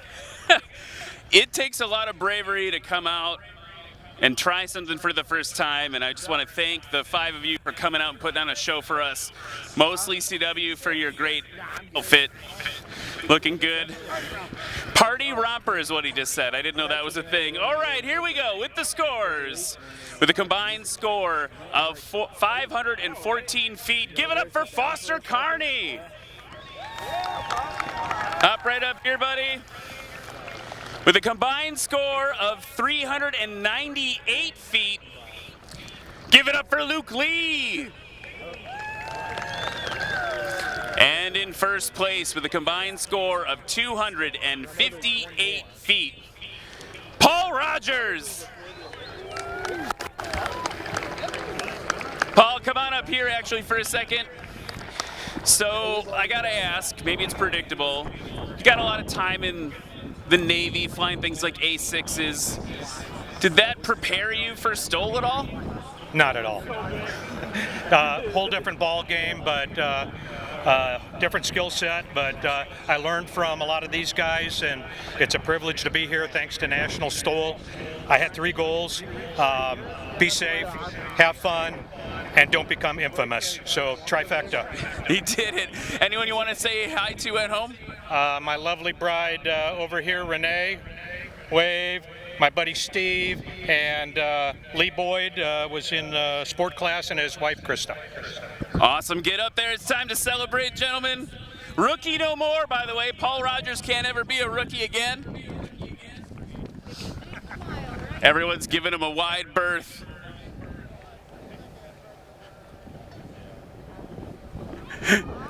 Nice job, everybody. Okay, so that is the rookie class. Yeah, you guys can go nuts. Just don't hit me with it. Give it up for the rookie class one more time. We will be back with more STOL action right after this. The helicopter. That was nice.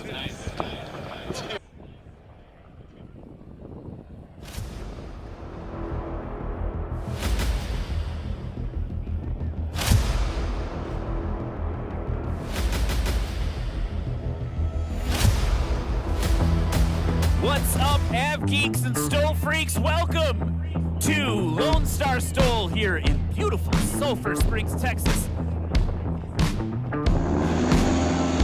It's Luke Spore, everybody, 2019 American Legend Aircraft MOAC.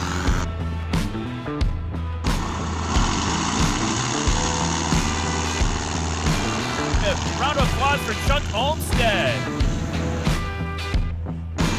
In the gray and orange MOAC, Brian Shirley, everybody.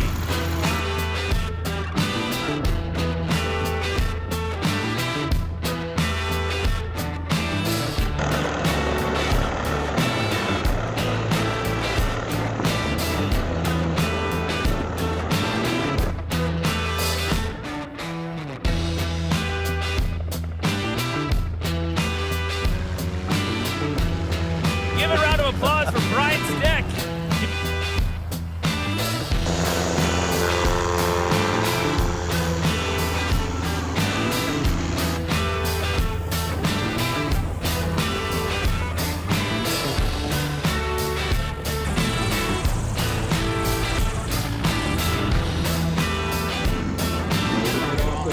It's good. Textbook.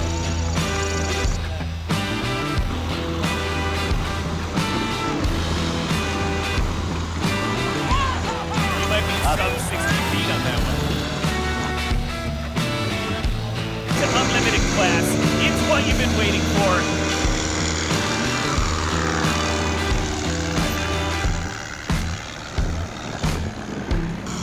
That's right, the Beast Mode MOAC, Colin Kaniva.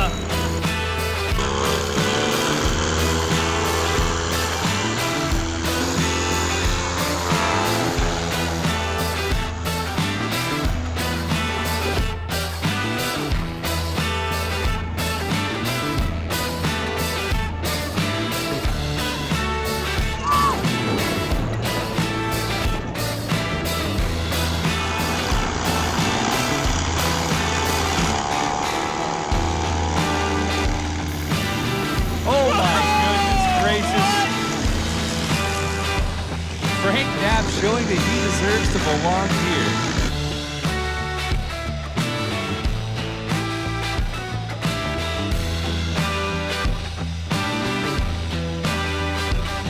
Whoa, that was legendary.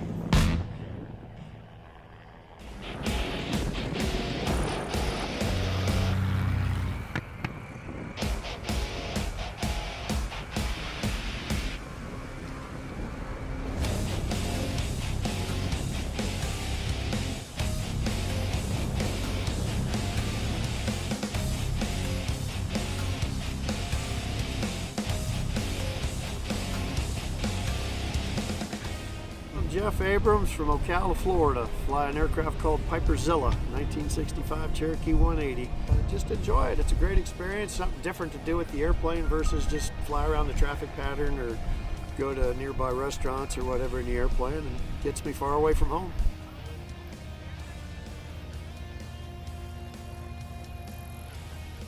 My name's Warren Grobelar. I'm from Naples, Florida, and I fly a 1955 Cessna 180. Action! It's a 1990 PZL 10480. It's a Wilga. It was designed as a STOL airplane, but you know, it had a lot of different uses. They dropped parachuters, and they've seen them with floats on them, and I think they tried to put rockets on them at one point. They were a pretty useful airplane. They didn't take off real big over here in the United States, but you know, it's too bad because they're a pretty neat airplane. Hello, I'm Brandon Korn. I'm flying the Cessna 205 out of Hearn, Texas, and I'm in the heavy touring class. There's some tough competition out here. I got no expectations of winning anything here. Just trying to have some fun and kind of get my feet wet.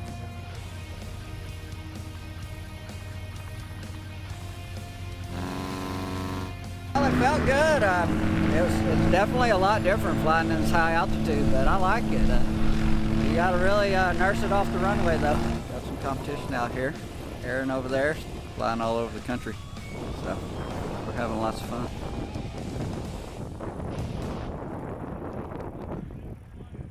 And welcome back to Gallatin, Tennessee. Things are just heating up again. We just finished up the rookie class, saw some people put it all on the line, take their first steps into glory as a STOL pilot. Now it's time for the touring class. Let's look at the lineup. Brandon Korn in a 1963 Cessna 205, followed by John McCardle in 1978 Maul M5, John Douglas Cessna 182, and Luke Strandland flying that 2009 Murphy Super Rebel all the way from Mora, Minnesota. Let's take a look at the season standings. It has been a battle.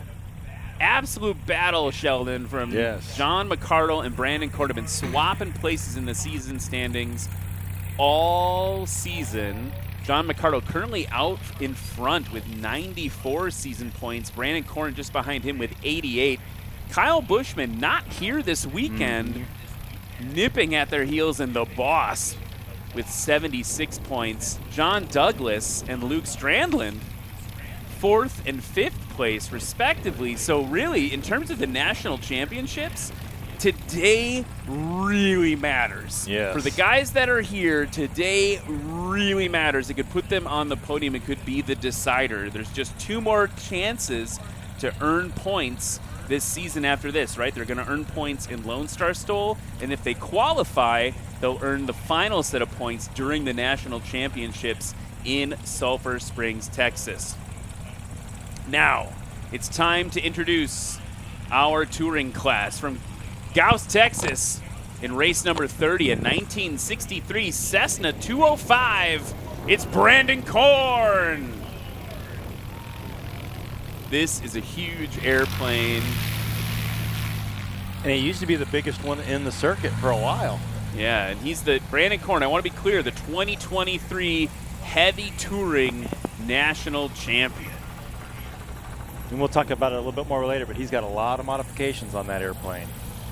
From Omaha, Nebraska, race number 10. It's a 1978 Maul M5. Give it up for John McCardle. So John has been, flying since 2022. Relatively new pilot compared to some of the other pilots here, but he is making a name for himself. A lot of time in that Maul, and again, in terms of the season standings, he's your 2024 season touring class leader. Next up, from Pinedale, Wyoming, race 307. It's a 1964 Cessna 182. Give it up for John Douglas. So John flying this 182. He's also, he and his wife put on a beautiful, beautiful event in Pinedale, Wyoming. Rocky Mountain STOL took great care of us this year there. Really appreciate all the work they do, and he is definitely one to watch as well. And last, but certainly not least, from Mora, Minnesota, race 260. It's a 2009 Murphy Super Rebel. Give it up for Luke Strandland. Now, do you want to talk about, should we talk about what happened yesterday with Luke? Man, yeah, just the surprise, throwing a wrench into Brandon Korn's plans. Yeah, so what we're talking about, folks, is yesterday Luke, without telling anybody, kept it a very good secret. Turns out he's installed, we saw that reverse thrust, that thrust reversing propeller on Jerry Clemens' aircraft. Same thing going on now for Luke Strandland, and he didn't tell anyone about it. Nope. He came around, he popped it into beta, no one knew. The thing's kicking up dust everywhere, and on the radio he goes, well, boys, there's a new sheriff in town, and everyone lost it. It was insane. So here's the thing. Not only do Brandon and John have their work cut out for them now, because Luke's got a new way to get at him. From a season standings point, Luke Strandland in 5th place with 53 points. That could really he's within striking distance. Everyone with a couple first place wins in striking distance to take the national championships. And what I love about it, we've got green flag, by the way, as they get ready to come around here. what I love about it, it's just another example. We're going to talk more about that during the adventure class too. Yeah. The way that National STOL is pushing people to innovate. Yes. Right? He's got a home-built aircraft. That's a kit airplane, that Murphy Super Rebel. He can put kind of whatever he wants on it as long as he flight tests it. Yeah. And so putting that reversible pitch propeller going into beta thrust, that's a new innovation that we're going to have to deal with now, for lack of a better way to describe it, in the touring class. Brandon Korn now on the line in the mighty 205. That is one thing I cannot do. I cannot pull more than half power, and my brakes will not hold me. Oh, nice wow. job. Okay. Nice job. Brandon Korn.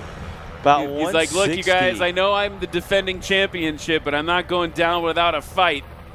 I'm going to say probably 158, 160 on that takeoff.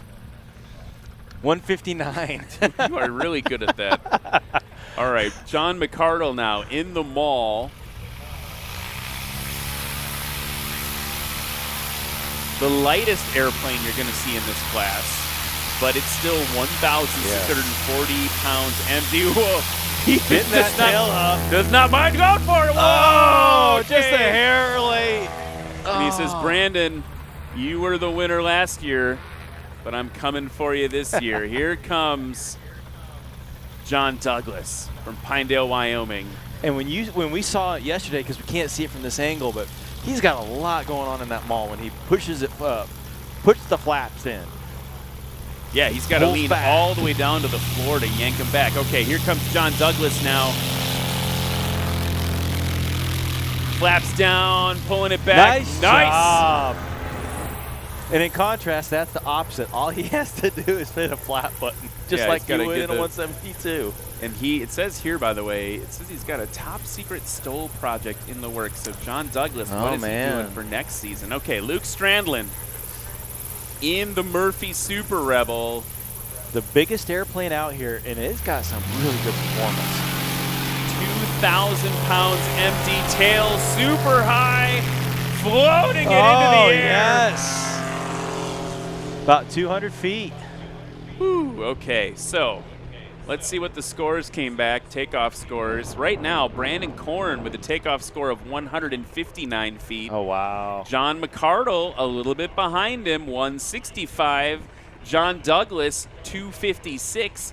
And Luke Strandland, 196. So right now let's be real, 6 feet. But Brandon Korn is in the lead. Here he comes, whipping around, base to final. Yeah. Getting up on approach. Brandon, I've been impressed with him since the start for his willingness to work this airplane way beyond what anyone probably ever thought it could do. Yeah. He's also not afraid to work those spring gear. You're going to see him come in now. He's a little bit higher, coming in. Try to get that safety run. So he'll be good on the line. And not afraid to drop it in, though, still. Sliding on that dirt. Look at that, just leaving ruts in the grass. 305 feet or so. Now, I don't know, Sheldon, how much room did he give up from the line? It was probably a good 50 feet.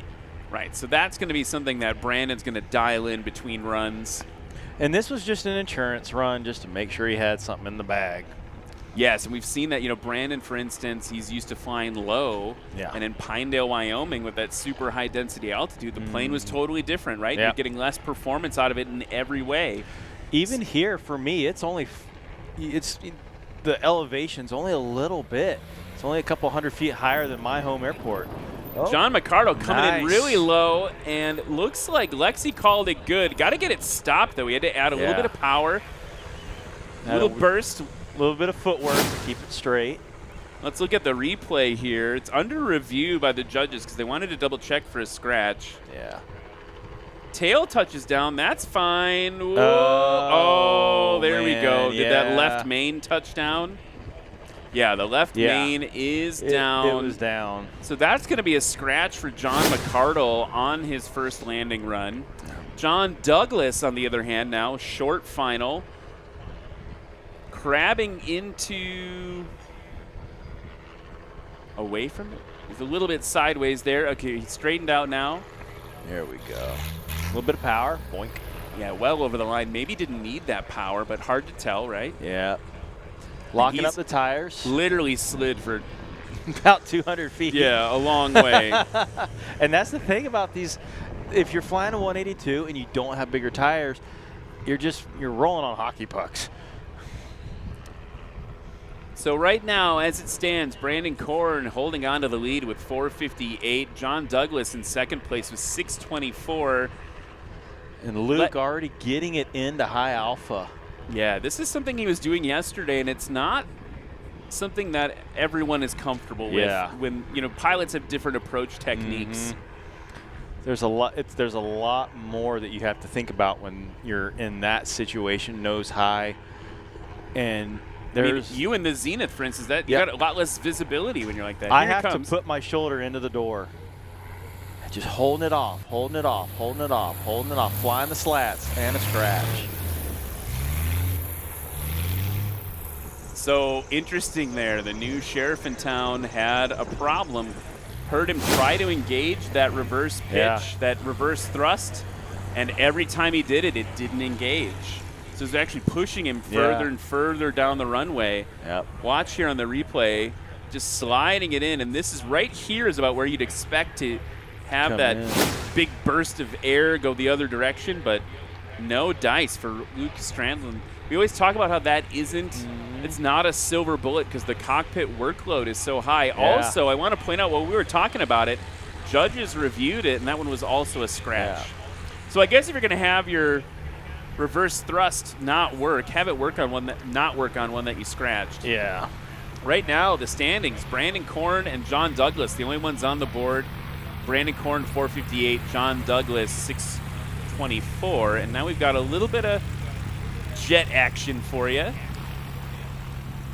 Got everybody on the ground letting the citation go because the wake turbulence is pretty dang intense. I mean, those things that's cool. Like that. Hey, while we continue the touring class, don't forget to vote for your favorite pilot. NationalStol.com/vote. NationalStol.com/vote. You can vote until the end of competition today. So during the adventure class, once that last airplane lands, that's when voting gets turned off. The other thing, I just want to again shout out, we've got a lot of great stuff in store for you here in Gallatin. Look at all those vendor booths. Go to the National STOL merch tent. You can see it right there in the aerial view there. Go visit all these various local sponsors that helped bring this to us. And I'm going to shout out to the Blue Taco Truck. I got a quesadilla over there yesterday, and it was insane. And they give you a lot of food. Yeah. So get it done. Go get some food if you're hungry. Don't forget to stay well hydrated if you're here in the crowd. And if you're online, don't forget to say hi in the chat. We're checking this out right here. Russ Keith in the chat saying, just got home from another successful airplanes and coffee flying. Got to settle in my chair to relax and watch some National STOL. Look at that. And there's Chopper 5 giving us some turbulence, but also getting probably a really dope shot of the race course there and of the crowd. That gimbaled camera looks like he's going to park it now. Ground to air in the YouTube chat saying, where is this? We're in Gallatin, Tennessee. We're just outside Nashville. Literally about 30 minutes away. And we're going to continue to wait for the turbulence there from the helicopter, I think. Other people I got to say hi to in the chat. This is a little bit late, but Colin Caneva was in the chat. Man. So that was great. He's one of our competitors. Was supposed to be here this weekend, but couldn't make it work with work schedules. But I'm sure he'll be in Sulphur Springs for the finals. And then the other thing that's happening in the chat, which is really cool, we talked earlier about STOL. Yeah. That's a thing you can do, and people in the chat talking about how to get involved in that. I see Burstick's in there from Burstick's hosting for that. So go to nationalstol.com/chat, join the Discord server, and learn about how you can get involved in simulation STOL. Here's Brandon Korn now on the roll, flaps down. Giving it the beans, tail. Wow. Nice. Wow. Brandon Korn. 124 feet it looks like. They're giving it to him before the 125-foot marker. 124 feet on the nose for Brandon Korn. Wow. That is the shortest takeoff of touring and one of the shortest takeoffs of the day. Yes. Let's be real. Outside of sport class, here we go. Now, John McCardle, not on the board yet. Current season standings leader. Turbo normalized engine. Here we go. Tail up, tail down. Gone there. He is precise. And again, we talked about it yesterday, the amount of physical movement he's doing in the cockpit. It's because he's reaching down to the floor to grab the flap handle, and he said, I'm literally, Ryan, I'm pulling it up with everything I've got as I lean back, and he's pulling on the yoke at the same time just to get the airplane, to pounce into the air. Here comes John Douglas. Nice job. Oh, he kept it off. Oh, no, that left main touching down. Bummer for John Douglas. Oh, that was going to be so good if you could have kept that wing up. That would have been the shortest 182 we've had in a long time. Luke Strandland.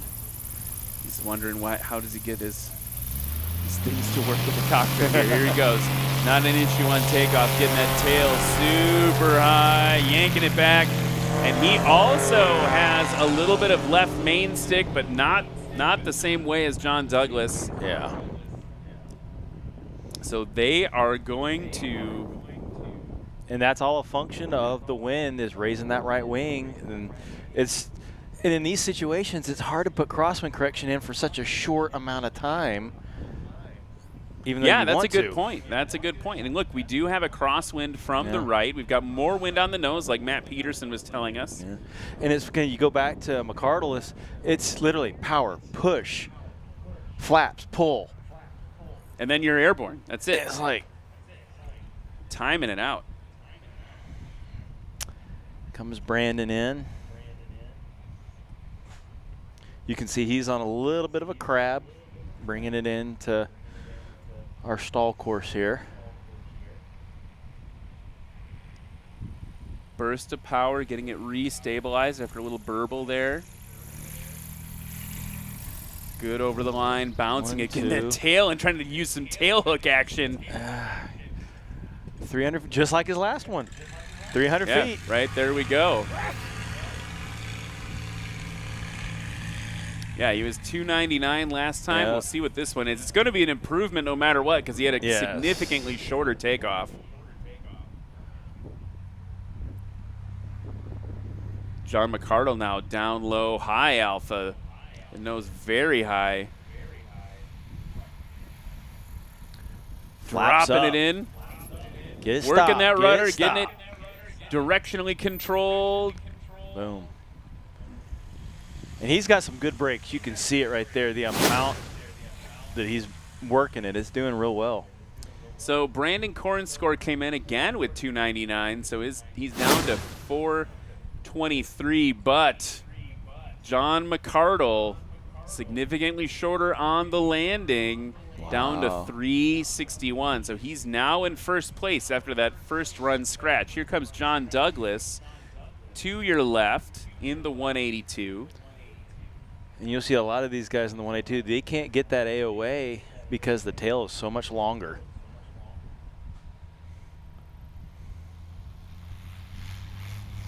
Dropping that left wing a little bit, gave it a little bit of power to get over the line. And it didn't get over the line. Blue flag from headline judge Lexi Duncan. Stopping around 301, 302. Watch here, he's losing the lift on that left wing, adding some power, not enough right though. There. About touching a foot down, before. just a little bit before. So a scratch now for John Douglas. The only person who hasn't scratched yet in this class is Brandon Korn. Luke Strandland turning right base. Oh, we got the flagship going out, taking some more folks up. That airplane could compete in the touring class. Yes, it could. That would be the longest short takeoff you've ever seen. And look at Luke already to the left there, already in that high angle of attack. When we talk about angle of attack, it's the angle in which the air is hitting the wing, right? And the more severe that difference is, the higher that what we call the angle of attack. And he's flying those slats, which that means it's helping out the lift on the wing. He's getting more wing for bang for his buck, basically. And some aircraft, the slats move, some are fixed. Mine are fixed. I don't know if his are fixed or movable or not. And there you go. There we go. There's Look at that. All the hate pouring out of the front of that engine. Oh, man. And good over the line as well. Yeah. So let's see what that score comes in as. 160-ish maybe? 184-foot takeoff. 164-foot landing. 164-foot landing, and that means, friends, he is the new leader. We're watching here. Wow. Yep, good over the line as well, just on the replay. So 348 feet combined for Luke Strandland. So now it's 1, 2, 3, Luke. John McCardle in second, Brandon Korn in third as we head into the third and final run of touring class here at Music City STOL. And I was just going to point out, you see, we're talking about stuff like the slats and stuff. Brandon Korn's got a lot of stuff going on that airplane. He's got a tail strike mitigator on the back. It's basically your tie-down ring. He's got VGs, vortex generators. He's got it's okay. You can pause for the glory that is the DC-3. Such a cool noise. But he's also got those, I can't remember the name of them. It's right at the flap and aileron junction. It helps to keep stall fence. The fences, thank you. Yeah, they keep the air organ, from just going out in a stall situation. It keeps it more centered on the wing. Because I'll be putting some of those on Redbird soon. Yeah, I mean, here's the thing. Cross classes, do you, as a sport class competitor, ever look at touring or, I mean, you used to compete in touring, but do you ever, take performance or... I have a list after every single competition, and it's just like, okay, I can use that one, or no, I can't use that one, and some of them, it's like, I want to use that one, but it's just not going to work on my airplane. Well, it might not be worth it in a lighter airplane, or sure. I mean, the biggest thing for me is going to be horsepower. The more ponies, the better. And John and I were actually talking about this yesterday. Is we both have short, fat-winged airplanes, and so you really have to deal with energy management because we both like to come in high alpha, lower to the ground. We don't do as much as Luke Strandland, but it's just you got to manage all that lift with those short, thick wings. So waiting now, I think maybe for DC-3 wake turbulence, but look, we've got a nice, healthy wind on the nose. So this will be good for Brandon if he can capitalize on this to get after John. And it's like they were saying, the wind was going to get better more as the day went on because we had zero wind for sport class. I mean, we've even got the windsock now starting to straighten out. Yep. So we might actually have a constant, like 7 to 8 knot? Yeah, give or take that many knots. And so we do have a crosswind from the right. That's definitely a thing they've got to deal with. But it's more on the nose than not, and that is definitely going to help. Here's Brandon Korn getting ready for his third and final run of Music City STOL. Again, this is the defending national champion from last year. Nice job. That was probably about 140 feet, 142 feet maybe. John McCardle, second place, but first place in season standings. Man, this class is fun. Yeah. There's a lot going on right now. John's starting to spool it up a little bit. Whew. He loves getting that tail up. Down. Flaps and go. Pull back. Nice. Off the ground. He is clinical with that thing. Yeah. Exactly the same every time. It's amazing. John Douglas currently in fourth place, 624 feet combined. 162-foot landing for John McCardle.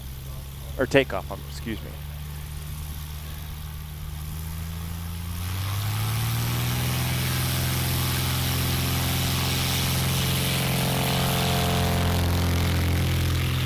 Nice one.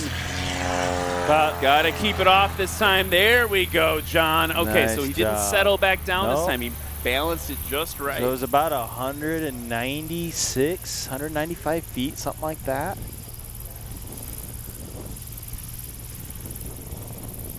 And Luke Strandland, the self-proclaimed new sheriff in town.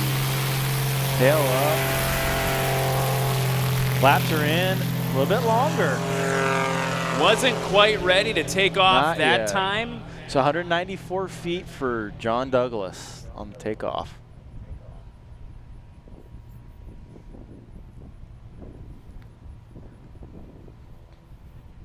$220 feet for Luke Strandland. So that is his longest takeoff. Yeah. So this could be an opening for Brandon Korn. It was his middle distance takeoff at 141 feet. This could be the opening he needs. If he can get it stopped significantly shorter, he could at least get in front of McCardle potentially. Going to be hard to compete with 348 feet for Luke Strandland there, but it's possible. If you can get the right amount of energy headed into the ground instead of forward, and we've seen Brandon Korn do that. He's not afraid to stretch those gear legs out. Yep. He made last season. He made a lot of good TikTok highlight videos with some of the landings he was doing. So yeah, here he comes now, low and to your left, folks. Keeping it. You hear him burping the power, clear over the line. Get it stopped. It's going to be his shortest. Yeah. But I don't know if it's short enough to make a huge difference. About 294 feet, something like that. Oh, wow. So almost, 285 for Brandon Korn there. Now Nice. 426 is that run's total. So his best is still 423. Yeah. So really, Brandon's probably locked in third place right now. John Douglas has the potential to unseat him, but at a significantly longer takeoff this run. Here comes John McCardle, crabbing into the wind a little bit. He's going to plop it down. There we go. Right, and maybe he's the new cowboy in town, right? Right in that thing. There we go. He didn't get on the brakes as hard this time, but he had to really work to keep it straight. And actually, as we look at the replay here, it's hard to see from the booth, but he did scratch. He scratched just before it. So that run, 2 out of 3 runs for John McCardle scratching, but that doesn't matter. It's going to help him maintain second place. John Douglas hoping to make a big difference here as he comes around base to final. While he does, I want to talk about our friends at Aero LEDs. Aero LEDs is an industry pioneer and leader of LED-based aerospace lighting, and they've tested their lights for some of the most extreme operating conditions on the planet and off the planet, by the way. Experimental aircraft, certified aircraft, commercial rotorcraft, UAVs, aerial firefighting, space and military applications, every spectrum. Here we go. John Douglas now down really well. Oh, calling a scratch. Looked like it was perfectly lined up from here, but Lexi's got that blue flag and his out. shortest landing. So a big thanks to Aero LEDs, serving every spectrum of the worldwide aviation market. And a big thanks to them also for offering gift certificates as prize considerations for our pilots. So now things are getting, I think we might be kind of locked in here. John Douglas with the scratch. He's going to maintain at fourth. So Luke Strandland has first place locked up. The upset. Nice. This is someone who had not consistently competed against these guys, and now with some technology, some innovation, and a whole boatload of practice, he's going to be taking home first place. This takeoff for the third run, 220 feet, and doing that high alpha approach again. Look how stable that is. That's not something that you see always when people are doing that approach. It's not always the most stable looking, but conditions today favorable for it. Yep, and he's a much heavier airplane, so he does punch through a lot of that turbulence like we were talking about earlier today. Clean across the line, getting it into beta. That is so cool. And it's like you said, it just sounds angry. Now they're going to tell them, all right, put it in the podium spot. Yep, so they're going to taxi back. We are going to let these guys know how it ended up for them in just a minute. So hang with us. That's the wrap-up of the touring class. Next up, we're going to be headed towards the unlimited class. No holds barred competition. It's only heating up from here, folks. We'll be back with more words, more STOL right after this.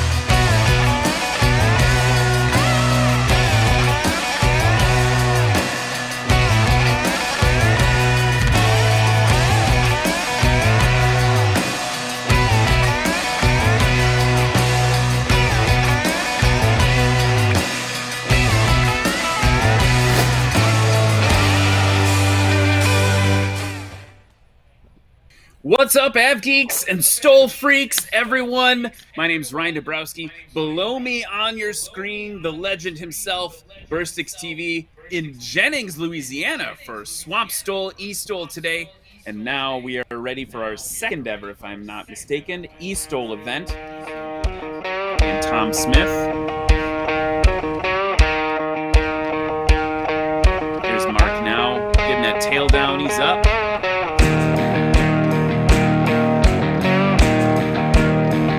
Smith now, whoa, with a little bit of a problem.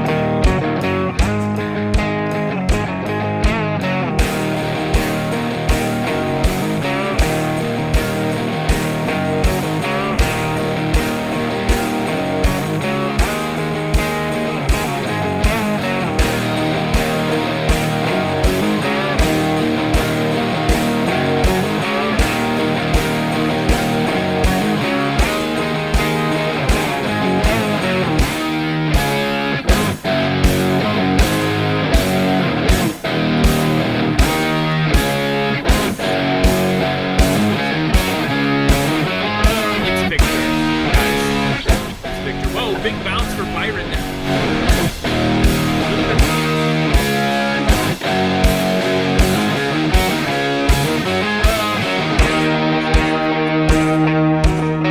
Check out this great shot of the race course here from this Robinson flying over as we get ready for our unlimited class.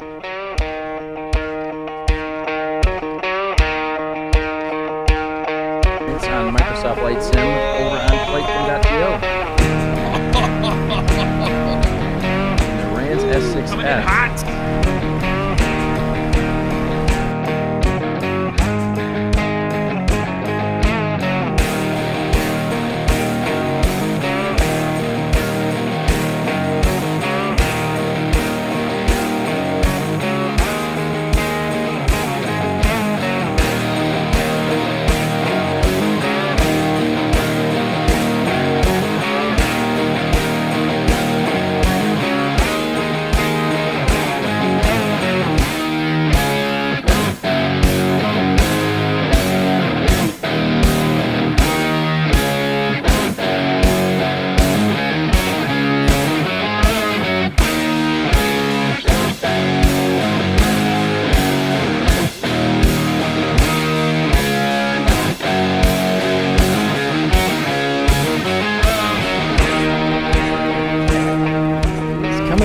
nice landing, soft and dainty. It's crazy. Like, I'm doing the math of that. I'm going, oh man, how much did that cost? But maybe we'll save that. We'll save that for another time. That's goals right there. That is goals. If we all had that flight simulator set up, I think we'd spend even less time, in the real world. And I don't know. Maybe I'll stay away from the VR. That's why I'm scared of it. I don't want to get VR and then not come out of my room for a couple days. And welcome back to Music City STOL 2024, part of the National STOL Series. We're having a great day here in Gallatin, Tennessee. Let's give it up for this touring class, the Heavies. I don't have to take my shirt off, do I?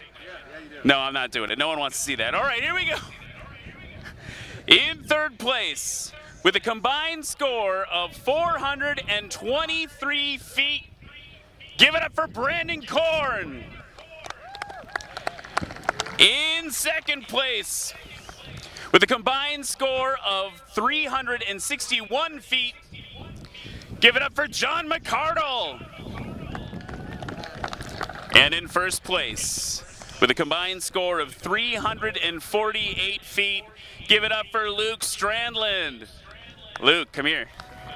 Talk to me. Yesterday, during practice, you kind of surprised us with this new innovation on your plane, and you said, what did you say? Actually, that was somebody else that said that. You didn't say it? I didn't say that. I don't know who it was. Okay. Somebody else. I said sneaky, sneaky on the radio because nobody else knew. Not very many people knew about it. So. Oh, I thought it was you that was like, "There's a new sheriff in town," and I was like, "That is a way to get in someone's head." But no, you said sneaky, sneaky, and someone else. Well, so what's it been like keeping that secret and getting that on your plane and getting it implemented? I've actually had this on there last fall and winter. I was actually hoping to have it on for this show last year, but we didn't quite get it on there. And then this spring we had an issue where a spinner blew apart on takeoff and hit one of the blades, and off the prop goes to MT to get rebuilt and wait 6 months for it. So I've been waiting and hoping that I could see what it would do out here, and finally got to show it. Well, and we all got to see it. Hop up there in first place. Give it up for Luke and the rest of the touring class. Sneaky, sneaky. All right, I'm getting away. I'm getting out of here. John's not wearing his shirt. You can hose him down. I'm sure people wouldn't mind.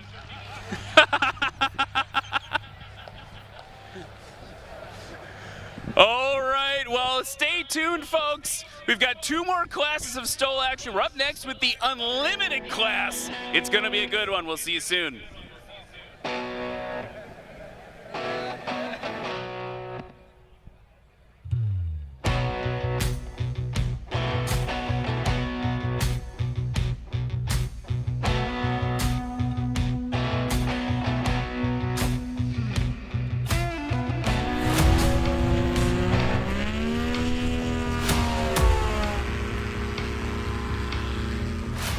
He pushes me and I push him, and same with Hal. We're challenging each other. Everyone's like, "Ooh, this is gonna be close." I have beat him, but not often. I gotta be really on my game and he's gotta be off his a little bit.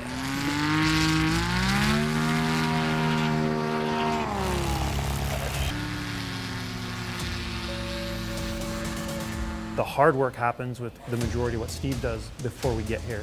It's the innovations, the development of the new parts, testing them, all that. And a lot of that has to do with what Steve does before we get here. Really excited. I just hung my weights and got everything ready for traditional STOL, and I'm just excited to get going. I usually fly a Highlander, but I sold it. I'm rebuilding a new one that's going to be pretty competitive at both National STOL and STOL Drag, so I'm excited about that, but it ain't ready yet. I fly my Rands off a grass strip, an airport about 15 minutes from my house. Rick and Colin Kadiva, both really good friends of mine. Colin has a place with a strip behind his house. I've flown in and out of there. Patrick and I, we got a little bit of a grudge match going. Come on, get it stopped, Charles. Get it stopped, Charles. No! Had to let it all hang out. One way or another, we're going to stop it, even if it's sideways. It's so fun. I got to fly the Unlimited. You can't beat it.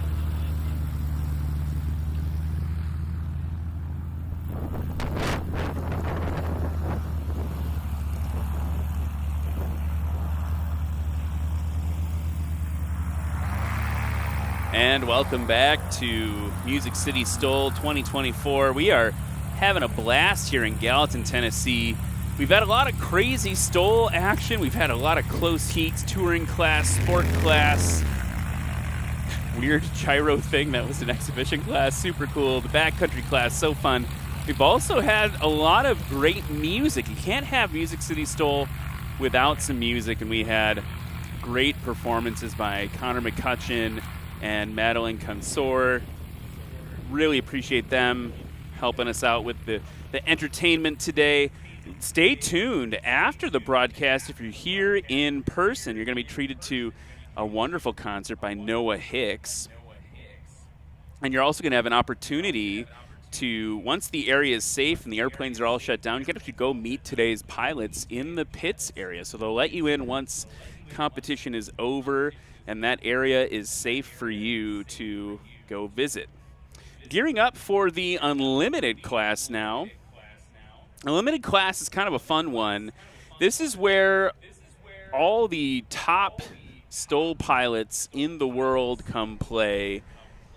And today you're seeing kind of an unusual Unlimited class because we've got, instead of the Steve Henrys and the Dan Reynolds, we've got some of the newer faces to Unlimited. And what they have to do is they have to put some cash in to be part of this class, and that cash is split up depending on who wins. And you've got some legends here. You've got Levi Nogas who's going to be flying.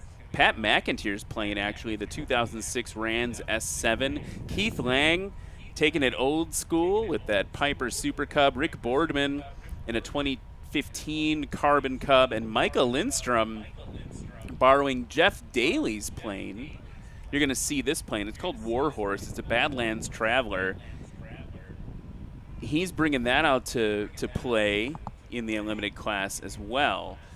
Mike is actually building a Badlands Traveler to his own spec right now. And that plane, we'll talk about it more in the next class as well, really just shaking up the STOL aircraft world with how fast it can fly in cruise versus how slow it can fly on landing.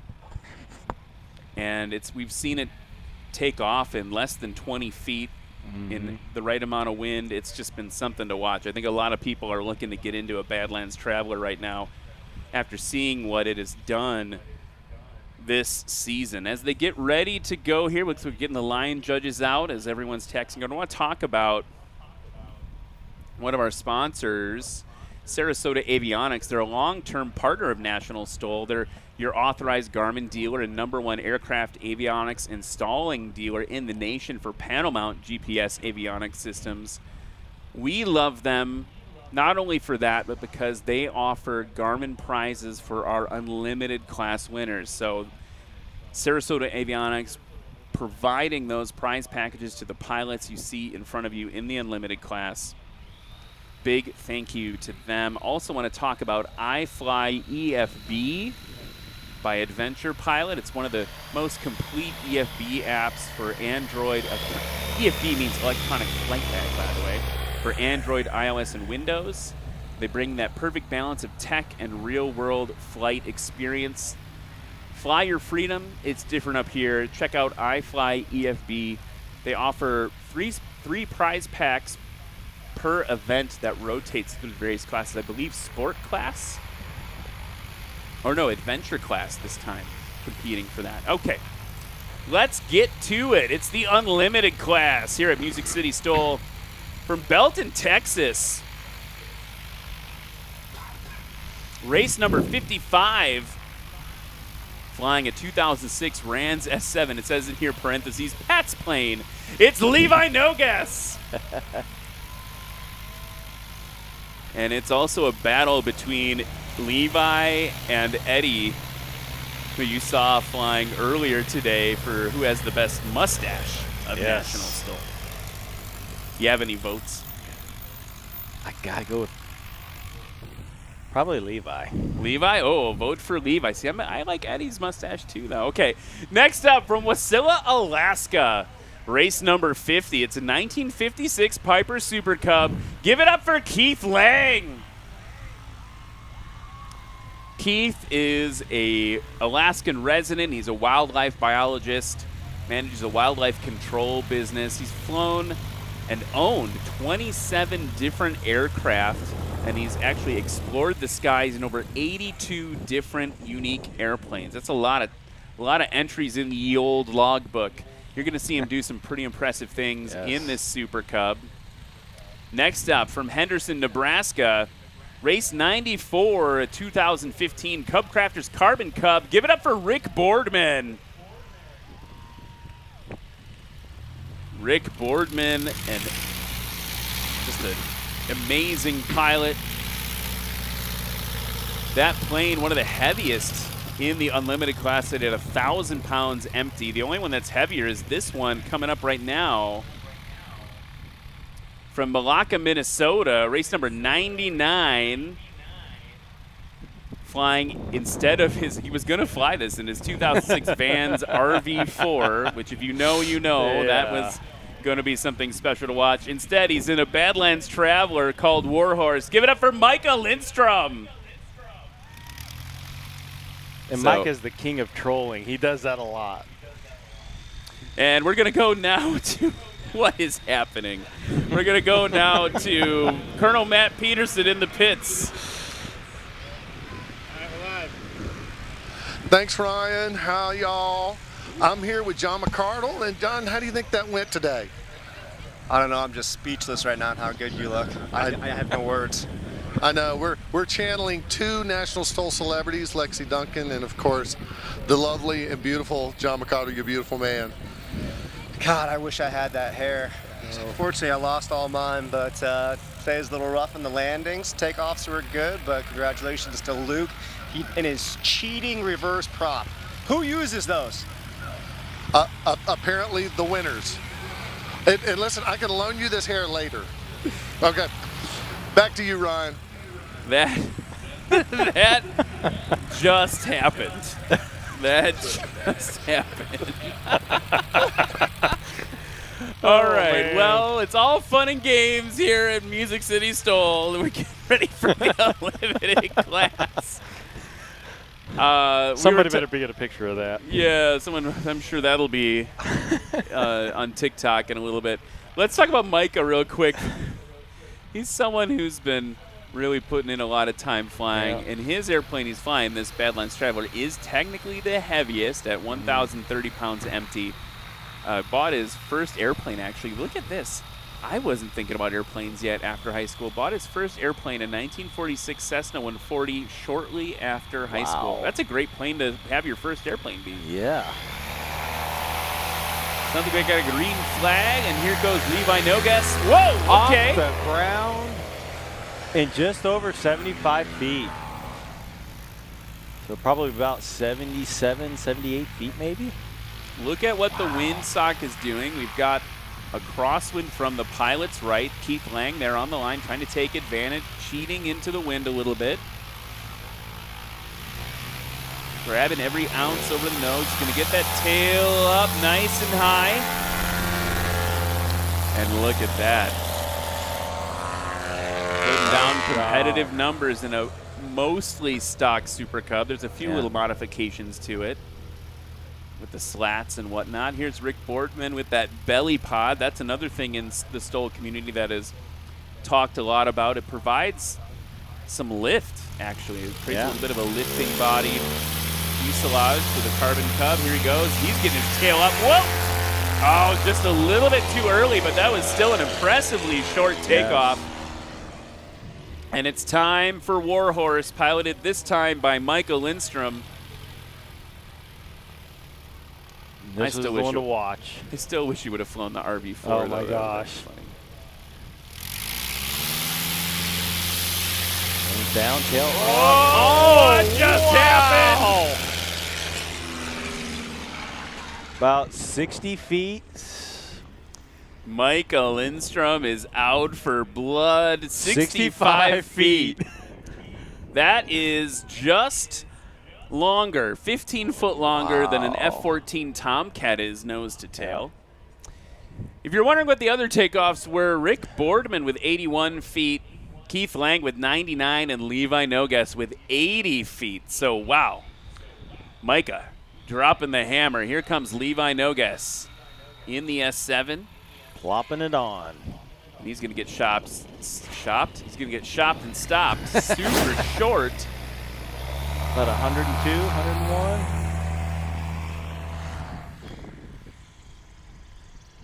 It's just so funny. That thing looks so tall on that gear. Yeah, he's got it real high up. 105-foot landing for Levi Nogues. 185 feet combined. Now Keith Lang in the Super Cub. Just flew it all the way down from Pennsylvania. He was actually still there after our competition there earlier this season when he had a little bit of a fuel issue he had to get sorted out. So the plane sat there for a while. Look at him hanging it on the prop, dropping it on. Nice job. Clean. Sub 75 feet, I think, for Keith Lang. That's great. What is happening? This is unlimited class like you've never seen before. And if you look at the back, he does not have a tail wheel. It is just a little middle cylinder holding some tail weight. Tail wheels are for children, apparently. Keith Lang. I always feel like every time I see him, he's just like this beautiful cowboy man from Alaska. Okay, here comes Rick Boardman, 81-foot takeoff. And he's doing the famous holding it up and scratch. Too short for Rick Boardman. Looks like the air just gave out. Yeah, it looks like it's definitely less over the flags right now. We have a tight race so far between Keith Lang and Levi Nogues. Keith Lang currently in first place with 174, Levi Nogues with 185. But Micah, let's remember, Micah had a 65-foot takeoff in a plane that he's only flown a handful of hours and just starting to get used to. This kid, I mean, he's an adult, but like he is a good stick. Here he goes.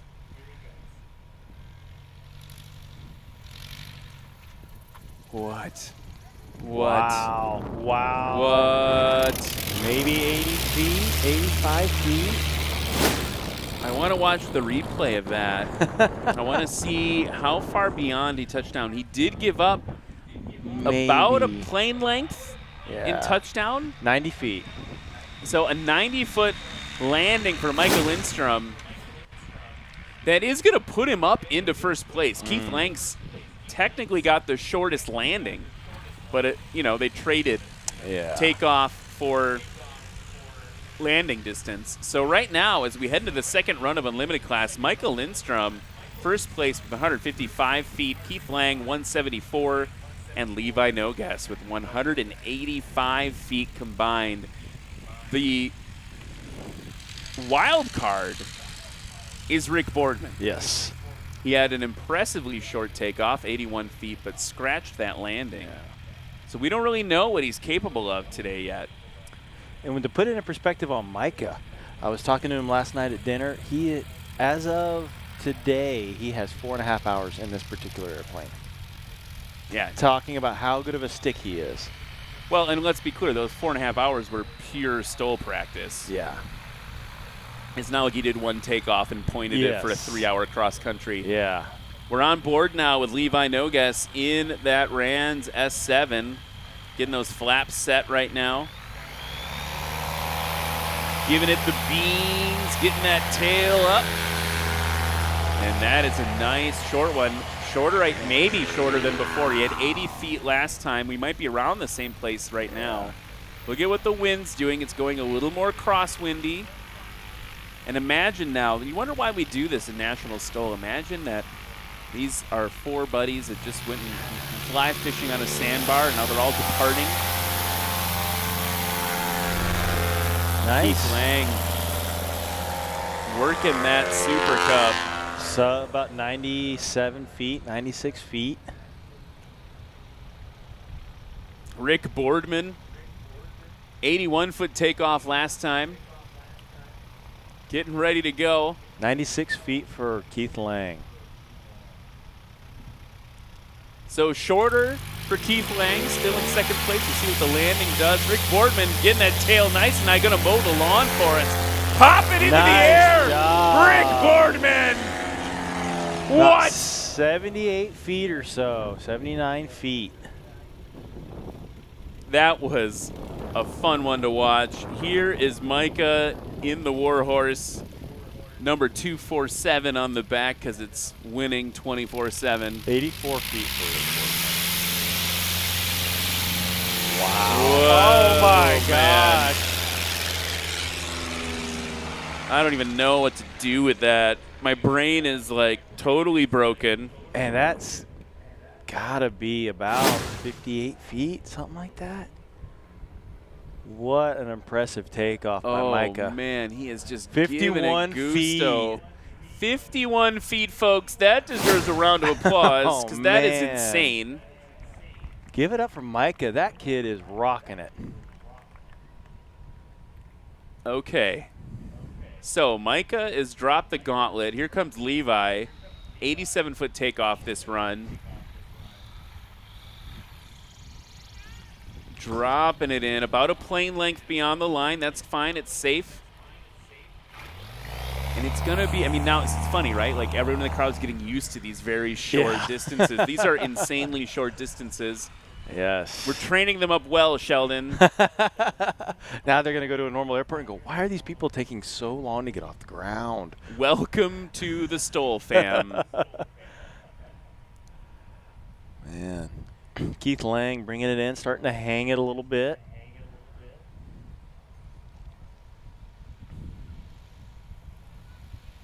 Bringing that nose up, keeping the power in. Just short. Yeah, blue flag for Keith Lang on that one, so no score that run. That would have been a good one. If he could have gotten it over the line, he probably would have been about 78 feet or so. As we look at the season standings for Unlimited class, it's rarefied air to be part of this class. Not a lot of people have the skill or the machinery to participate. Steve Henry, who's not here this weekend, just to be clear, a healthy lead in season points, 101 season points. Here's Rick Boardman. Plopping it down. He's going to keep that tail low. He's got to give it a little power to keep it. That was expertly done. Planting it on those mains. Watch this replay here. In formation with the PT, whatever it is. Racing the Squatting Fairchild. it down. Wow. Golly. That was an impressive one. About 80 feet, I'm going to guess. Micah Lindstrom on short final. Rick Boardman, that one was 109 feet. Okay. In terms of the landing distance. Yep. So he's going to pop into fourth place. And you talk about float like a butterfly, sting like a bee. He is floating that thing. It's amazing. Ooh. Oh, man. We heard the power applied to try to get him over the line, but did it work? Oh, man. Did he get it? That's a bummer one to scratch on with a 51-foot takeoff. Yes. And frame by frame we go. Yes, that was a scratch. You can see the dust being kicked up by literally by about half a foot, 6 inches.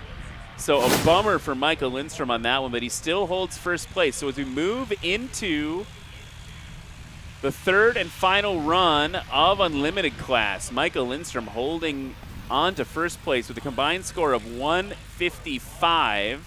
Would have been even lower if he had gone about 6 inches to a foot further. Keith Lang, second place with 174. Levi Nogas, 185. Rick Boardman in fourth place now on the board with 193.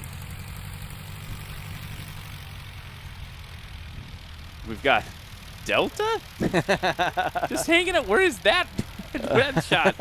Delta's just hanging out, doing a pass somewhere. Man. One of their camera people picked that up. Maybe they'll swing by for a little photo op. As we get ready to do the third and final lap of Unlimited, after this wraps up, don't forget it's one of your final chances. Time is running out to visit the merch booth for National STOL and all of the different vendor booths. So take advantage of that. You have such a cornucopia of options here at Music City STOL to put on such a great show. Here's Levi Nogas. What?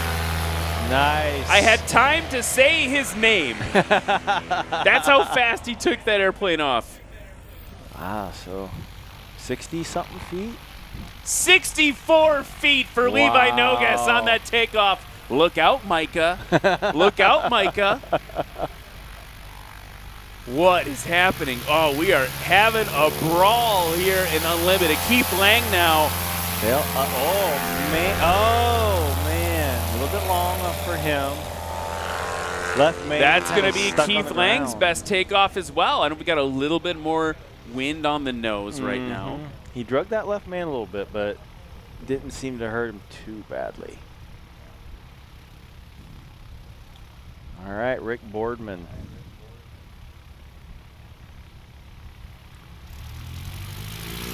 Power coming in, tail coming up. Nice job.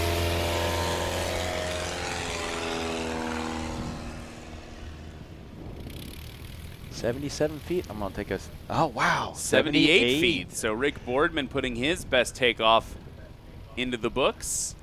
Michael Lindstrom, previous takeoff 51 feet, but no qualified landing to make that happen. And whoa, wow, man. Oh my God. They're talking sub 50 feet out there. Look at those that judges. Like 48 feet, 49 feet. I've said at Moses Lake, I said, what is physics? Math, science. I don't understand what's happening. Are airplanes just 57 magic? feet.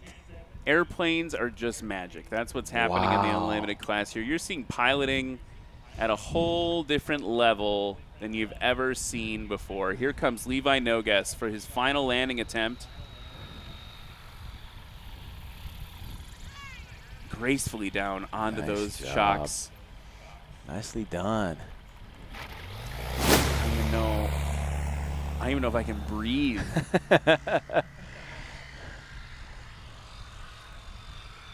Levi Nogas with a 100-foot landing. That's the shortest one. Very consistent. He's going to pop up into second place ahead of Keith Lang, but Keith Lang hanging it out on the prop. High alpha. Short final. Keep it up. Tail, Keep it touching up. tail, Keep it touching up. tail. Oh, she says it's clear. good. She says it's good. Wow. What, Keith Lang? That was incredible. Oh, man, what? Oh, Look man, at that was replay. great. I don't know if you could get any closer to the line than he that. was clear. Oh, yeah, my literally gosh. Keith. Wow. You should print that. He should screen grab that shot of the replay and put it on his mantle. Here's Rick Boardman now coming in over the line. Good over the line. Flopping it in. Get it stopped. Modulating that tail. That tail really wants to, he's working those brakes perfectly. It always just gives me the willies because I'm that, like, yeah, you just got to get used to it, man. You know, as a trike guy, I'm just like, oh my gosh. Yeah, you're not used to the nose being able to do that. Look at the same thing that we just saw with Keith coming from Rick. Putting those wheels down just after the line. Poetry in motion. Putting on a clinic. The best of the best here in the Unlimited class. Michael Lindstrom now currently in first place. He's got to capitalize on this landing.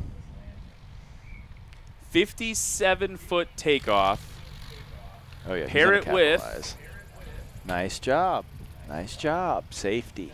Maybe a little bit longer, but he doesn't even need it. He didn't even need it. That might be 110 feet. They're double checking.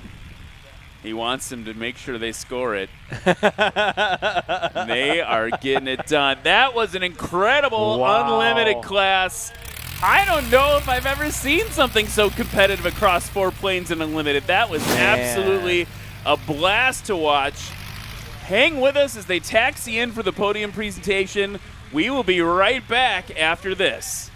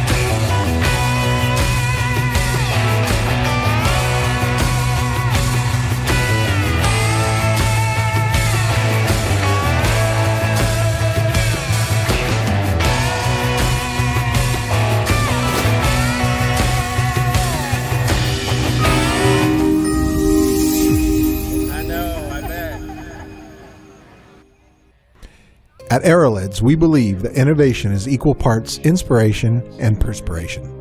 Since our inception in 2006, we embarked on a mission to redefine the expectations of aerospace lighting. Entering the aerospace lighting market, which had remained largely unchanged for 50 years and in drastic need of a new product with fresh look and unequaled performance, Aerolids was inspired to redefine the expectations, which resulted in a series of innovative designs. Hungry for new ideas, backed by a company that valued the patronage, customers quickly adopted the new standard of quality, design, and performance never seen before in the industry. Over the past 12 years, Aerolids installation, ranging from the experimental and 23 markets up to the space and military applications, with over 15 tactical military platforms featuring products in both overt and covert operations. Aerolids continues to lead the industry in design, reliability, and unsurpassed performance. Unique in its presence and unmatched in its perseverance, Aerolids serves the aviation market from one spectrum to the next. From you to you too, Aerolids is redefining the expectations.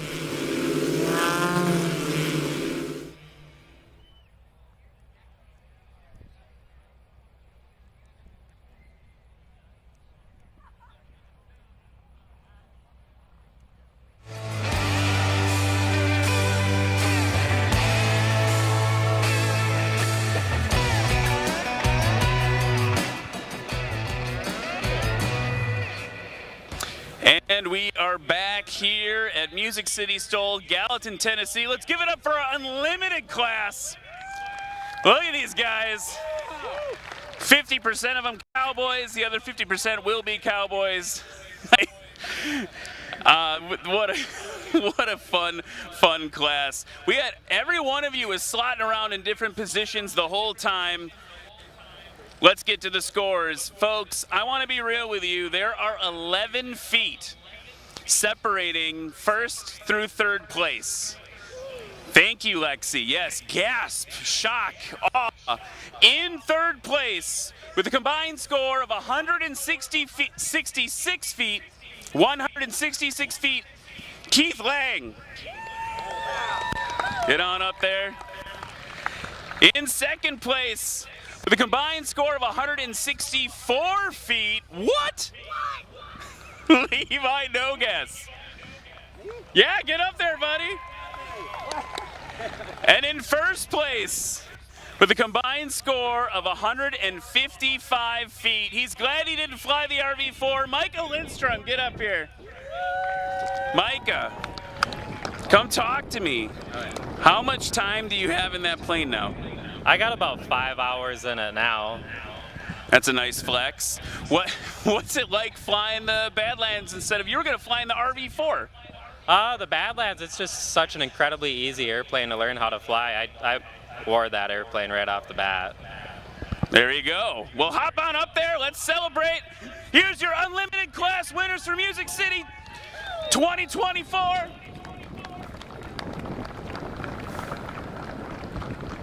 And I think you guys should get Micah with the sparkling cider. That's what should happen. Get Micah. Don't get me.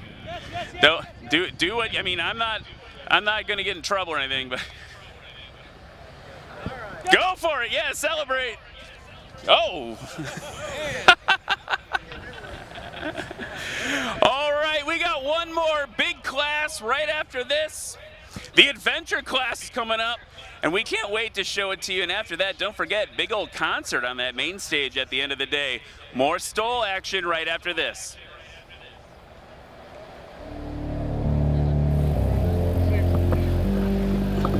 My name is Brian Stack. I'm from Mineola, Texas. This is my 2020 Legend MOAC. Box 1, go.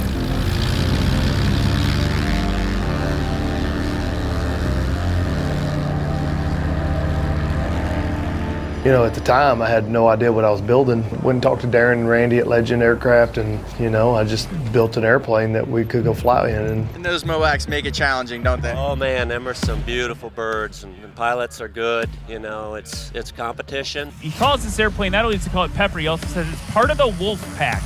You can tell why he says that, beautiful wolf on the front.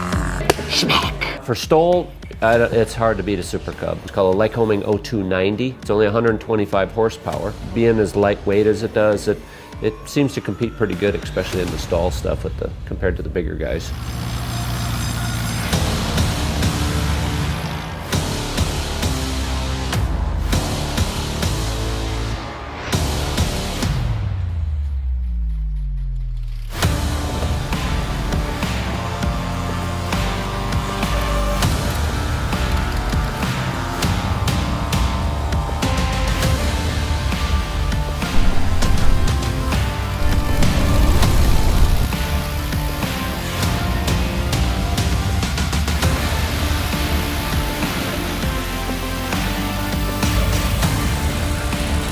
Now, here Brian comes Brian. Shirley.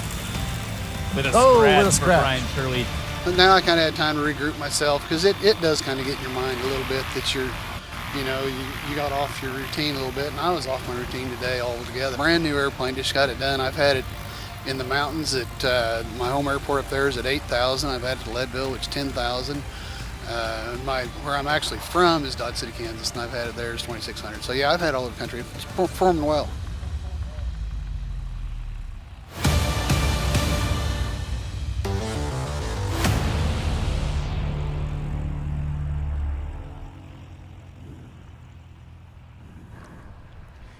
And it's time for the final class. The final action here at Music City STOL 2024. If you're just joining us, we have had an incredible day of STOL flying. My name's Ryan Dombrowski, joined again in the booth by Sheldon Hetherington. Also, a quick shout out to my other co-hosts today, Chad Hall, Pat McIntyre coming out. And let's not forget the Colonel, Matt Peterson, on the pit crew mic, the sideline reporting action. Really appreciate all the help here to bring this to everybody at home and here in Tennessee. Let's look at the lineup. Adam Gordon in a 2015 Carbon Cub EX2. Jared Garrettson bringing out another one of those Badlands Travelers, a 2024 Badlands Traveler. Brian Steck in the MOAC, the American Legend Cub, mother of all Cubs. And Jeff Daly is going to strap on Warhorse, the plane that he built and just gave Micah the win in Unlimited class. Sheldon, what are you looking for here in the adventure class? Well, for one, Adam Gordon, who we didn't know last night if he was going to be able to compete today. He had an ignition problem, and he was upside down and backwards in that airplane trying to get it fixed last night, this morning, and he's out there. He's coming up right now. And so I'm looking to, hopefully he'll be able to complete it today and not have any more issues regarding that ignition system in that aircraft. From Oakdale, Louisiana, in a 2015 Carbon Cub, race number 88. Give it up for Adam Gordon. By the way, Adam Gordon, it's his birthday today. Oh. So he's looking for a birthday win. He was trying to keep it a secret. We found out thanks to social media. Happy birthday, Adam Gordon. He's the new host of Swamp STOL, and we really appreciate all the work he does for National STOL in that regard. From Wamego, Kansas, a 2024, it's the 2024 Jared Garrettson Badlands Traveler. It's race 603, built and flown by none other than Jared Garrettson. This is Jared's first season flying in National STOL. He buys, sells, and trades experimental aircraft. I feel like every time I see him in competition, he's got a new airplane he's trying to sell me. Yeah, we were talking at dinner last night. He's just going through all the airplanes that he's flown. Mineola, Texas brings us race number 513. The 2024 American Legend Aircraft MOAC, the mother of all Cubs. This one's called High Strung, and it's flown by Brian Steck.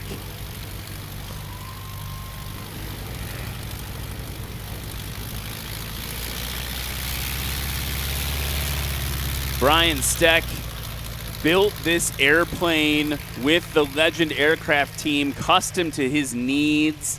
3-blade Kato propeller, Gladiator 390 water-cooled engine on the front, and a whole bunch of other top secret stuff in it. Next up, from Arthur, Nebraska, 2024 Jeff Daly Badlands Traveler. Race number 247, because it's winning 24/7. Give it up for Jeff Daly.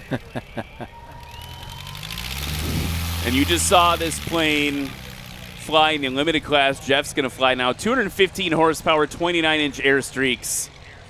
Weighs 988 pounds. It's actually lighter than Jared Garrettson's Badlands Traveler. That's 1,040 pounds empty. Folks, as we gear up for this adventure class, don't forget that we have a special treat for you after the end of this class. You've got Noah Hicks. Noah Hicks, the singer-songwriter, Big Machine, Harbor Records recording artist. He's going to be playing on the stage there, so stick around. Enjoy a concert by Noah Hicks after this last class. Also, don't forget, once the area is safe, you can meet today's pilots in the pits. We'll open that area up so you can listen to some Noah Hicks music. Go shake a hand of your favorite pilot. Lots more to be done here at National STOL. As they taxi back right now, time to thank one of our sponsors. You're going to see Brian fly the Motherball Cubs. That was built by him and the folks at Legend Cub. Right there. And this is Atlas. Legend Cub continues to be the most coveted American manufactured sport aircraft. Combines the best from the past with an obtainable wish list of modern enhancements. American Legend Aircraft Company has engineered in all the safety, comfort, and convenience options imaginable. You can learn more at legend.aero. Legend Aircraft, not your grandfather's Cub, and you're going to see why when it takes off here. Here goes Adam Gordon. Green flag into the air in that Carbon Cub.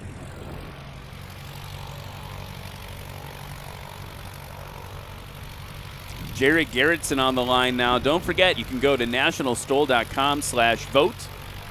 That's nationalstol.com/vote to vote for your favorite pilot. Maybe it's Jared, maybe it's Micah, maybe it's Sheldon. Nice And that job. was insane! They're looking somewhere around the 60-foot, 65-foot marker. Here comes Brian Steck in high strung. The mother of all Cubs.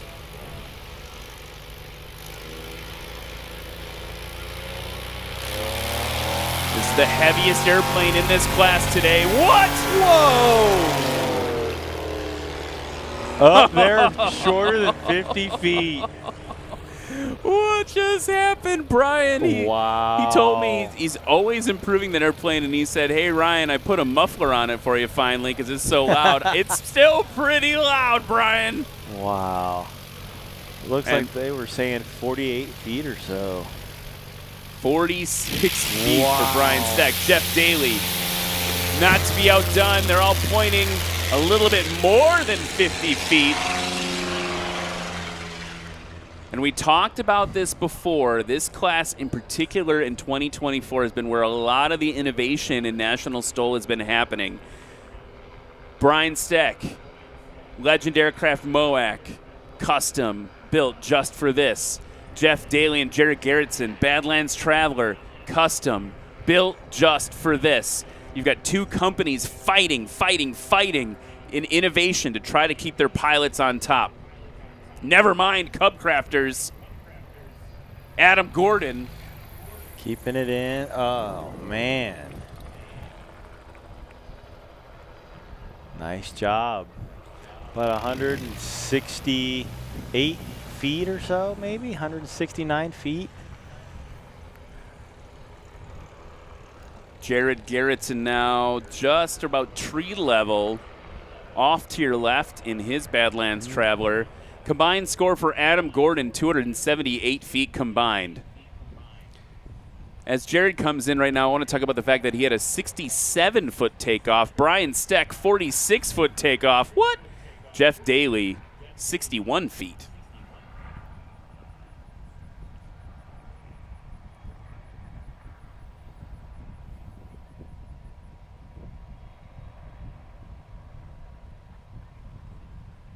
Look at him just hovering that thing in. Definitely got the wind where they want it today. Nose high, plopping it down. Wow. Oh, look at that. That was incredible. Wow. Somewhere in the 60-something foot range. Nice. And that airplane just makes it look so effortless.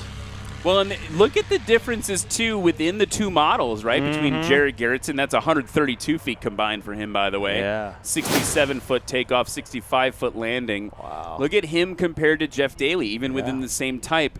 Jared's plane is heavier. It's got some creature comforts. It's got upholstery and an autopilot. But he's also got, like, big tires, right? He's trying to get more angle of attack, but he's doing that at the expense of more weight. Yeah. Speaking of angle of attack, Brian Stack in the MOAC. Dropping it like it's hot. On the line. Getting it stopped. Wow. About 77 feet or so. That is going to put Brian in a great place. 81 feet. Combined score of 127 feet. Brian Stack's currently in first place. Jeff Daly coming in on your left.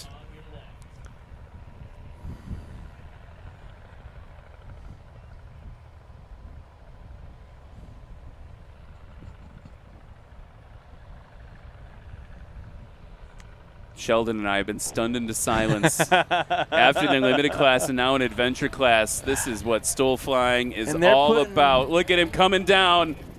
Getting it stopped. All right. That one feels like it may have just been safe for Jeff Daly. Yeah. Okay. He is normally much more aggressive. And now we've got a minute. We're going to go over to Matt Peterson, the colonel in the pits. Matt, who you got there?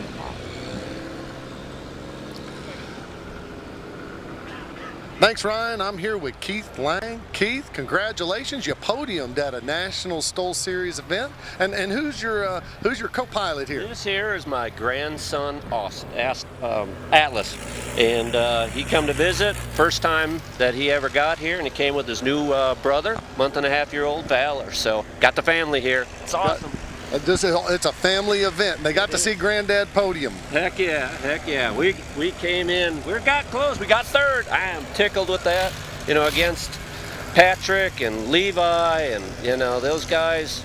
Anytime I can podium against that crew, I'll tell you what, I'll take third every day. Well said. That's a great group. Back to you, Ryan. Thanks so much, Matt and Keith and Atlas. So good to see you, buddy. I got to talk to Atlas a little bit last night about all the great things that he's doing, learning. He's looking to be an inventor someday, and he was telling me about all the various cool inventions he's working on.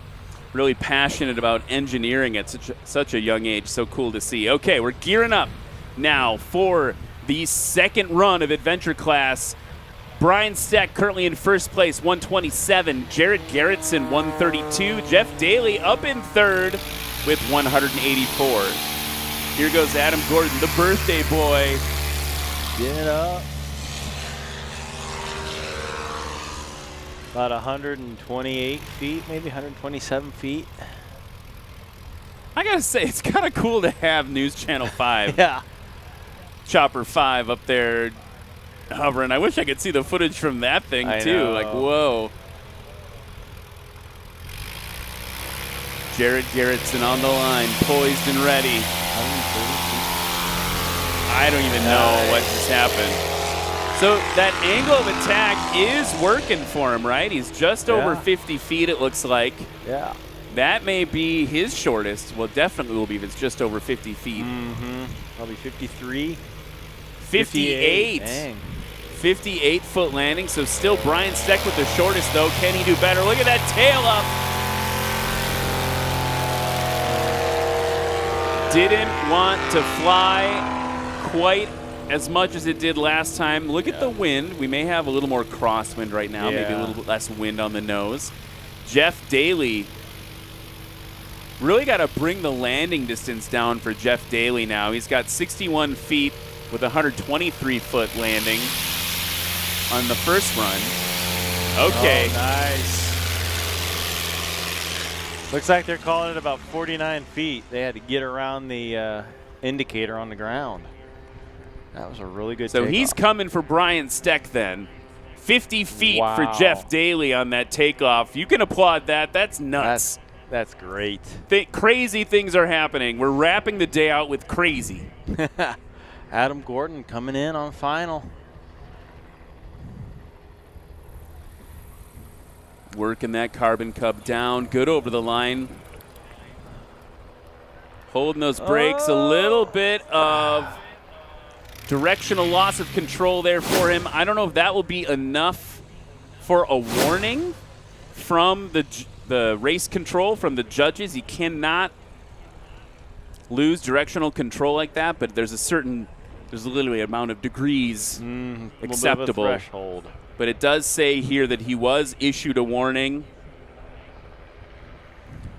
And I don't know if he could have got closer to the line. Are they going to call that a scratch? Oh, they are calling that a scratch. So not only does he get the warning, he doesn't get the satisfaction of getting over the line. Yeah, like literally touched the white line by like an inch.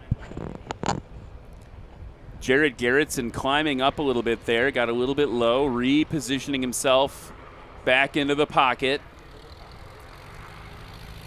And holding it off. Good over the line, and he's going to get it stopped. Wow. Jeez, Jared, what are you doing, man? That is insanity. Somewhere about 90 feet, maybe? Wow, that was a good landing. Watching it frame by frame, he has that line dialed in. Yes. Yep, about 90 foot on that, 90 feet on that landing. So not his shortest. His first run still holding at 132. Here's Brian Steck. Keeping it up, keeping it up. Ooh. Too close to call for Lexi. She says too close to call. A little bit of directional control loss for him as well. Here we go in the booth. Oh, I would say that could be good. What are they going to say in the judges' booth? I don't know. That's so close.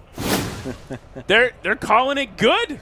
Wow. That might be the most accurate landing we have had all day. Brian Steck there. Jeff Daly. Bringing it in nice and slow. Clear the line. Good job. There we go. Getting on the brakes for Jeff Daly. Shortening it up, I think. We'll see. Previous landing was 123. It's going to be close. 126. So an improvement for Jeff Daly. Right now as we head into the third and final round. Give him a rock and roll and cheer, everybody. Music City STOL, what's up? Fourth place, Adam Gordon with a combined score of 278. Third place, Jeff Daly with a combined score of 176. Second place, Jared Garrettson, 132. And Brian Steck in the MOAC currently holding first, fending off those Badlands with a combined score of 127 from his first run.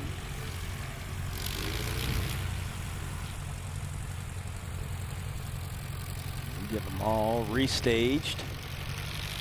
And it's crazy because this, you could almost argue this is another unlimited run.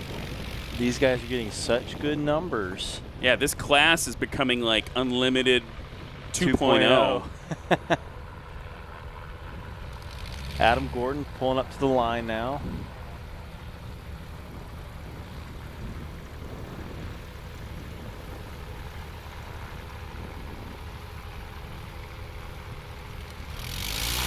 Adam Gordon's birthday again. Turn it off. Oh, a little bit longer. Yeah, a little longer for Adam Gordon on that one. I was about to make some snide. I guess I'm going to make it anyways. Adam Gordon with a birthday present from the judges for that warning. Yeah. They're like, happy birthday. Have a warning for directional control. Okay. Jared Garrettson on the line, ready to go now. grabbing every ounce of crosswind he can get, and that right main came off right away. You see where the judges put the left one. It looks like they're almost saying about 94 feet, 93 feet. It's getting close.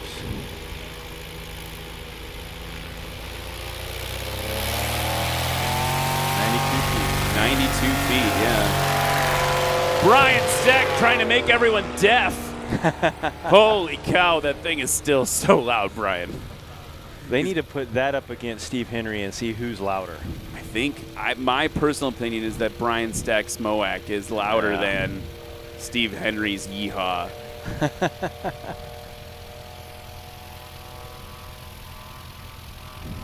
Jeff Daly on the line, currently in third place. Tail up. All right, little early on the pull, but still a really good takeoff. So a cynic would say, look at the wind. It's not as strong as the first run. It might even be switching to variable tail wind. It's hard to tell from here. Our flags are showing a headwind to crosswind. But we have seen time and time again with the right pilotage, particularly on the landing, you can decide this even if the winds aren't quite as strong. Yeah. Adam Gordon.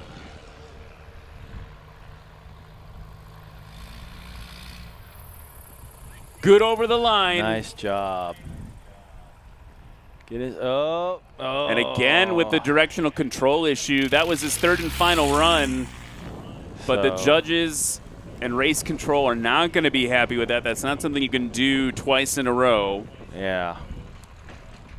Kind of a non-issue because his runs are complete. Yeah, that's just, you're getting hot brakes, you're getting brake fade, and... Well, and we saw that during practice with Adam Gordon as well, so that might be a thing he needs to look into. He might be losing a little bit of hydraulic pressure in those brakes.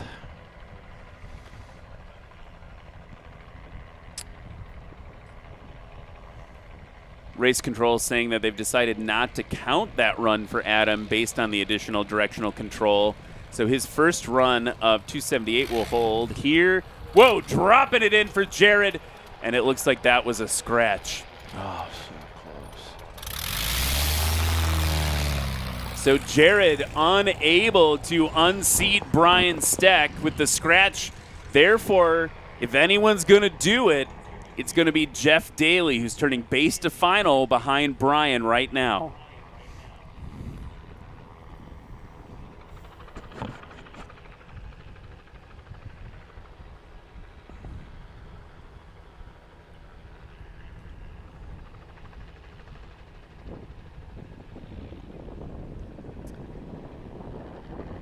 Floating it in.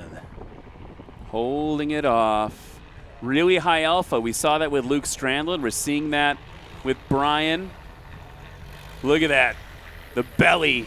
Just good over the line. Heavy on those brakes.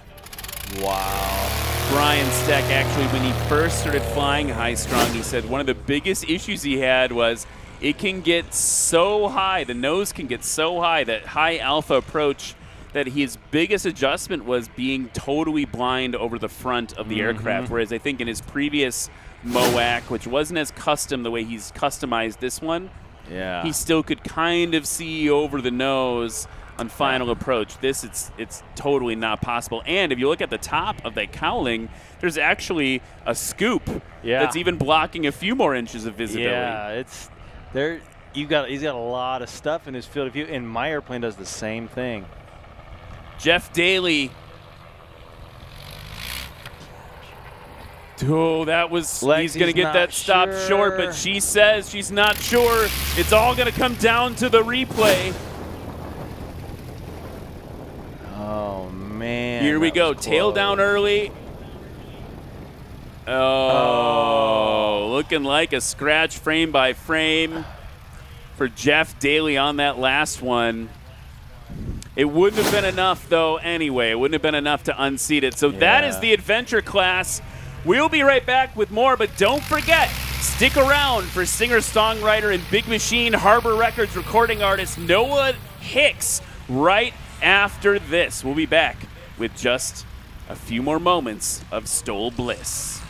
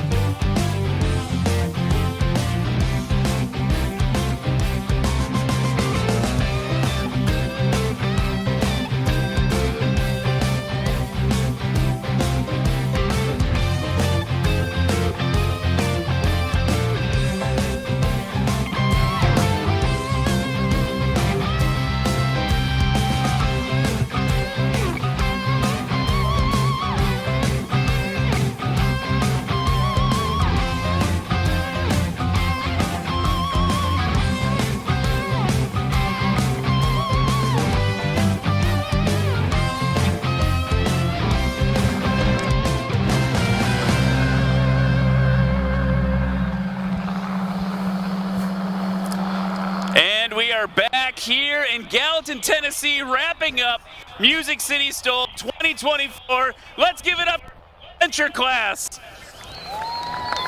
What Sheldon and I decided is going to be called Unlimited 2.0 because you guys were putting in better scores than the Unlimited class today. Whew, it was a fun one. Should we see how it ended up? With a combined score of 176 feet, give it up for Jeff Daly for third place. Oh, wait, I gotta interject. Everybody, it's Adam Gordon's birthday. Can you guys just say happy birthday? Okay, in second place, with a combined score of 132 feet, give it up for Jared Garrettson. And in first place, just 5 feet in front of him, with a combined score of 127 feet, give it up for Brian Steck. Brian, you said you made it quieter. I don't buy it. It's pretty loud still. Yeah, I tried to convince you I had a muffler, but I knew it wasn't going to work. Yeah. Talk to me a little bit about how it went today. These Badlands Travelers came on the scene. You guys have been battling in terms of innovation all season. What was it like today? oh, you know, these guys have come. They brought their A game, and that is an incredible aircraft, you know, that they come up with, and they got awesome pilots. I mean, I can't ask to fly with better people. Talk to me about Legend Aircraft, the MOAC. How's that? You've been working with them to develop the aircraft. What's in store next? Well, we're just tuning the aircraft. You know, we've made some new improvements to the airplane, and they seem to be working really well.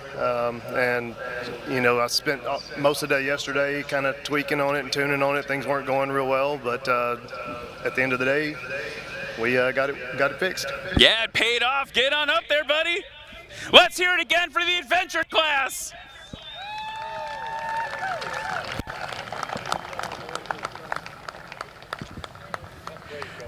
Yeah, now they're arguing about who's going to spray who after the photo op here. All right, guys, you can celebrate. Again, that's not champagne. FAA, don't at me, bro. Okay, everyone, that wraps up Music City STOL, the STOL part of Music City STOL 2024. Don't forget to come join us in Texas for Lone Star STOL, October 31st through November 2nd for the National Championships. It all ends up there. A big round of applause for all our volunteers. I'm pointing at Brennan, who's doing an awesome job on camera here, everyone in the broadcast trailer, all the volunteers that made this happen, and for yourself in the crowd. We love you so much. Stick around for Noah Hicks on that stage just behind us right there in a few minutes. Thank you so much, everybody. We'll see you at Lone Star.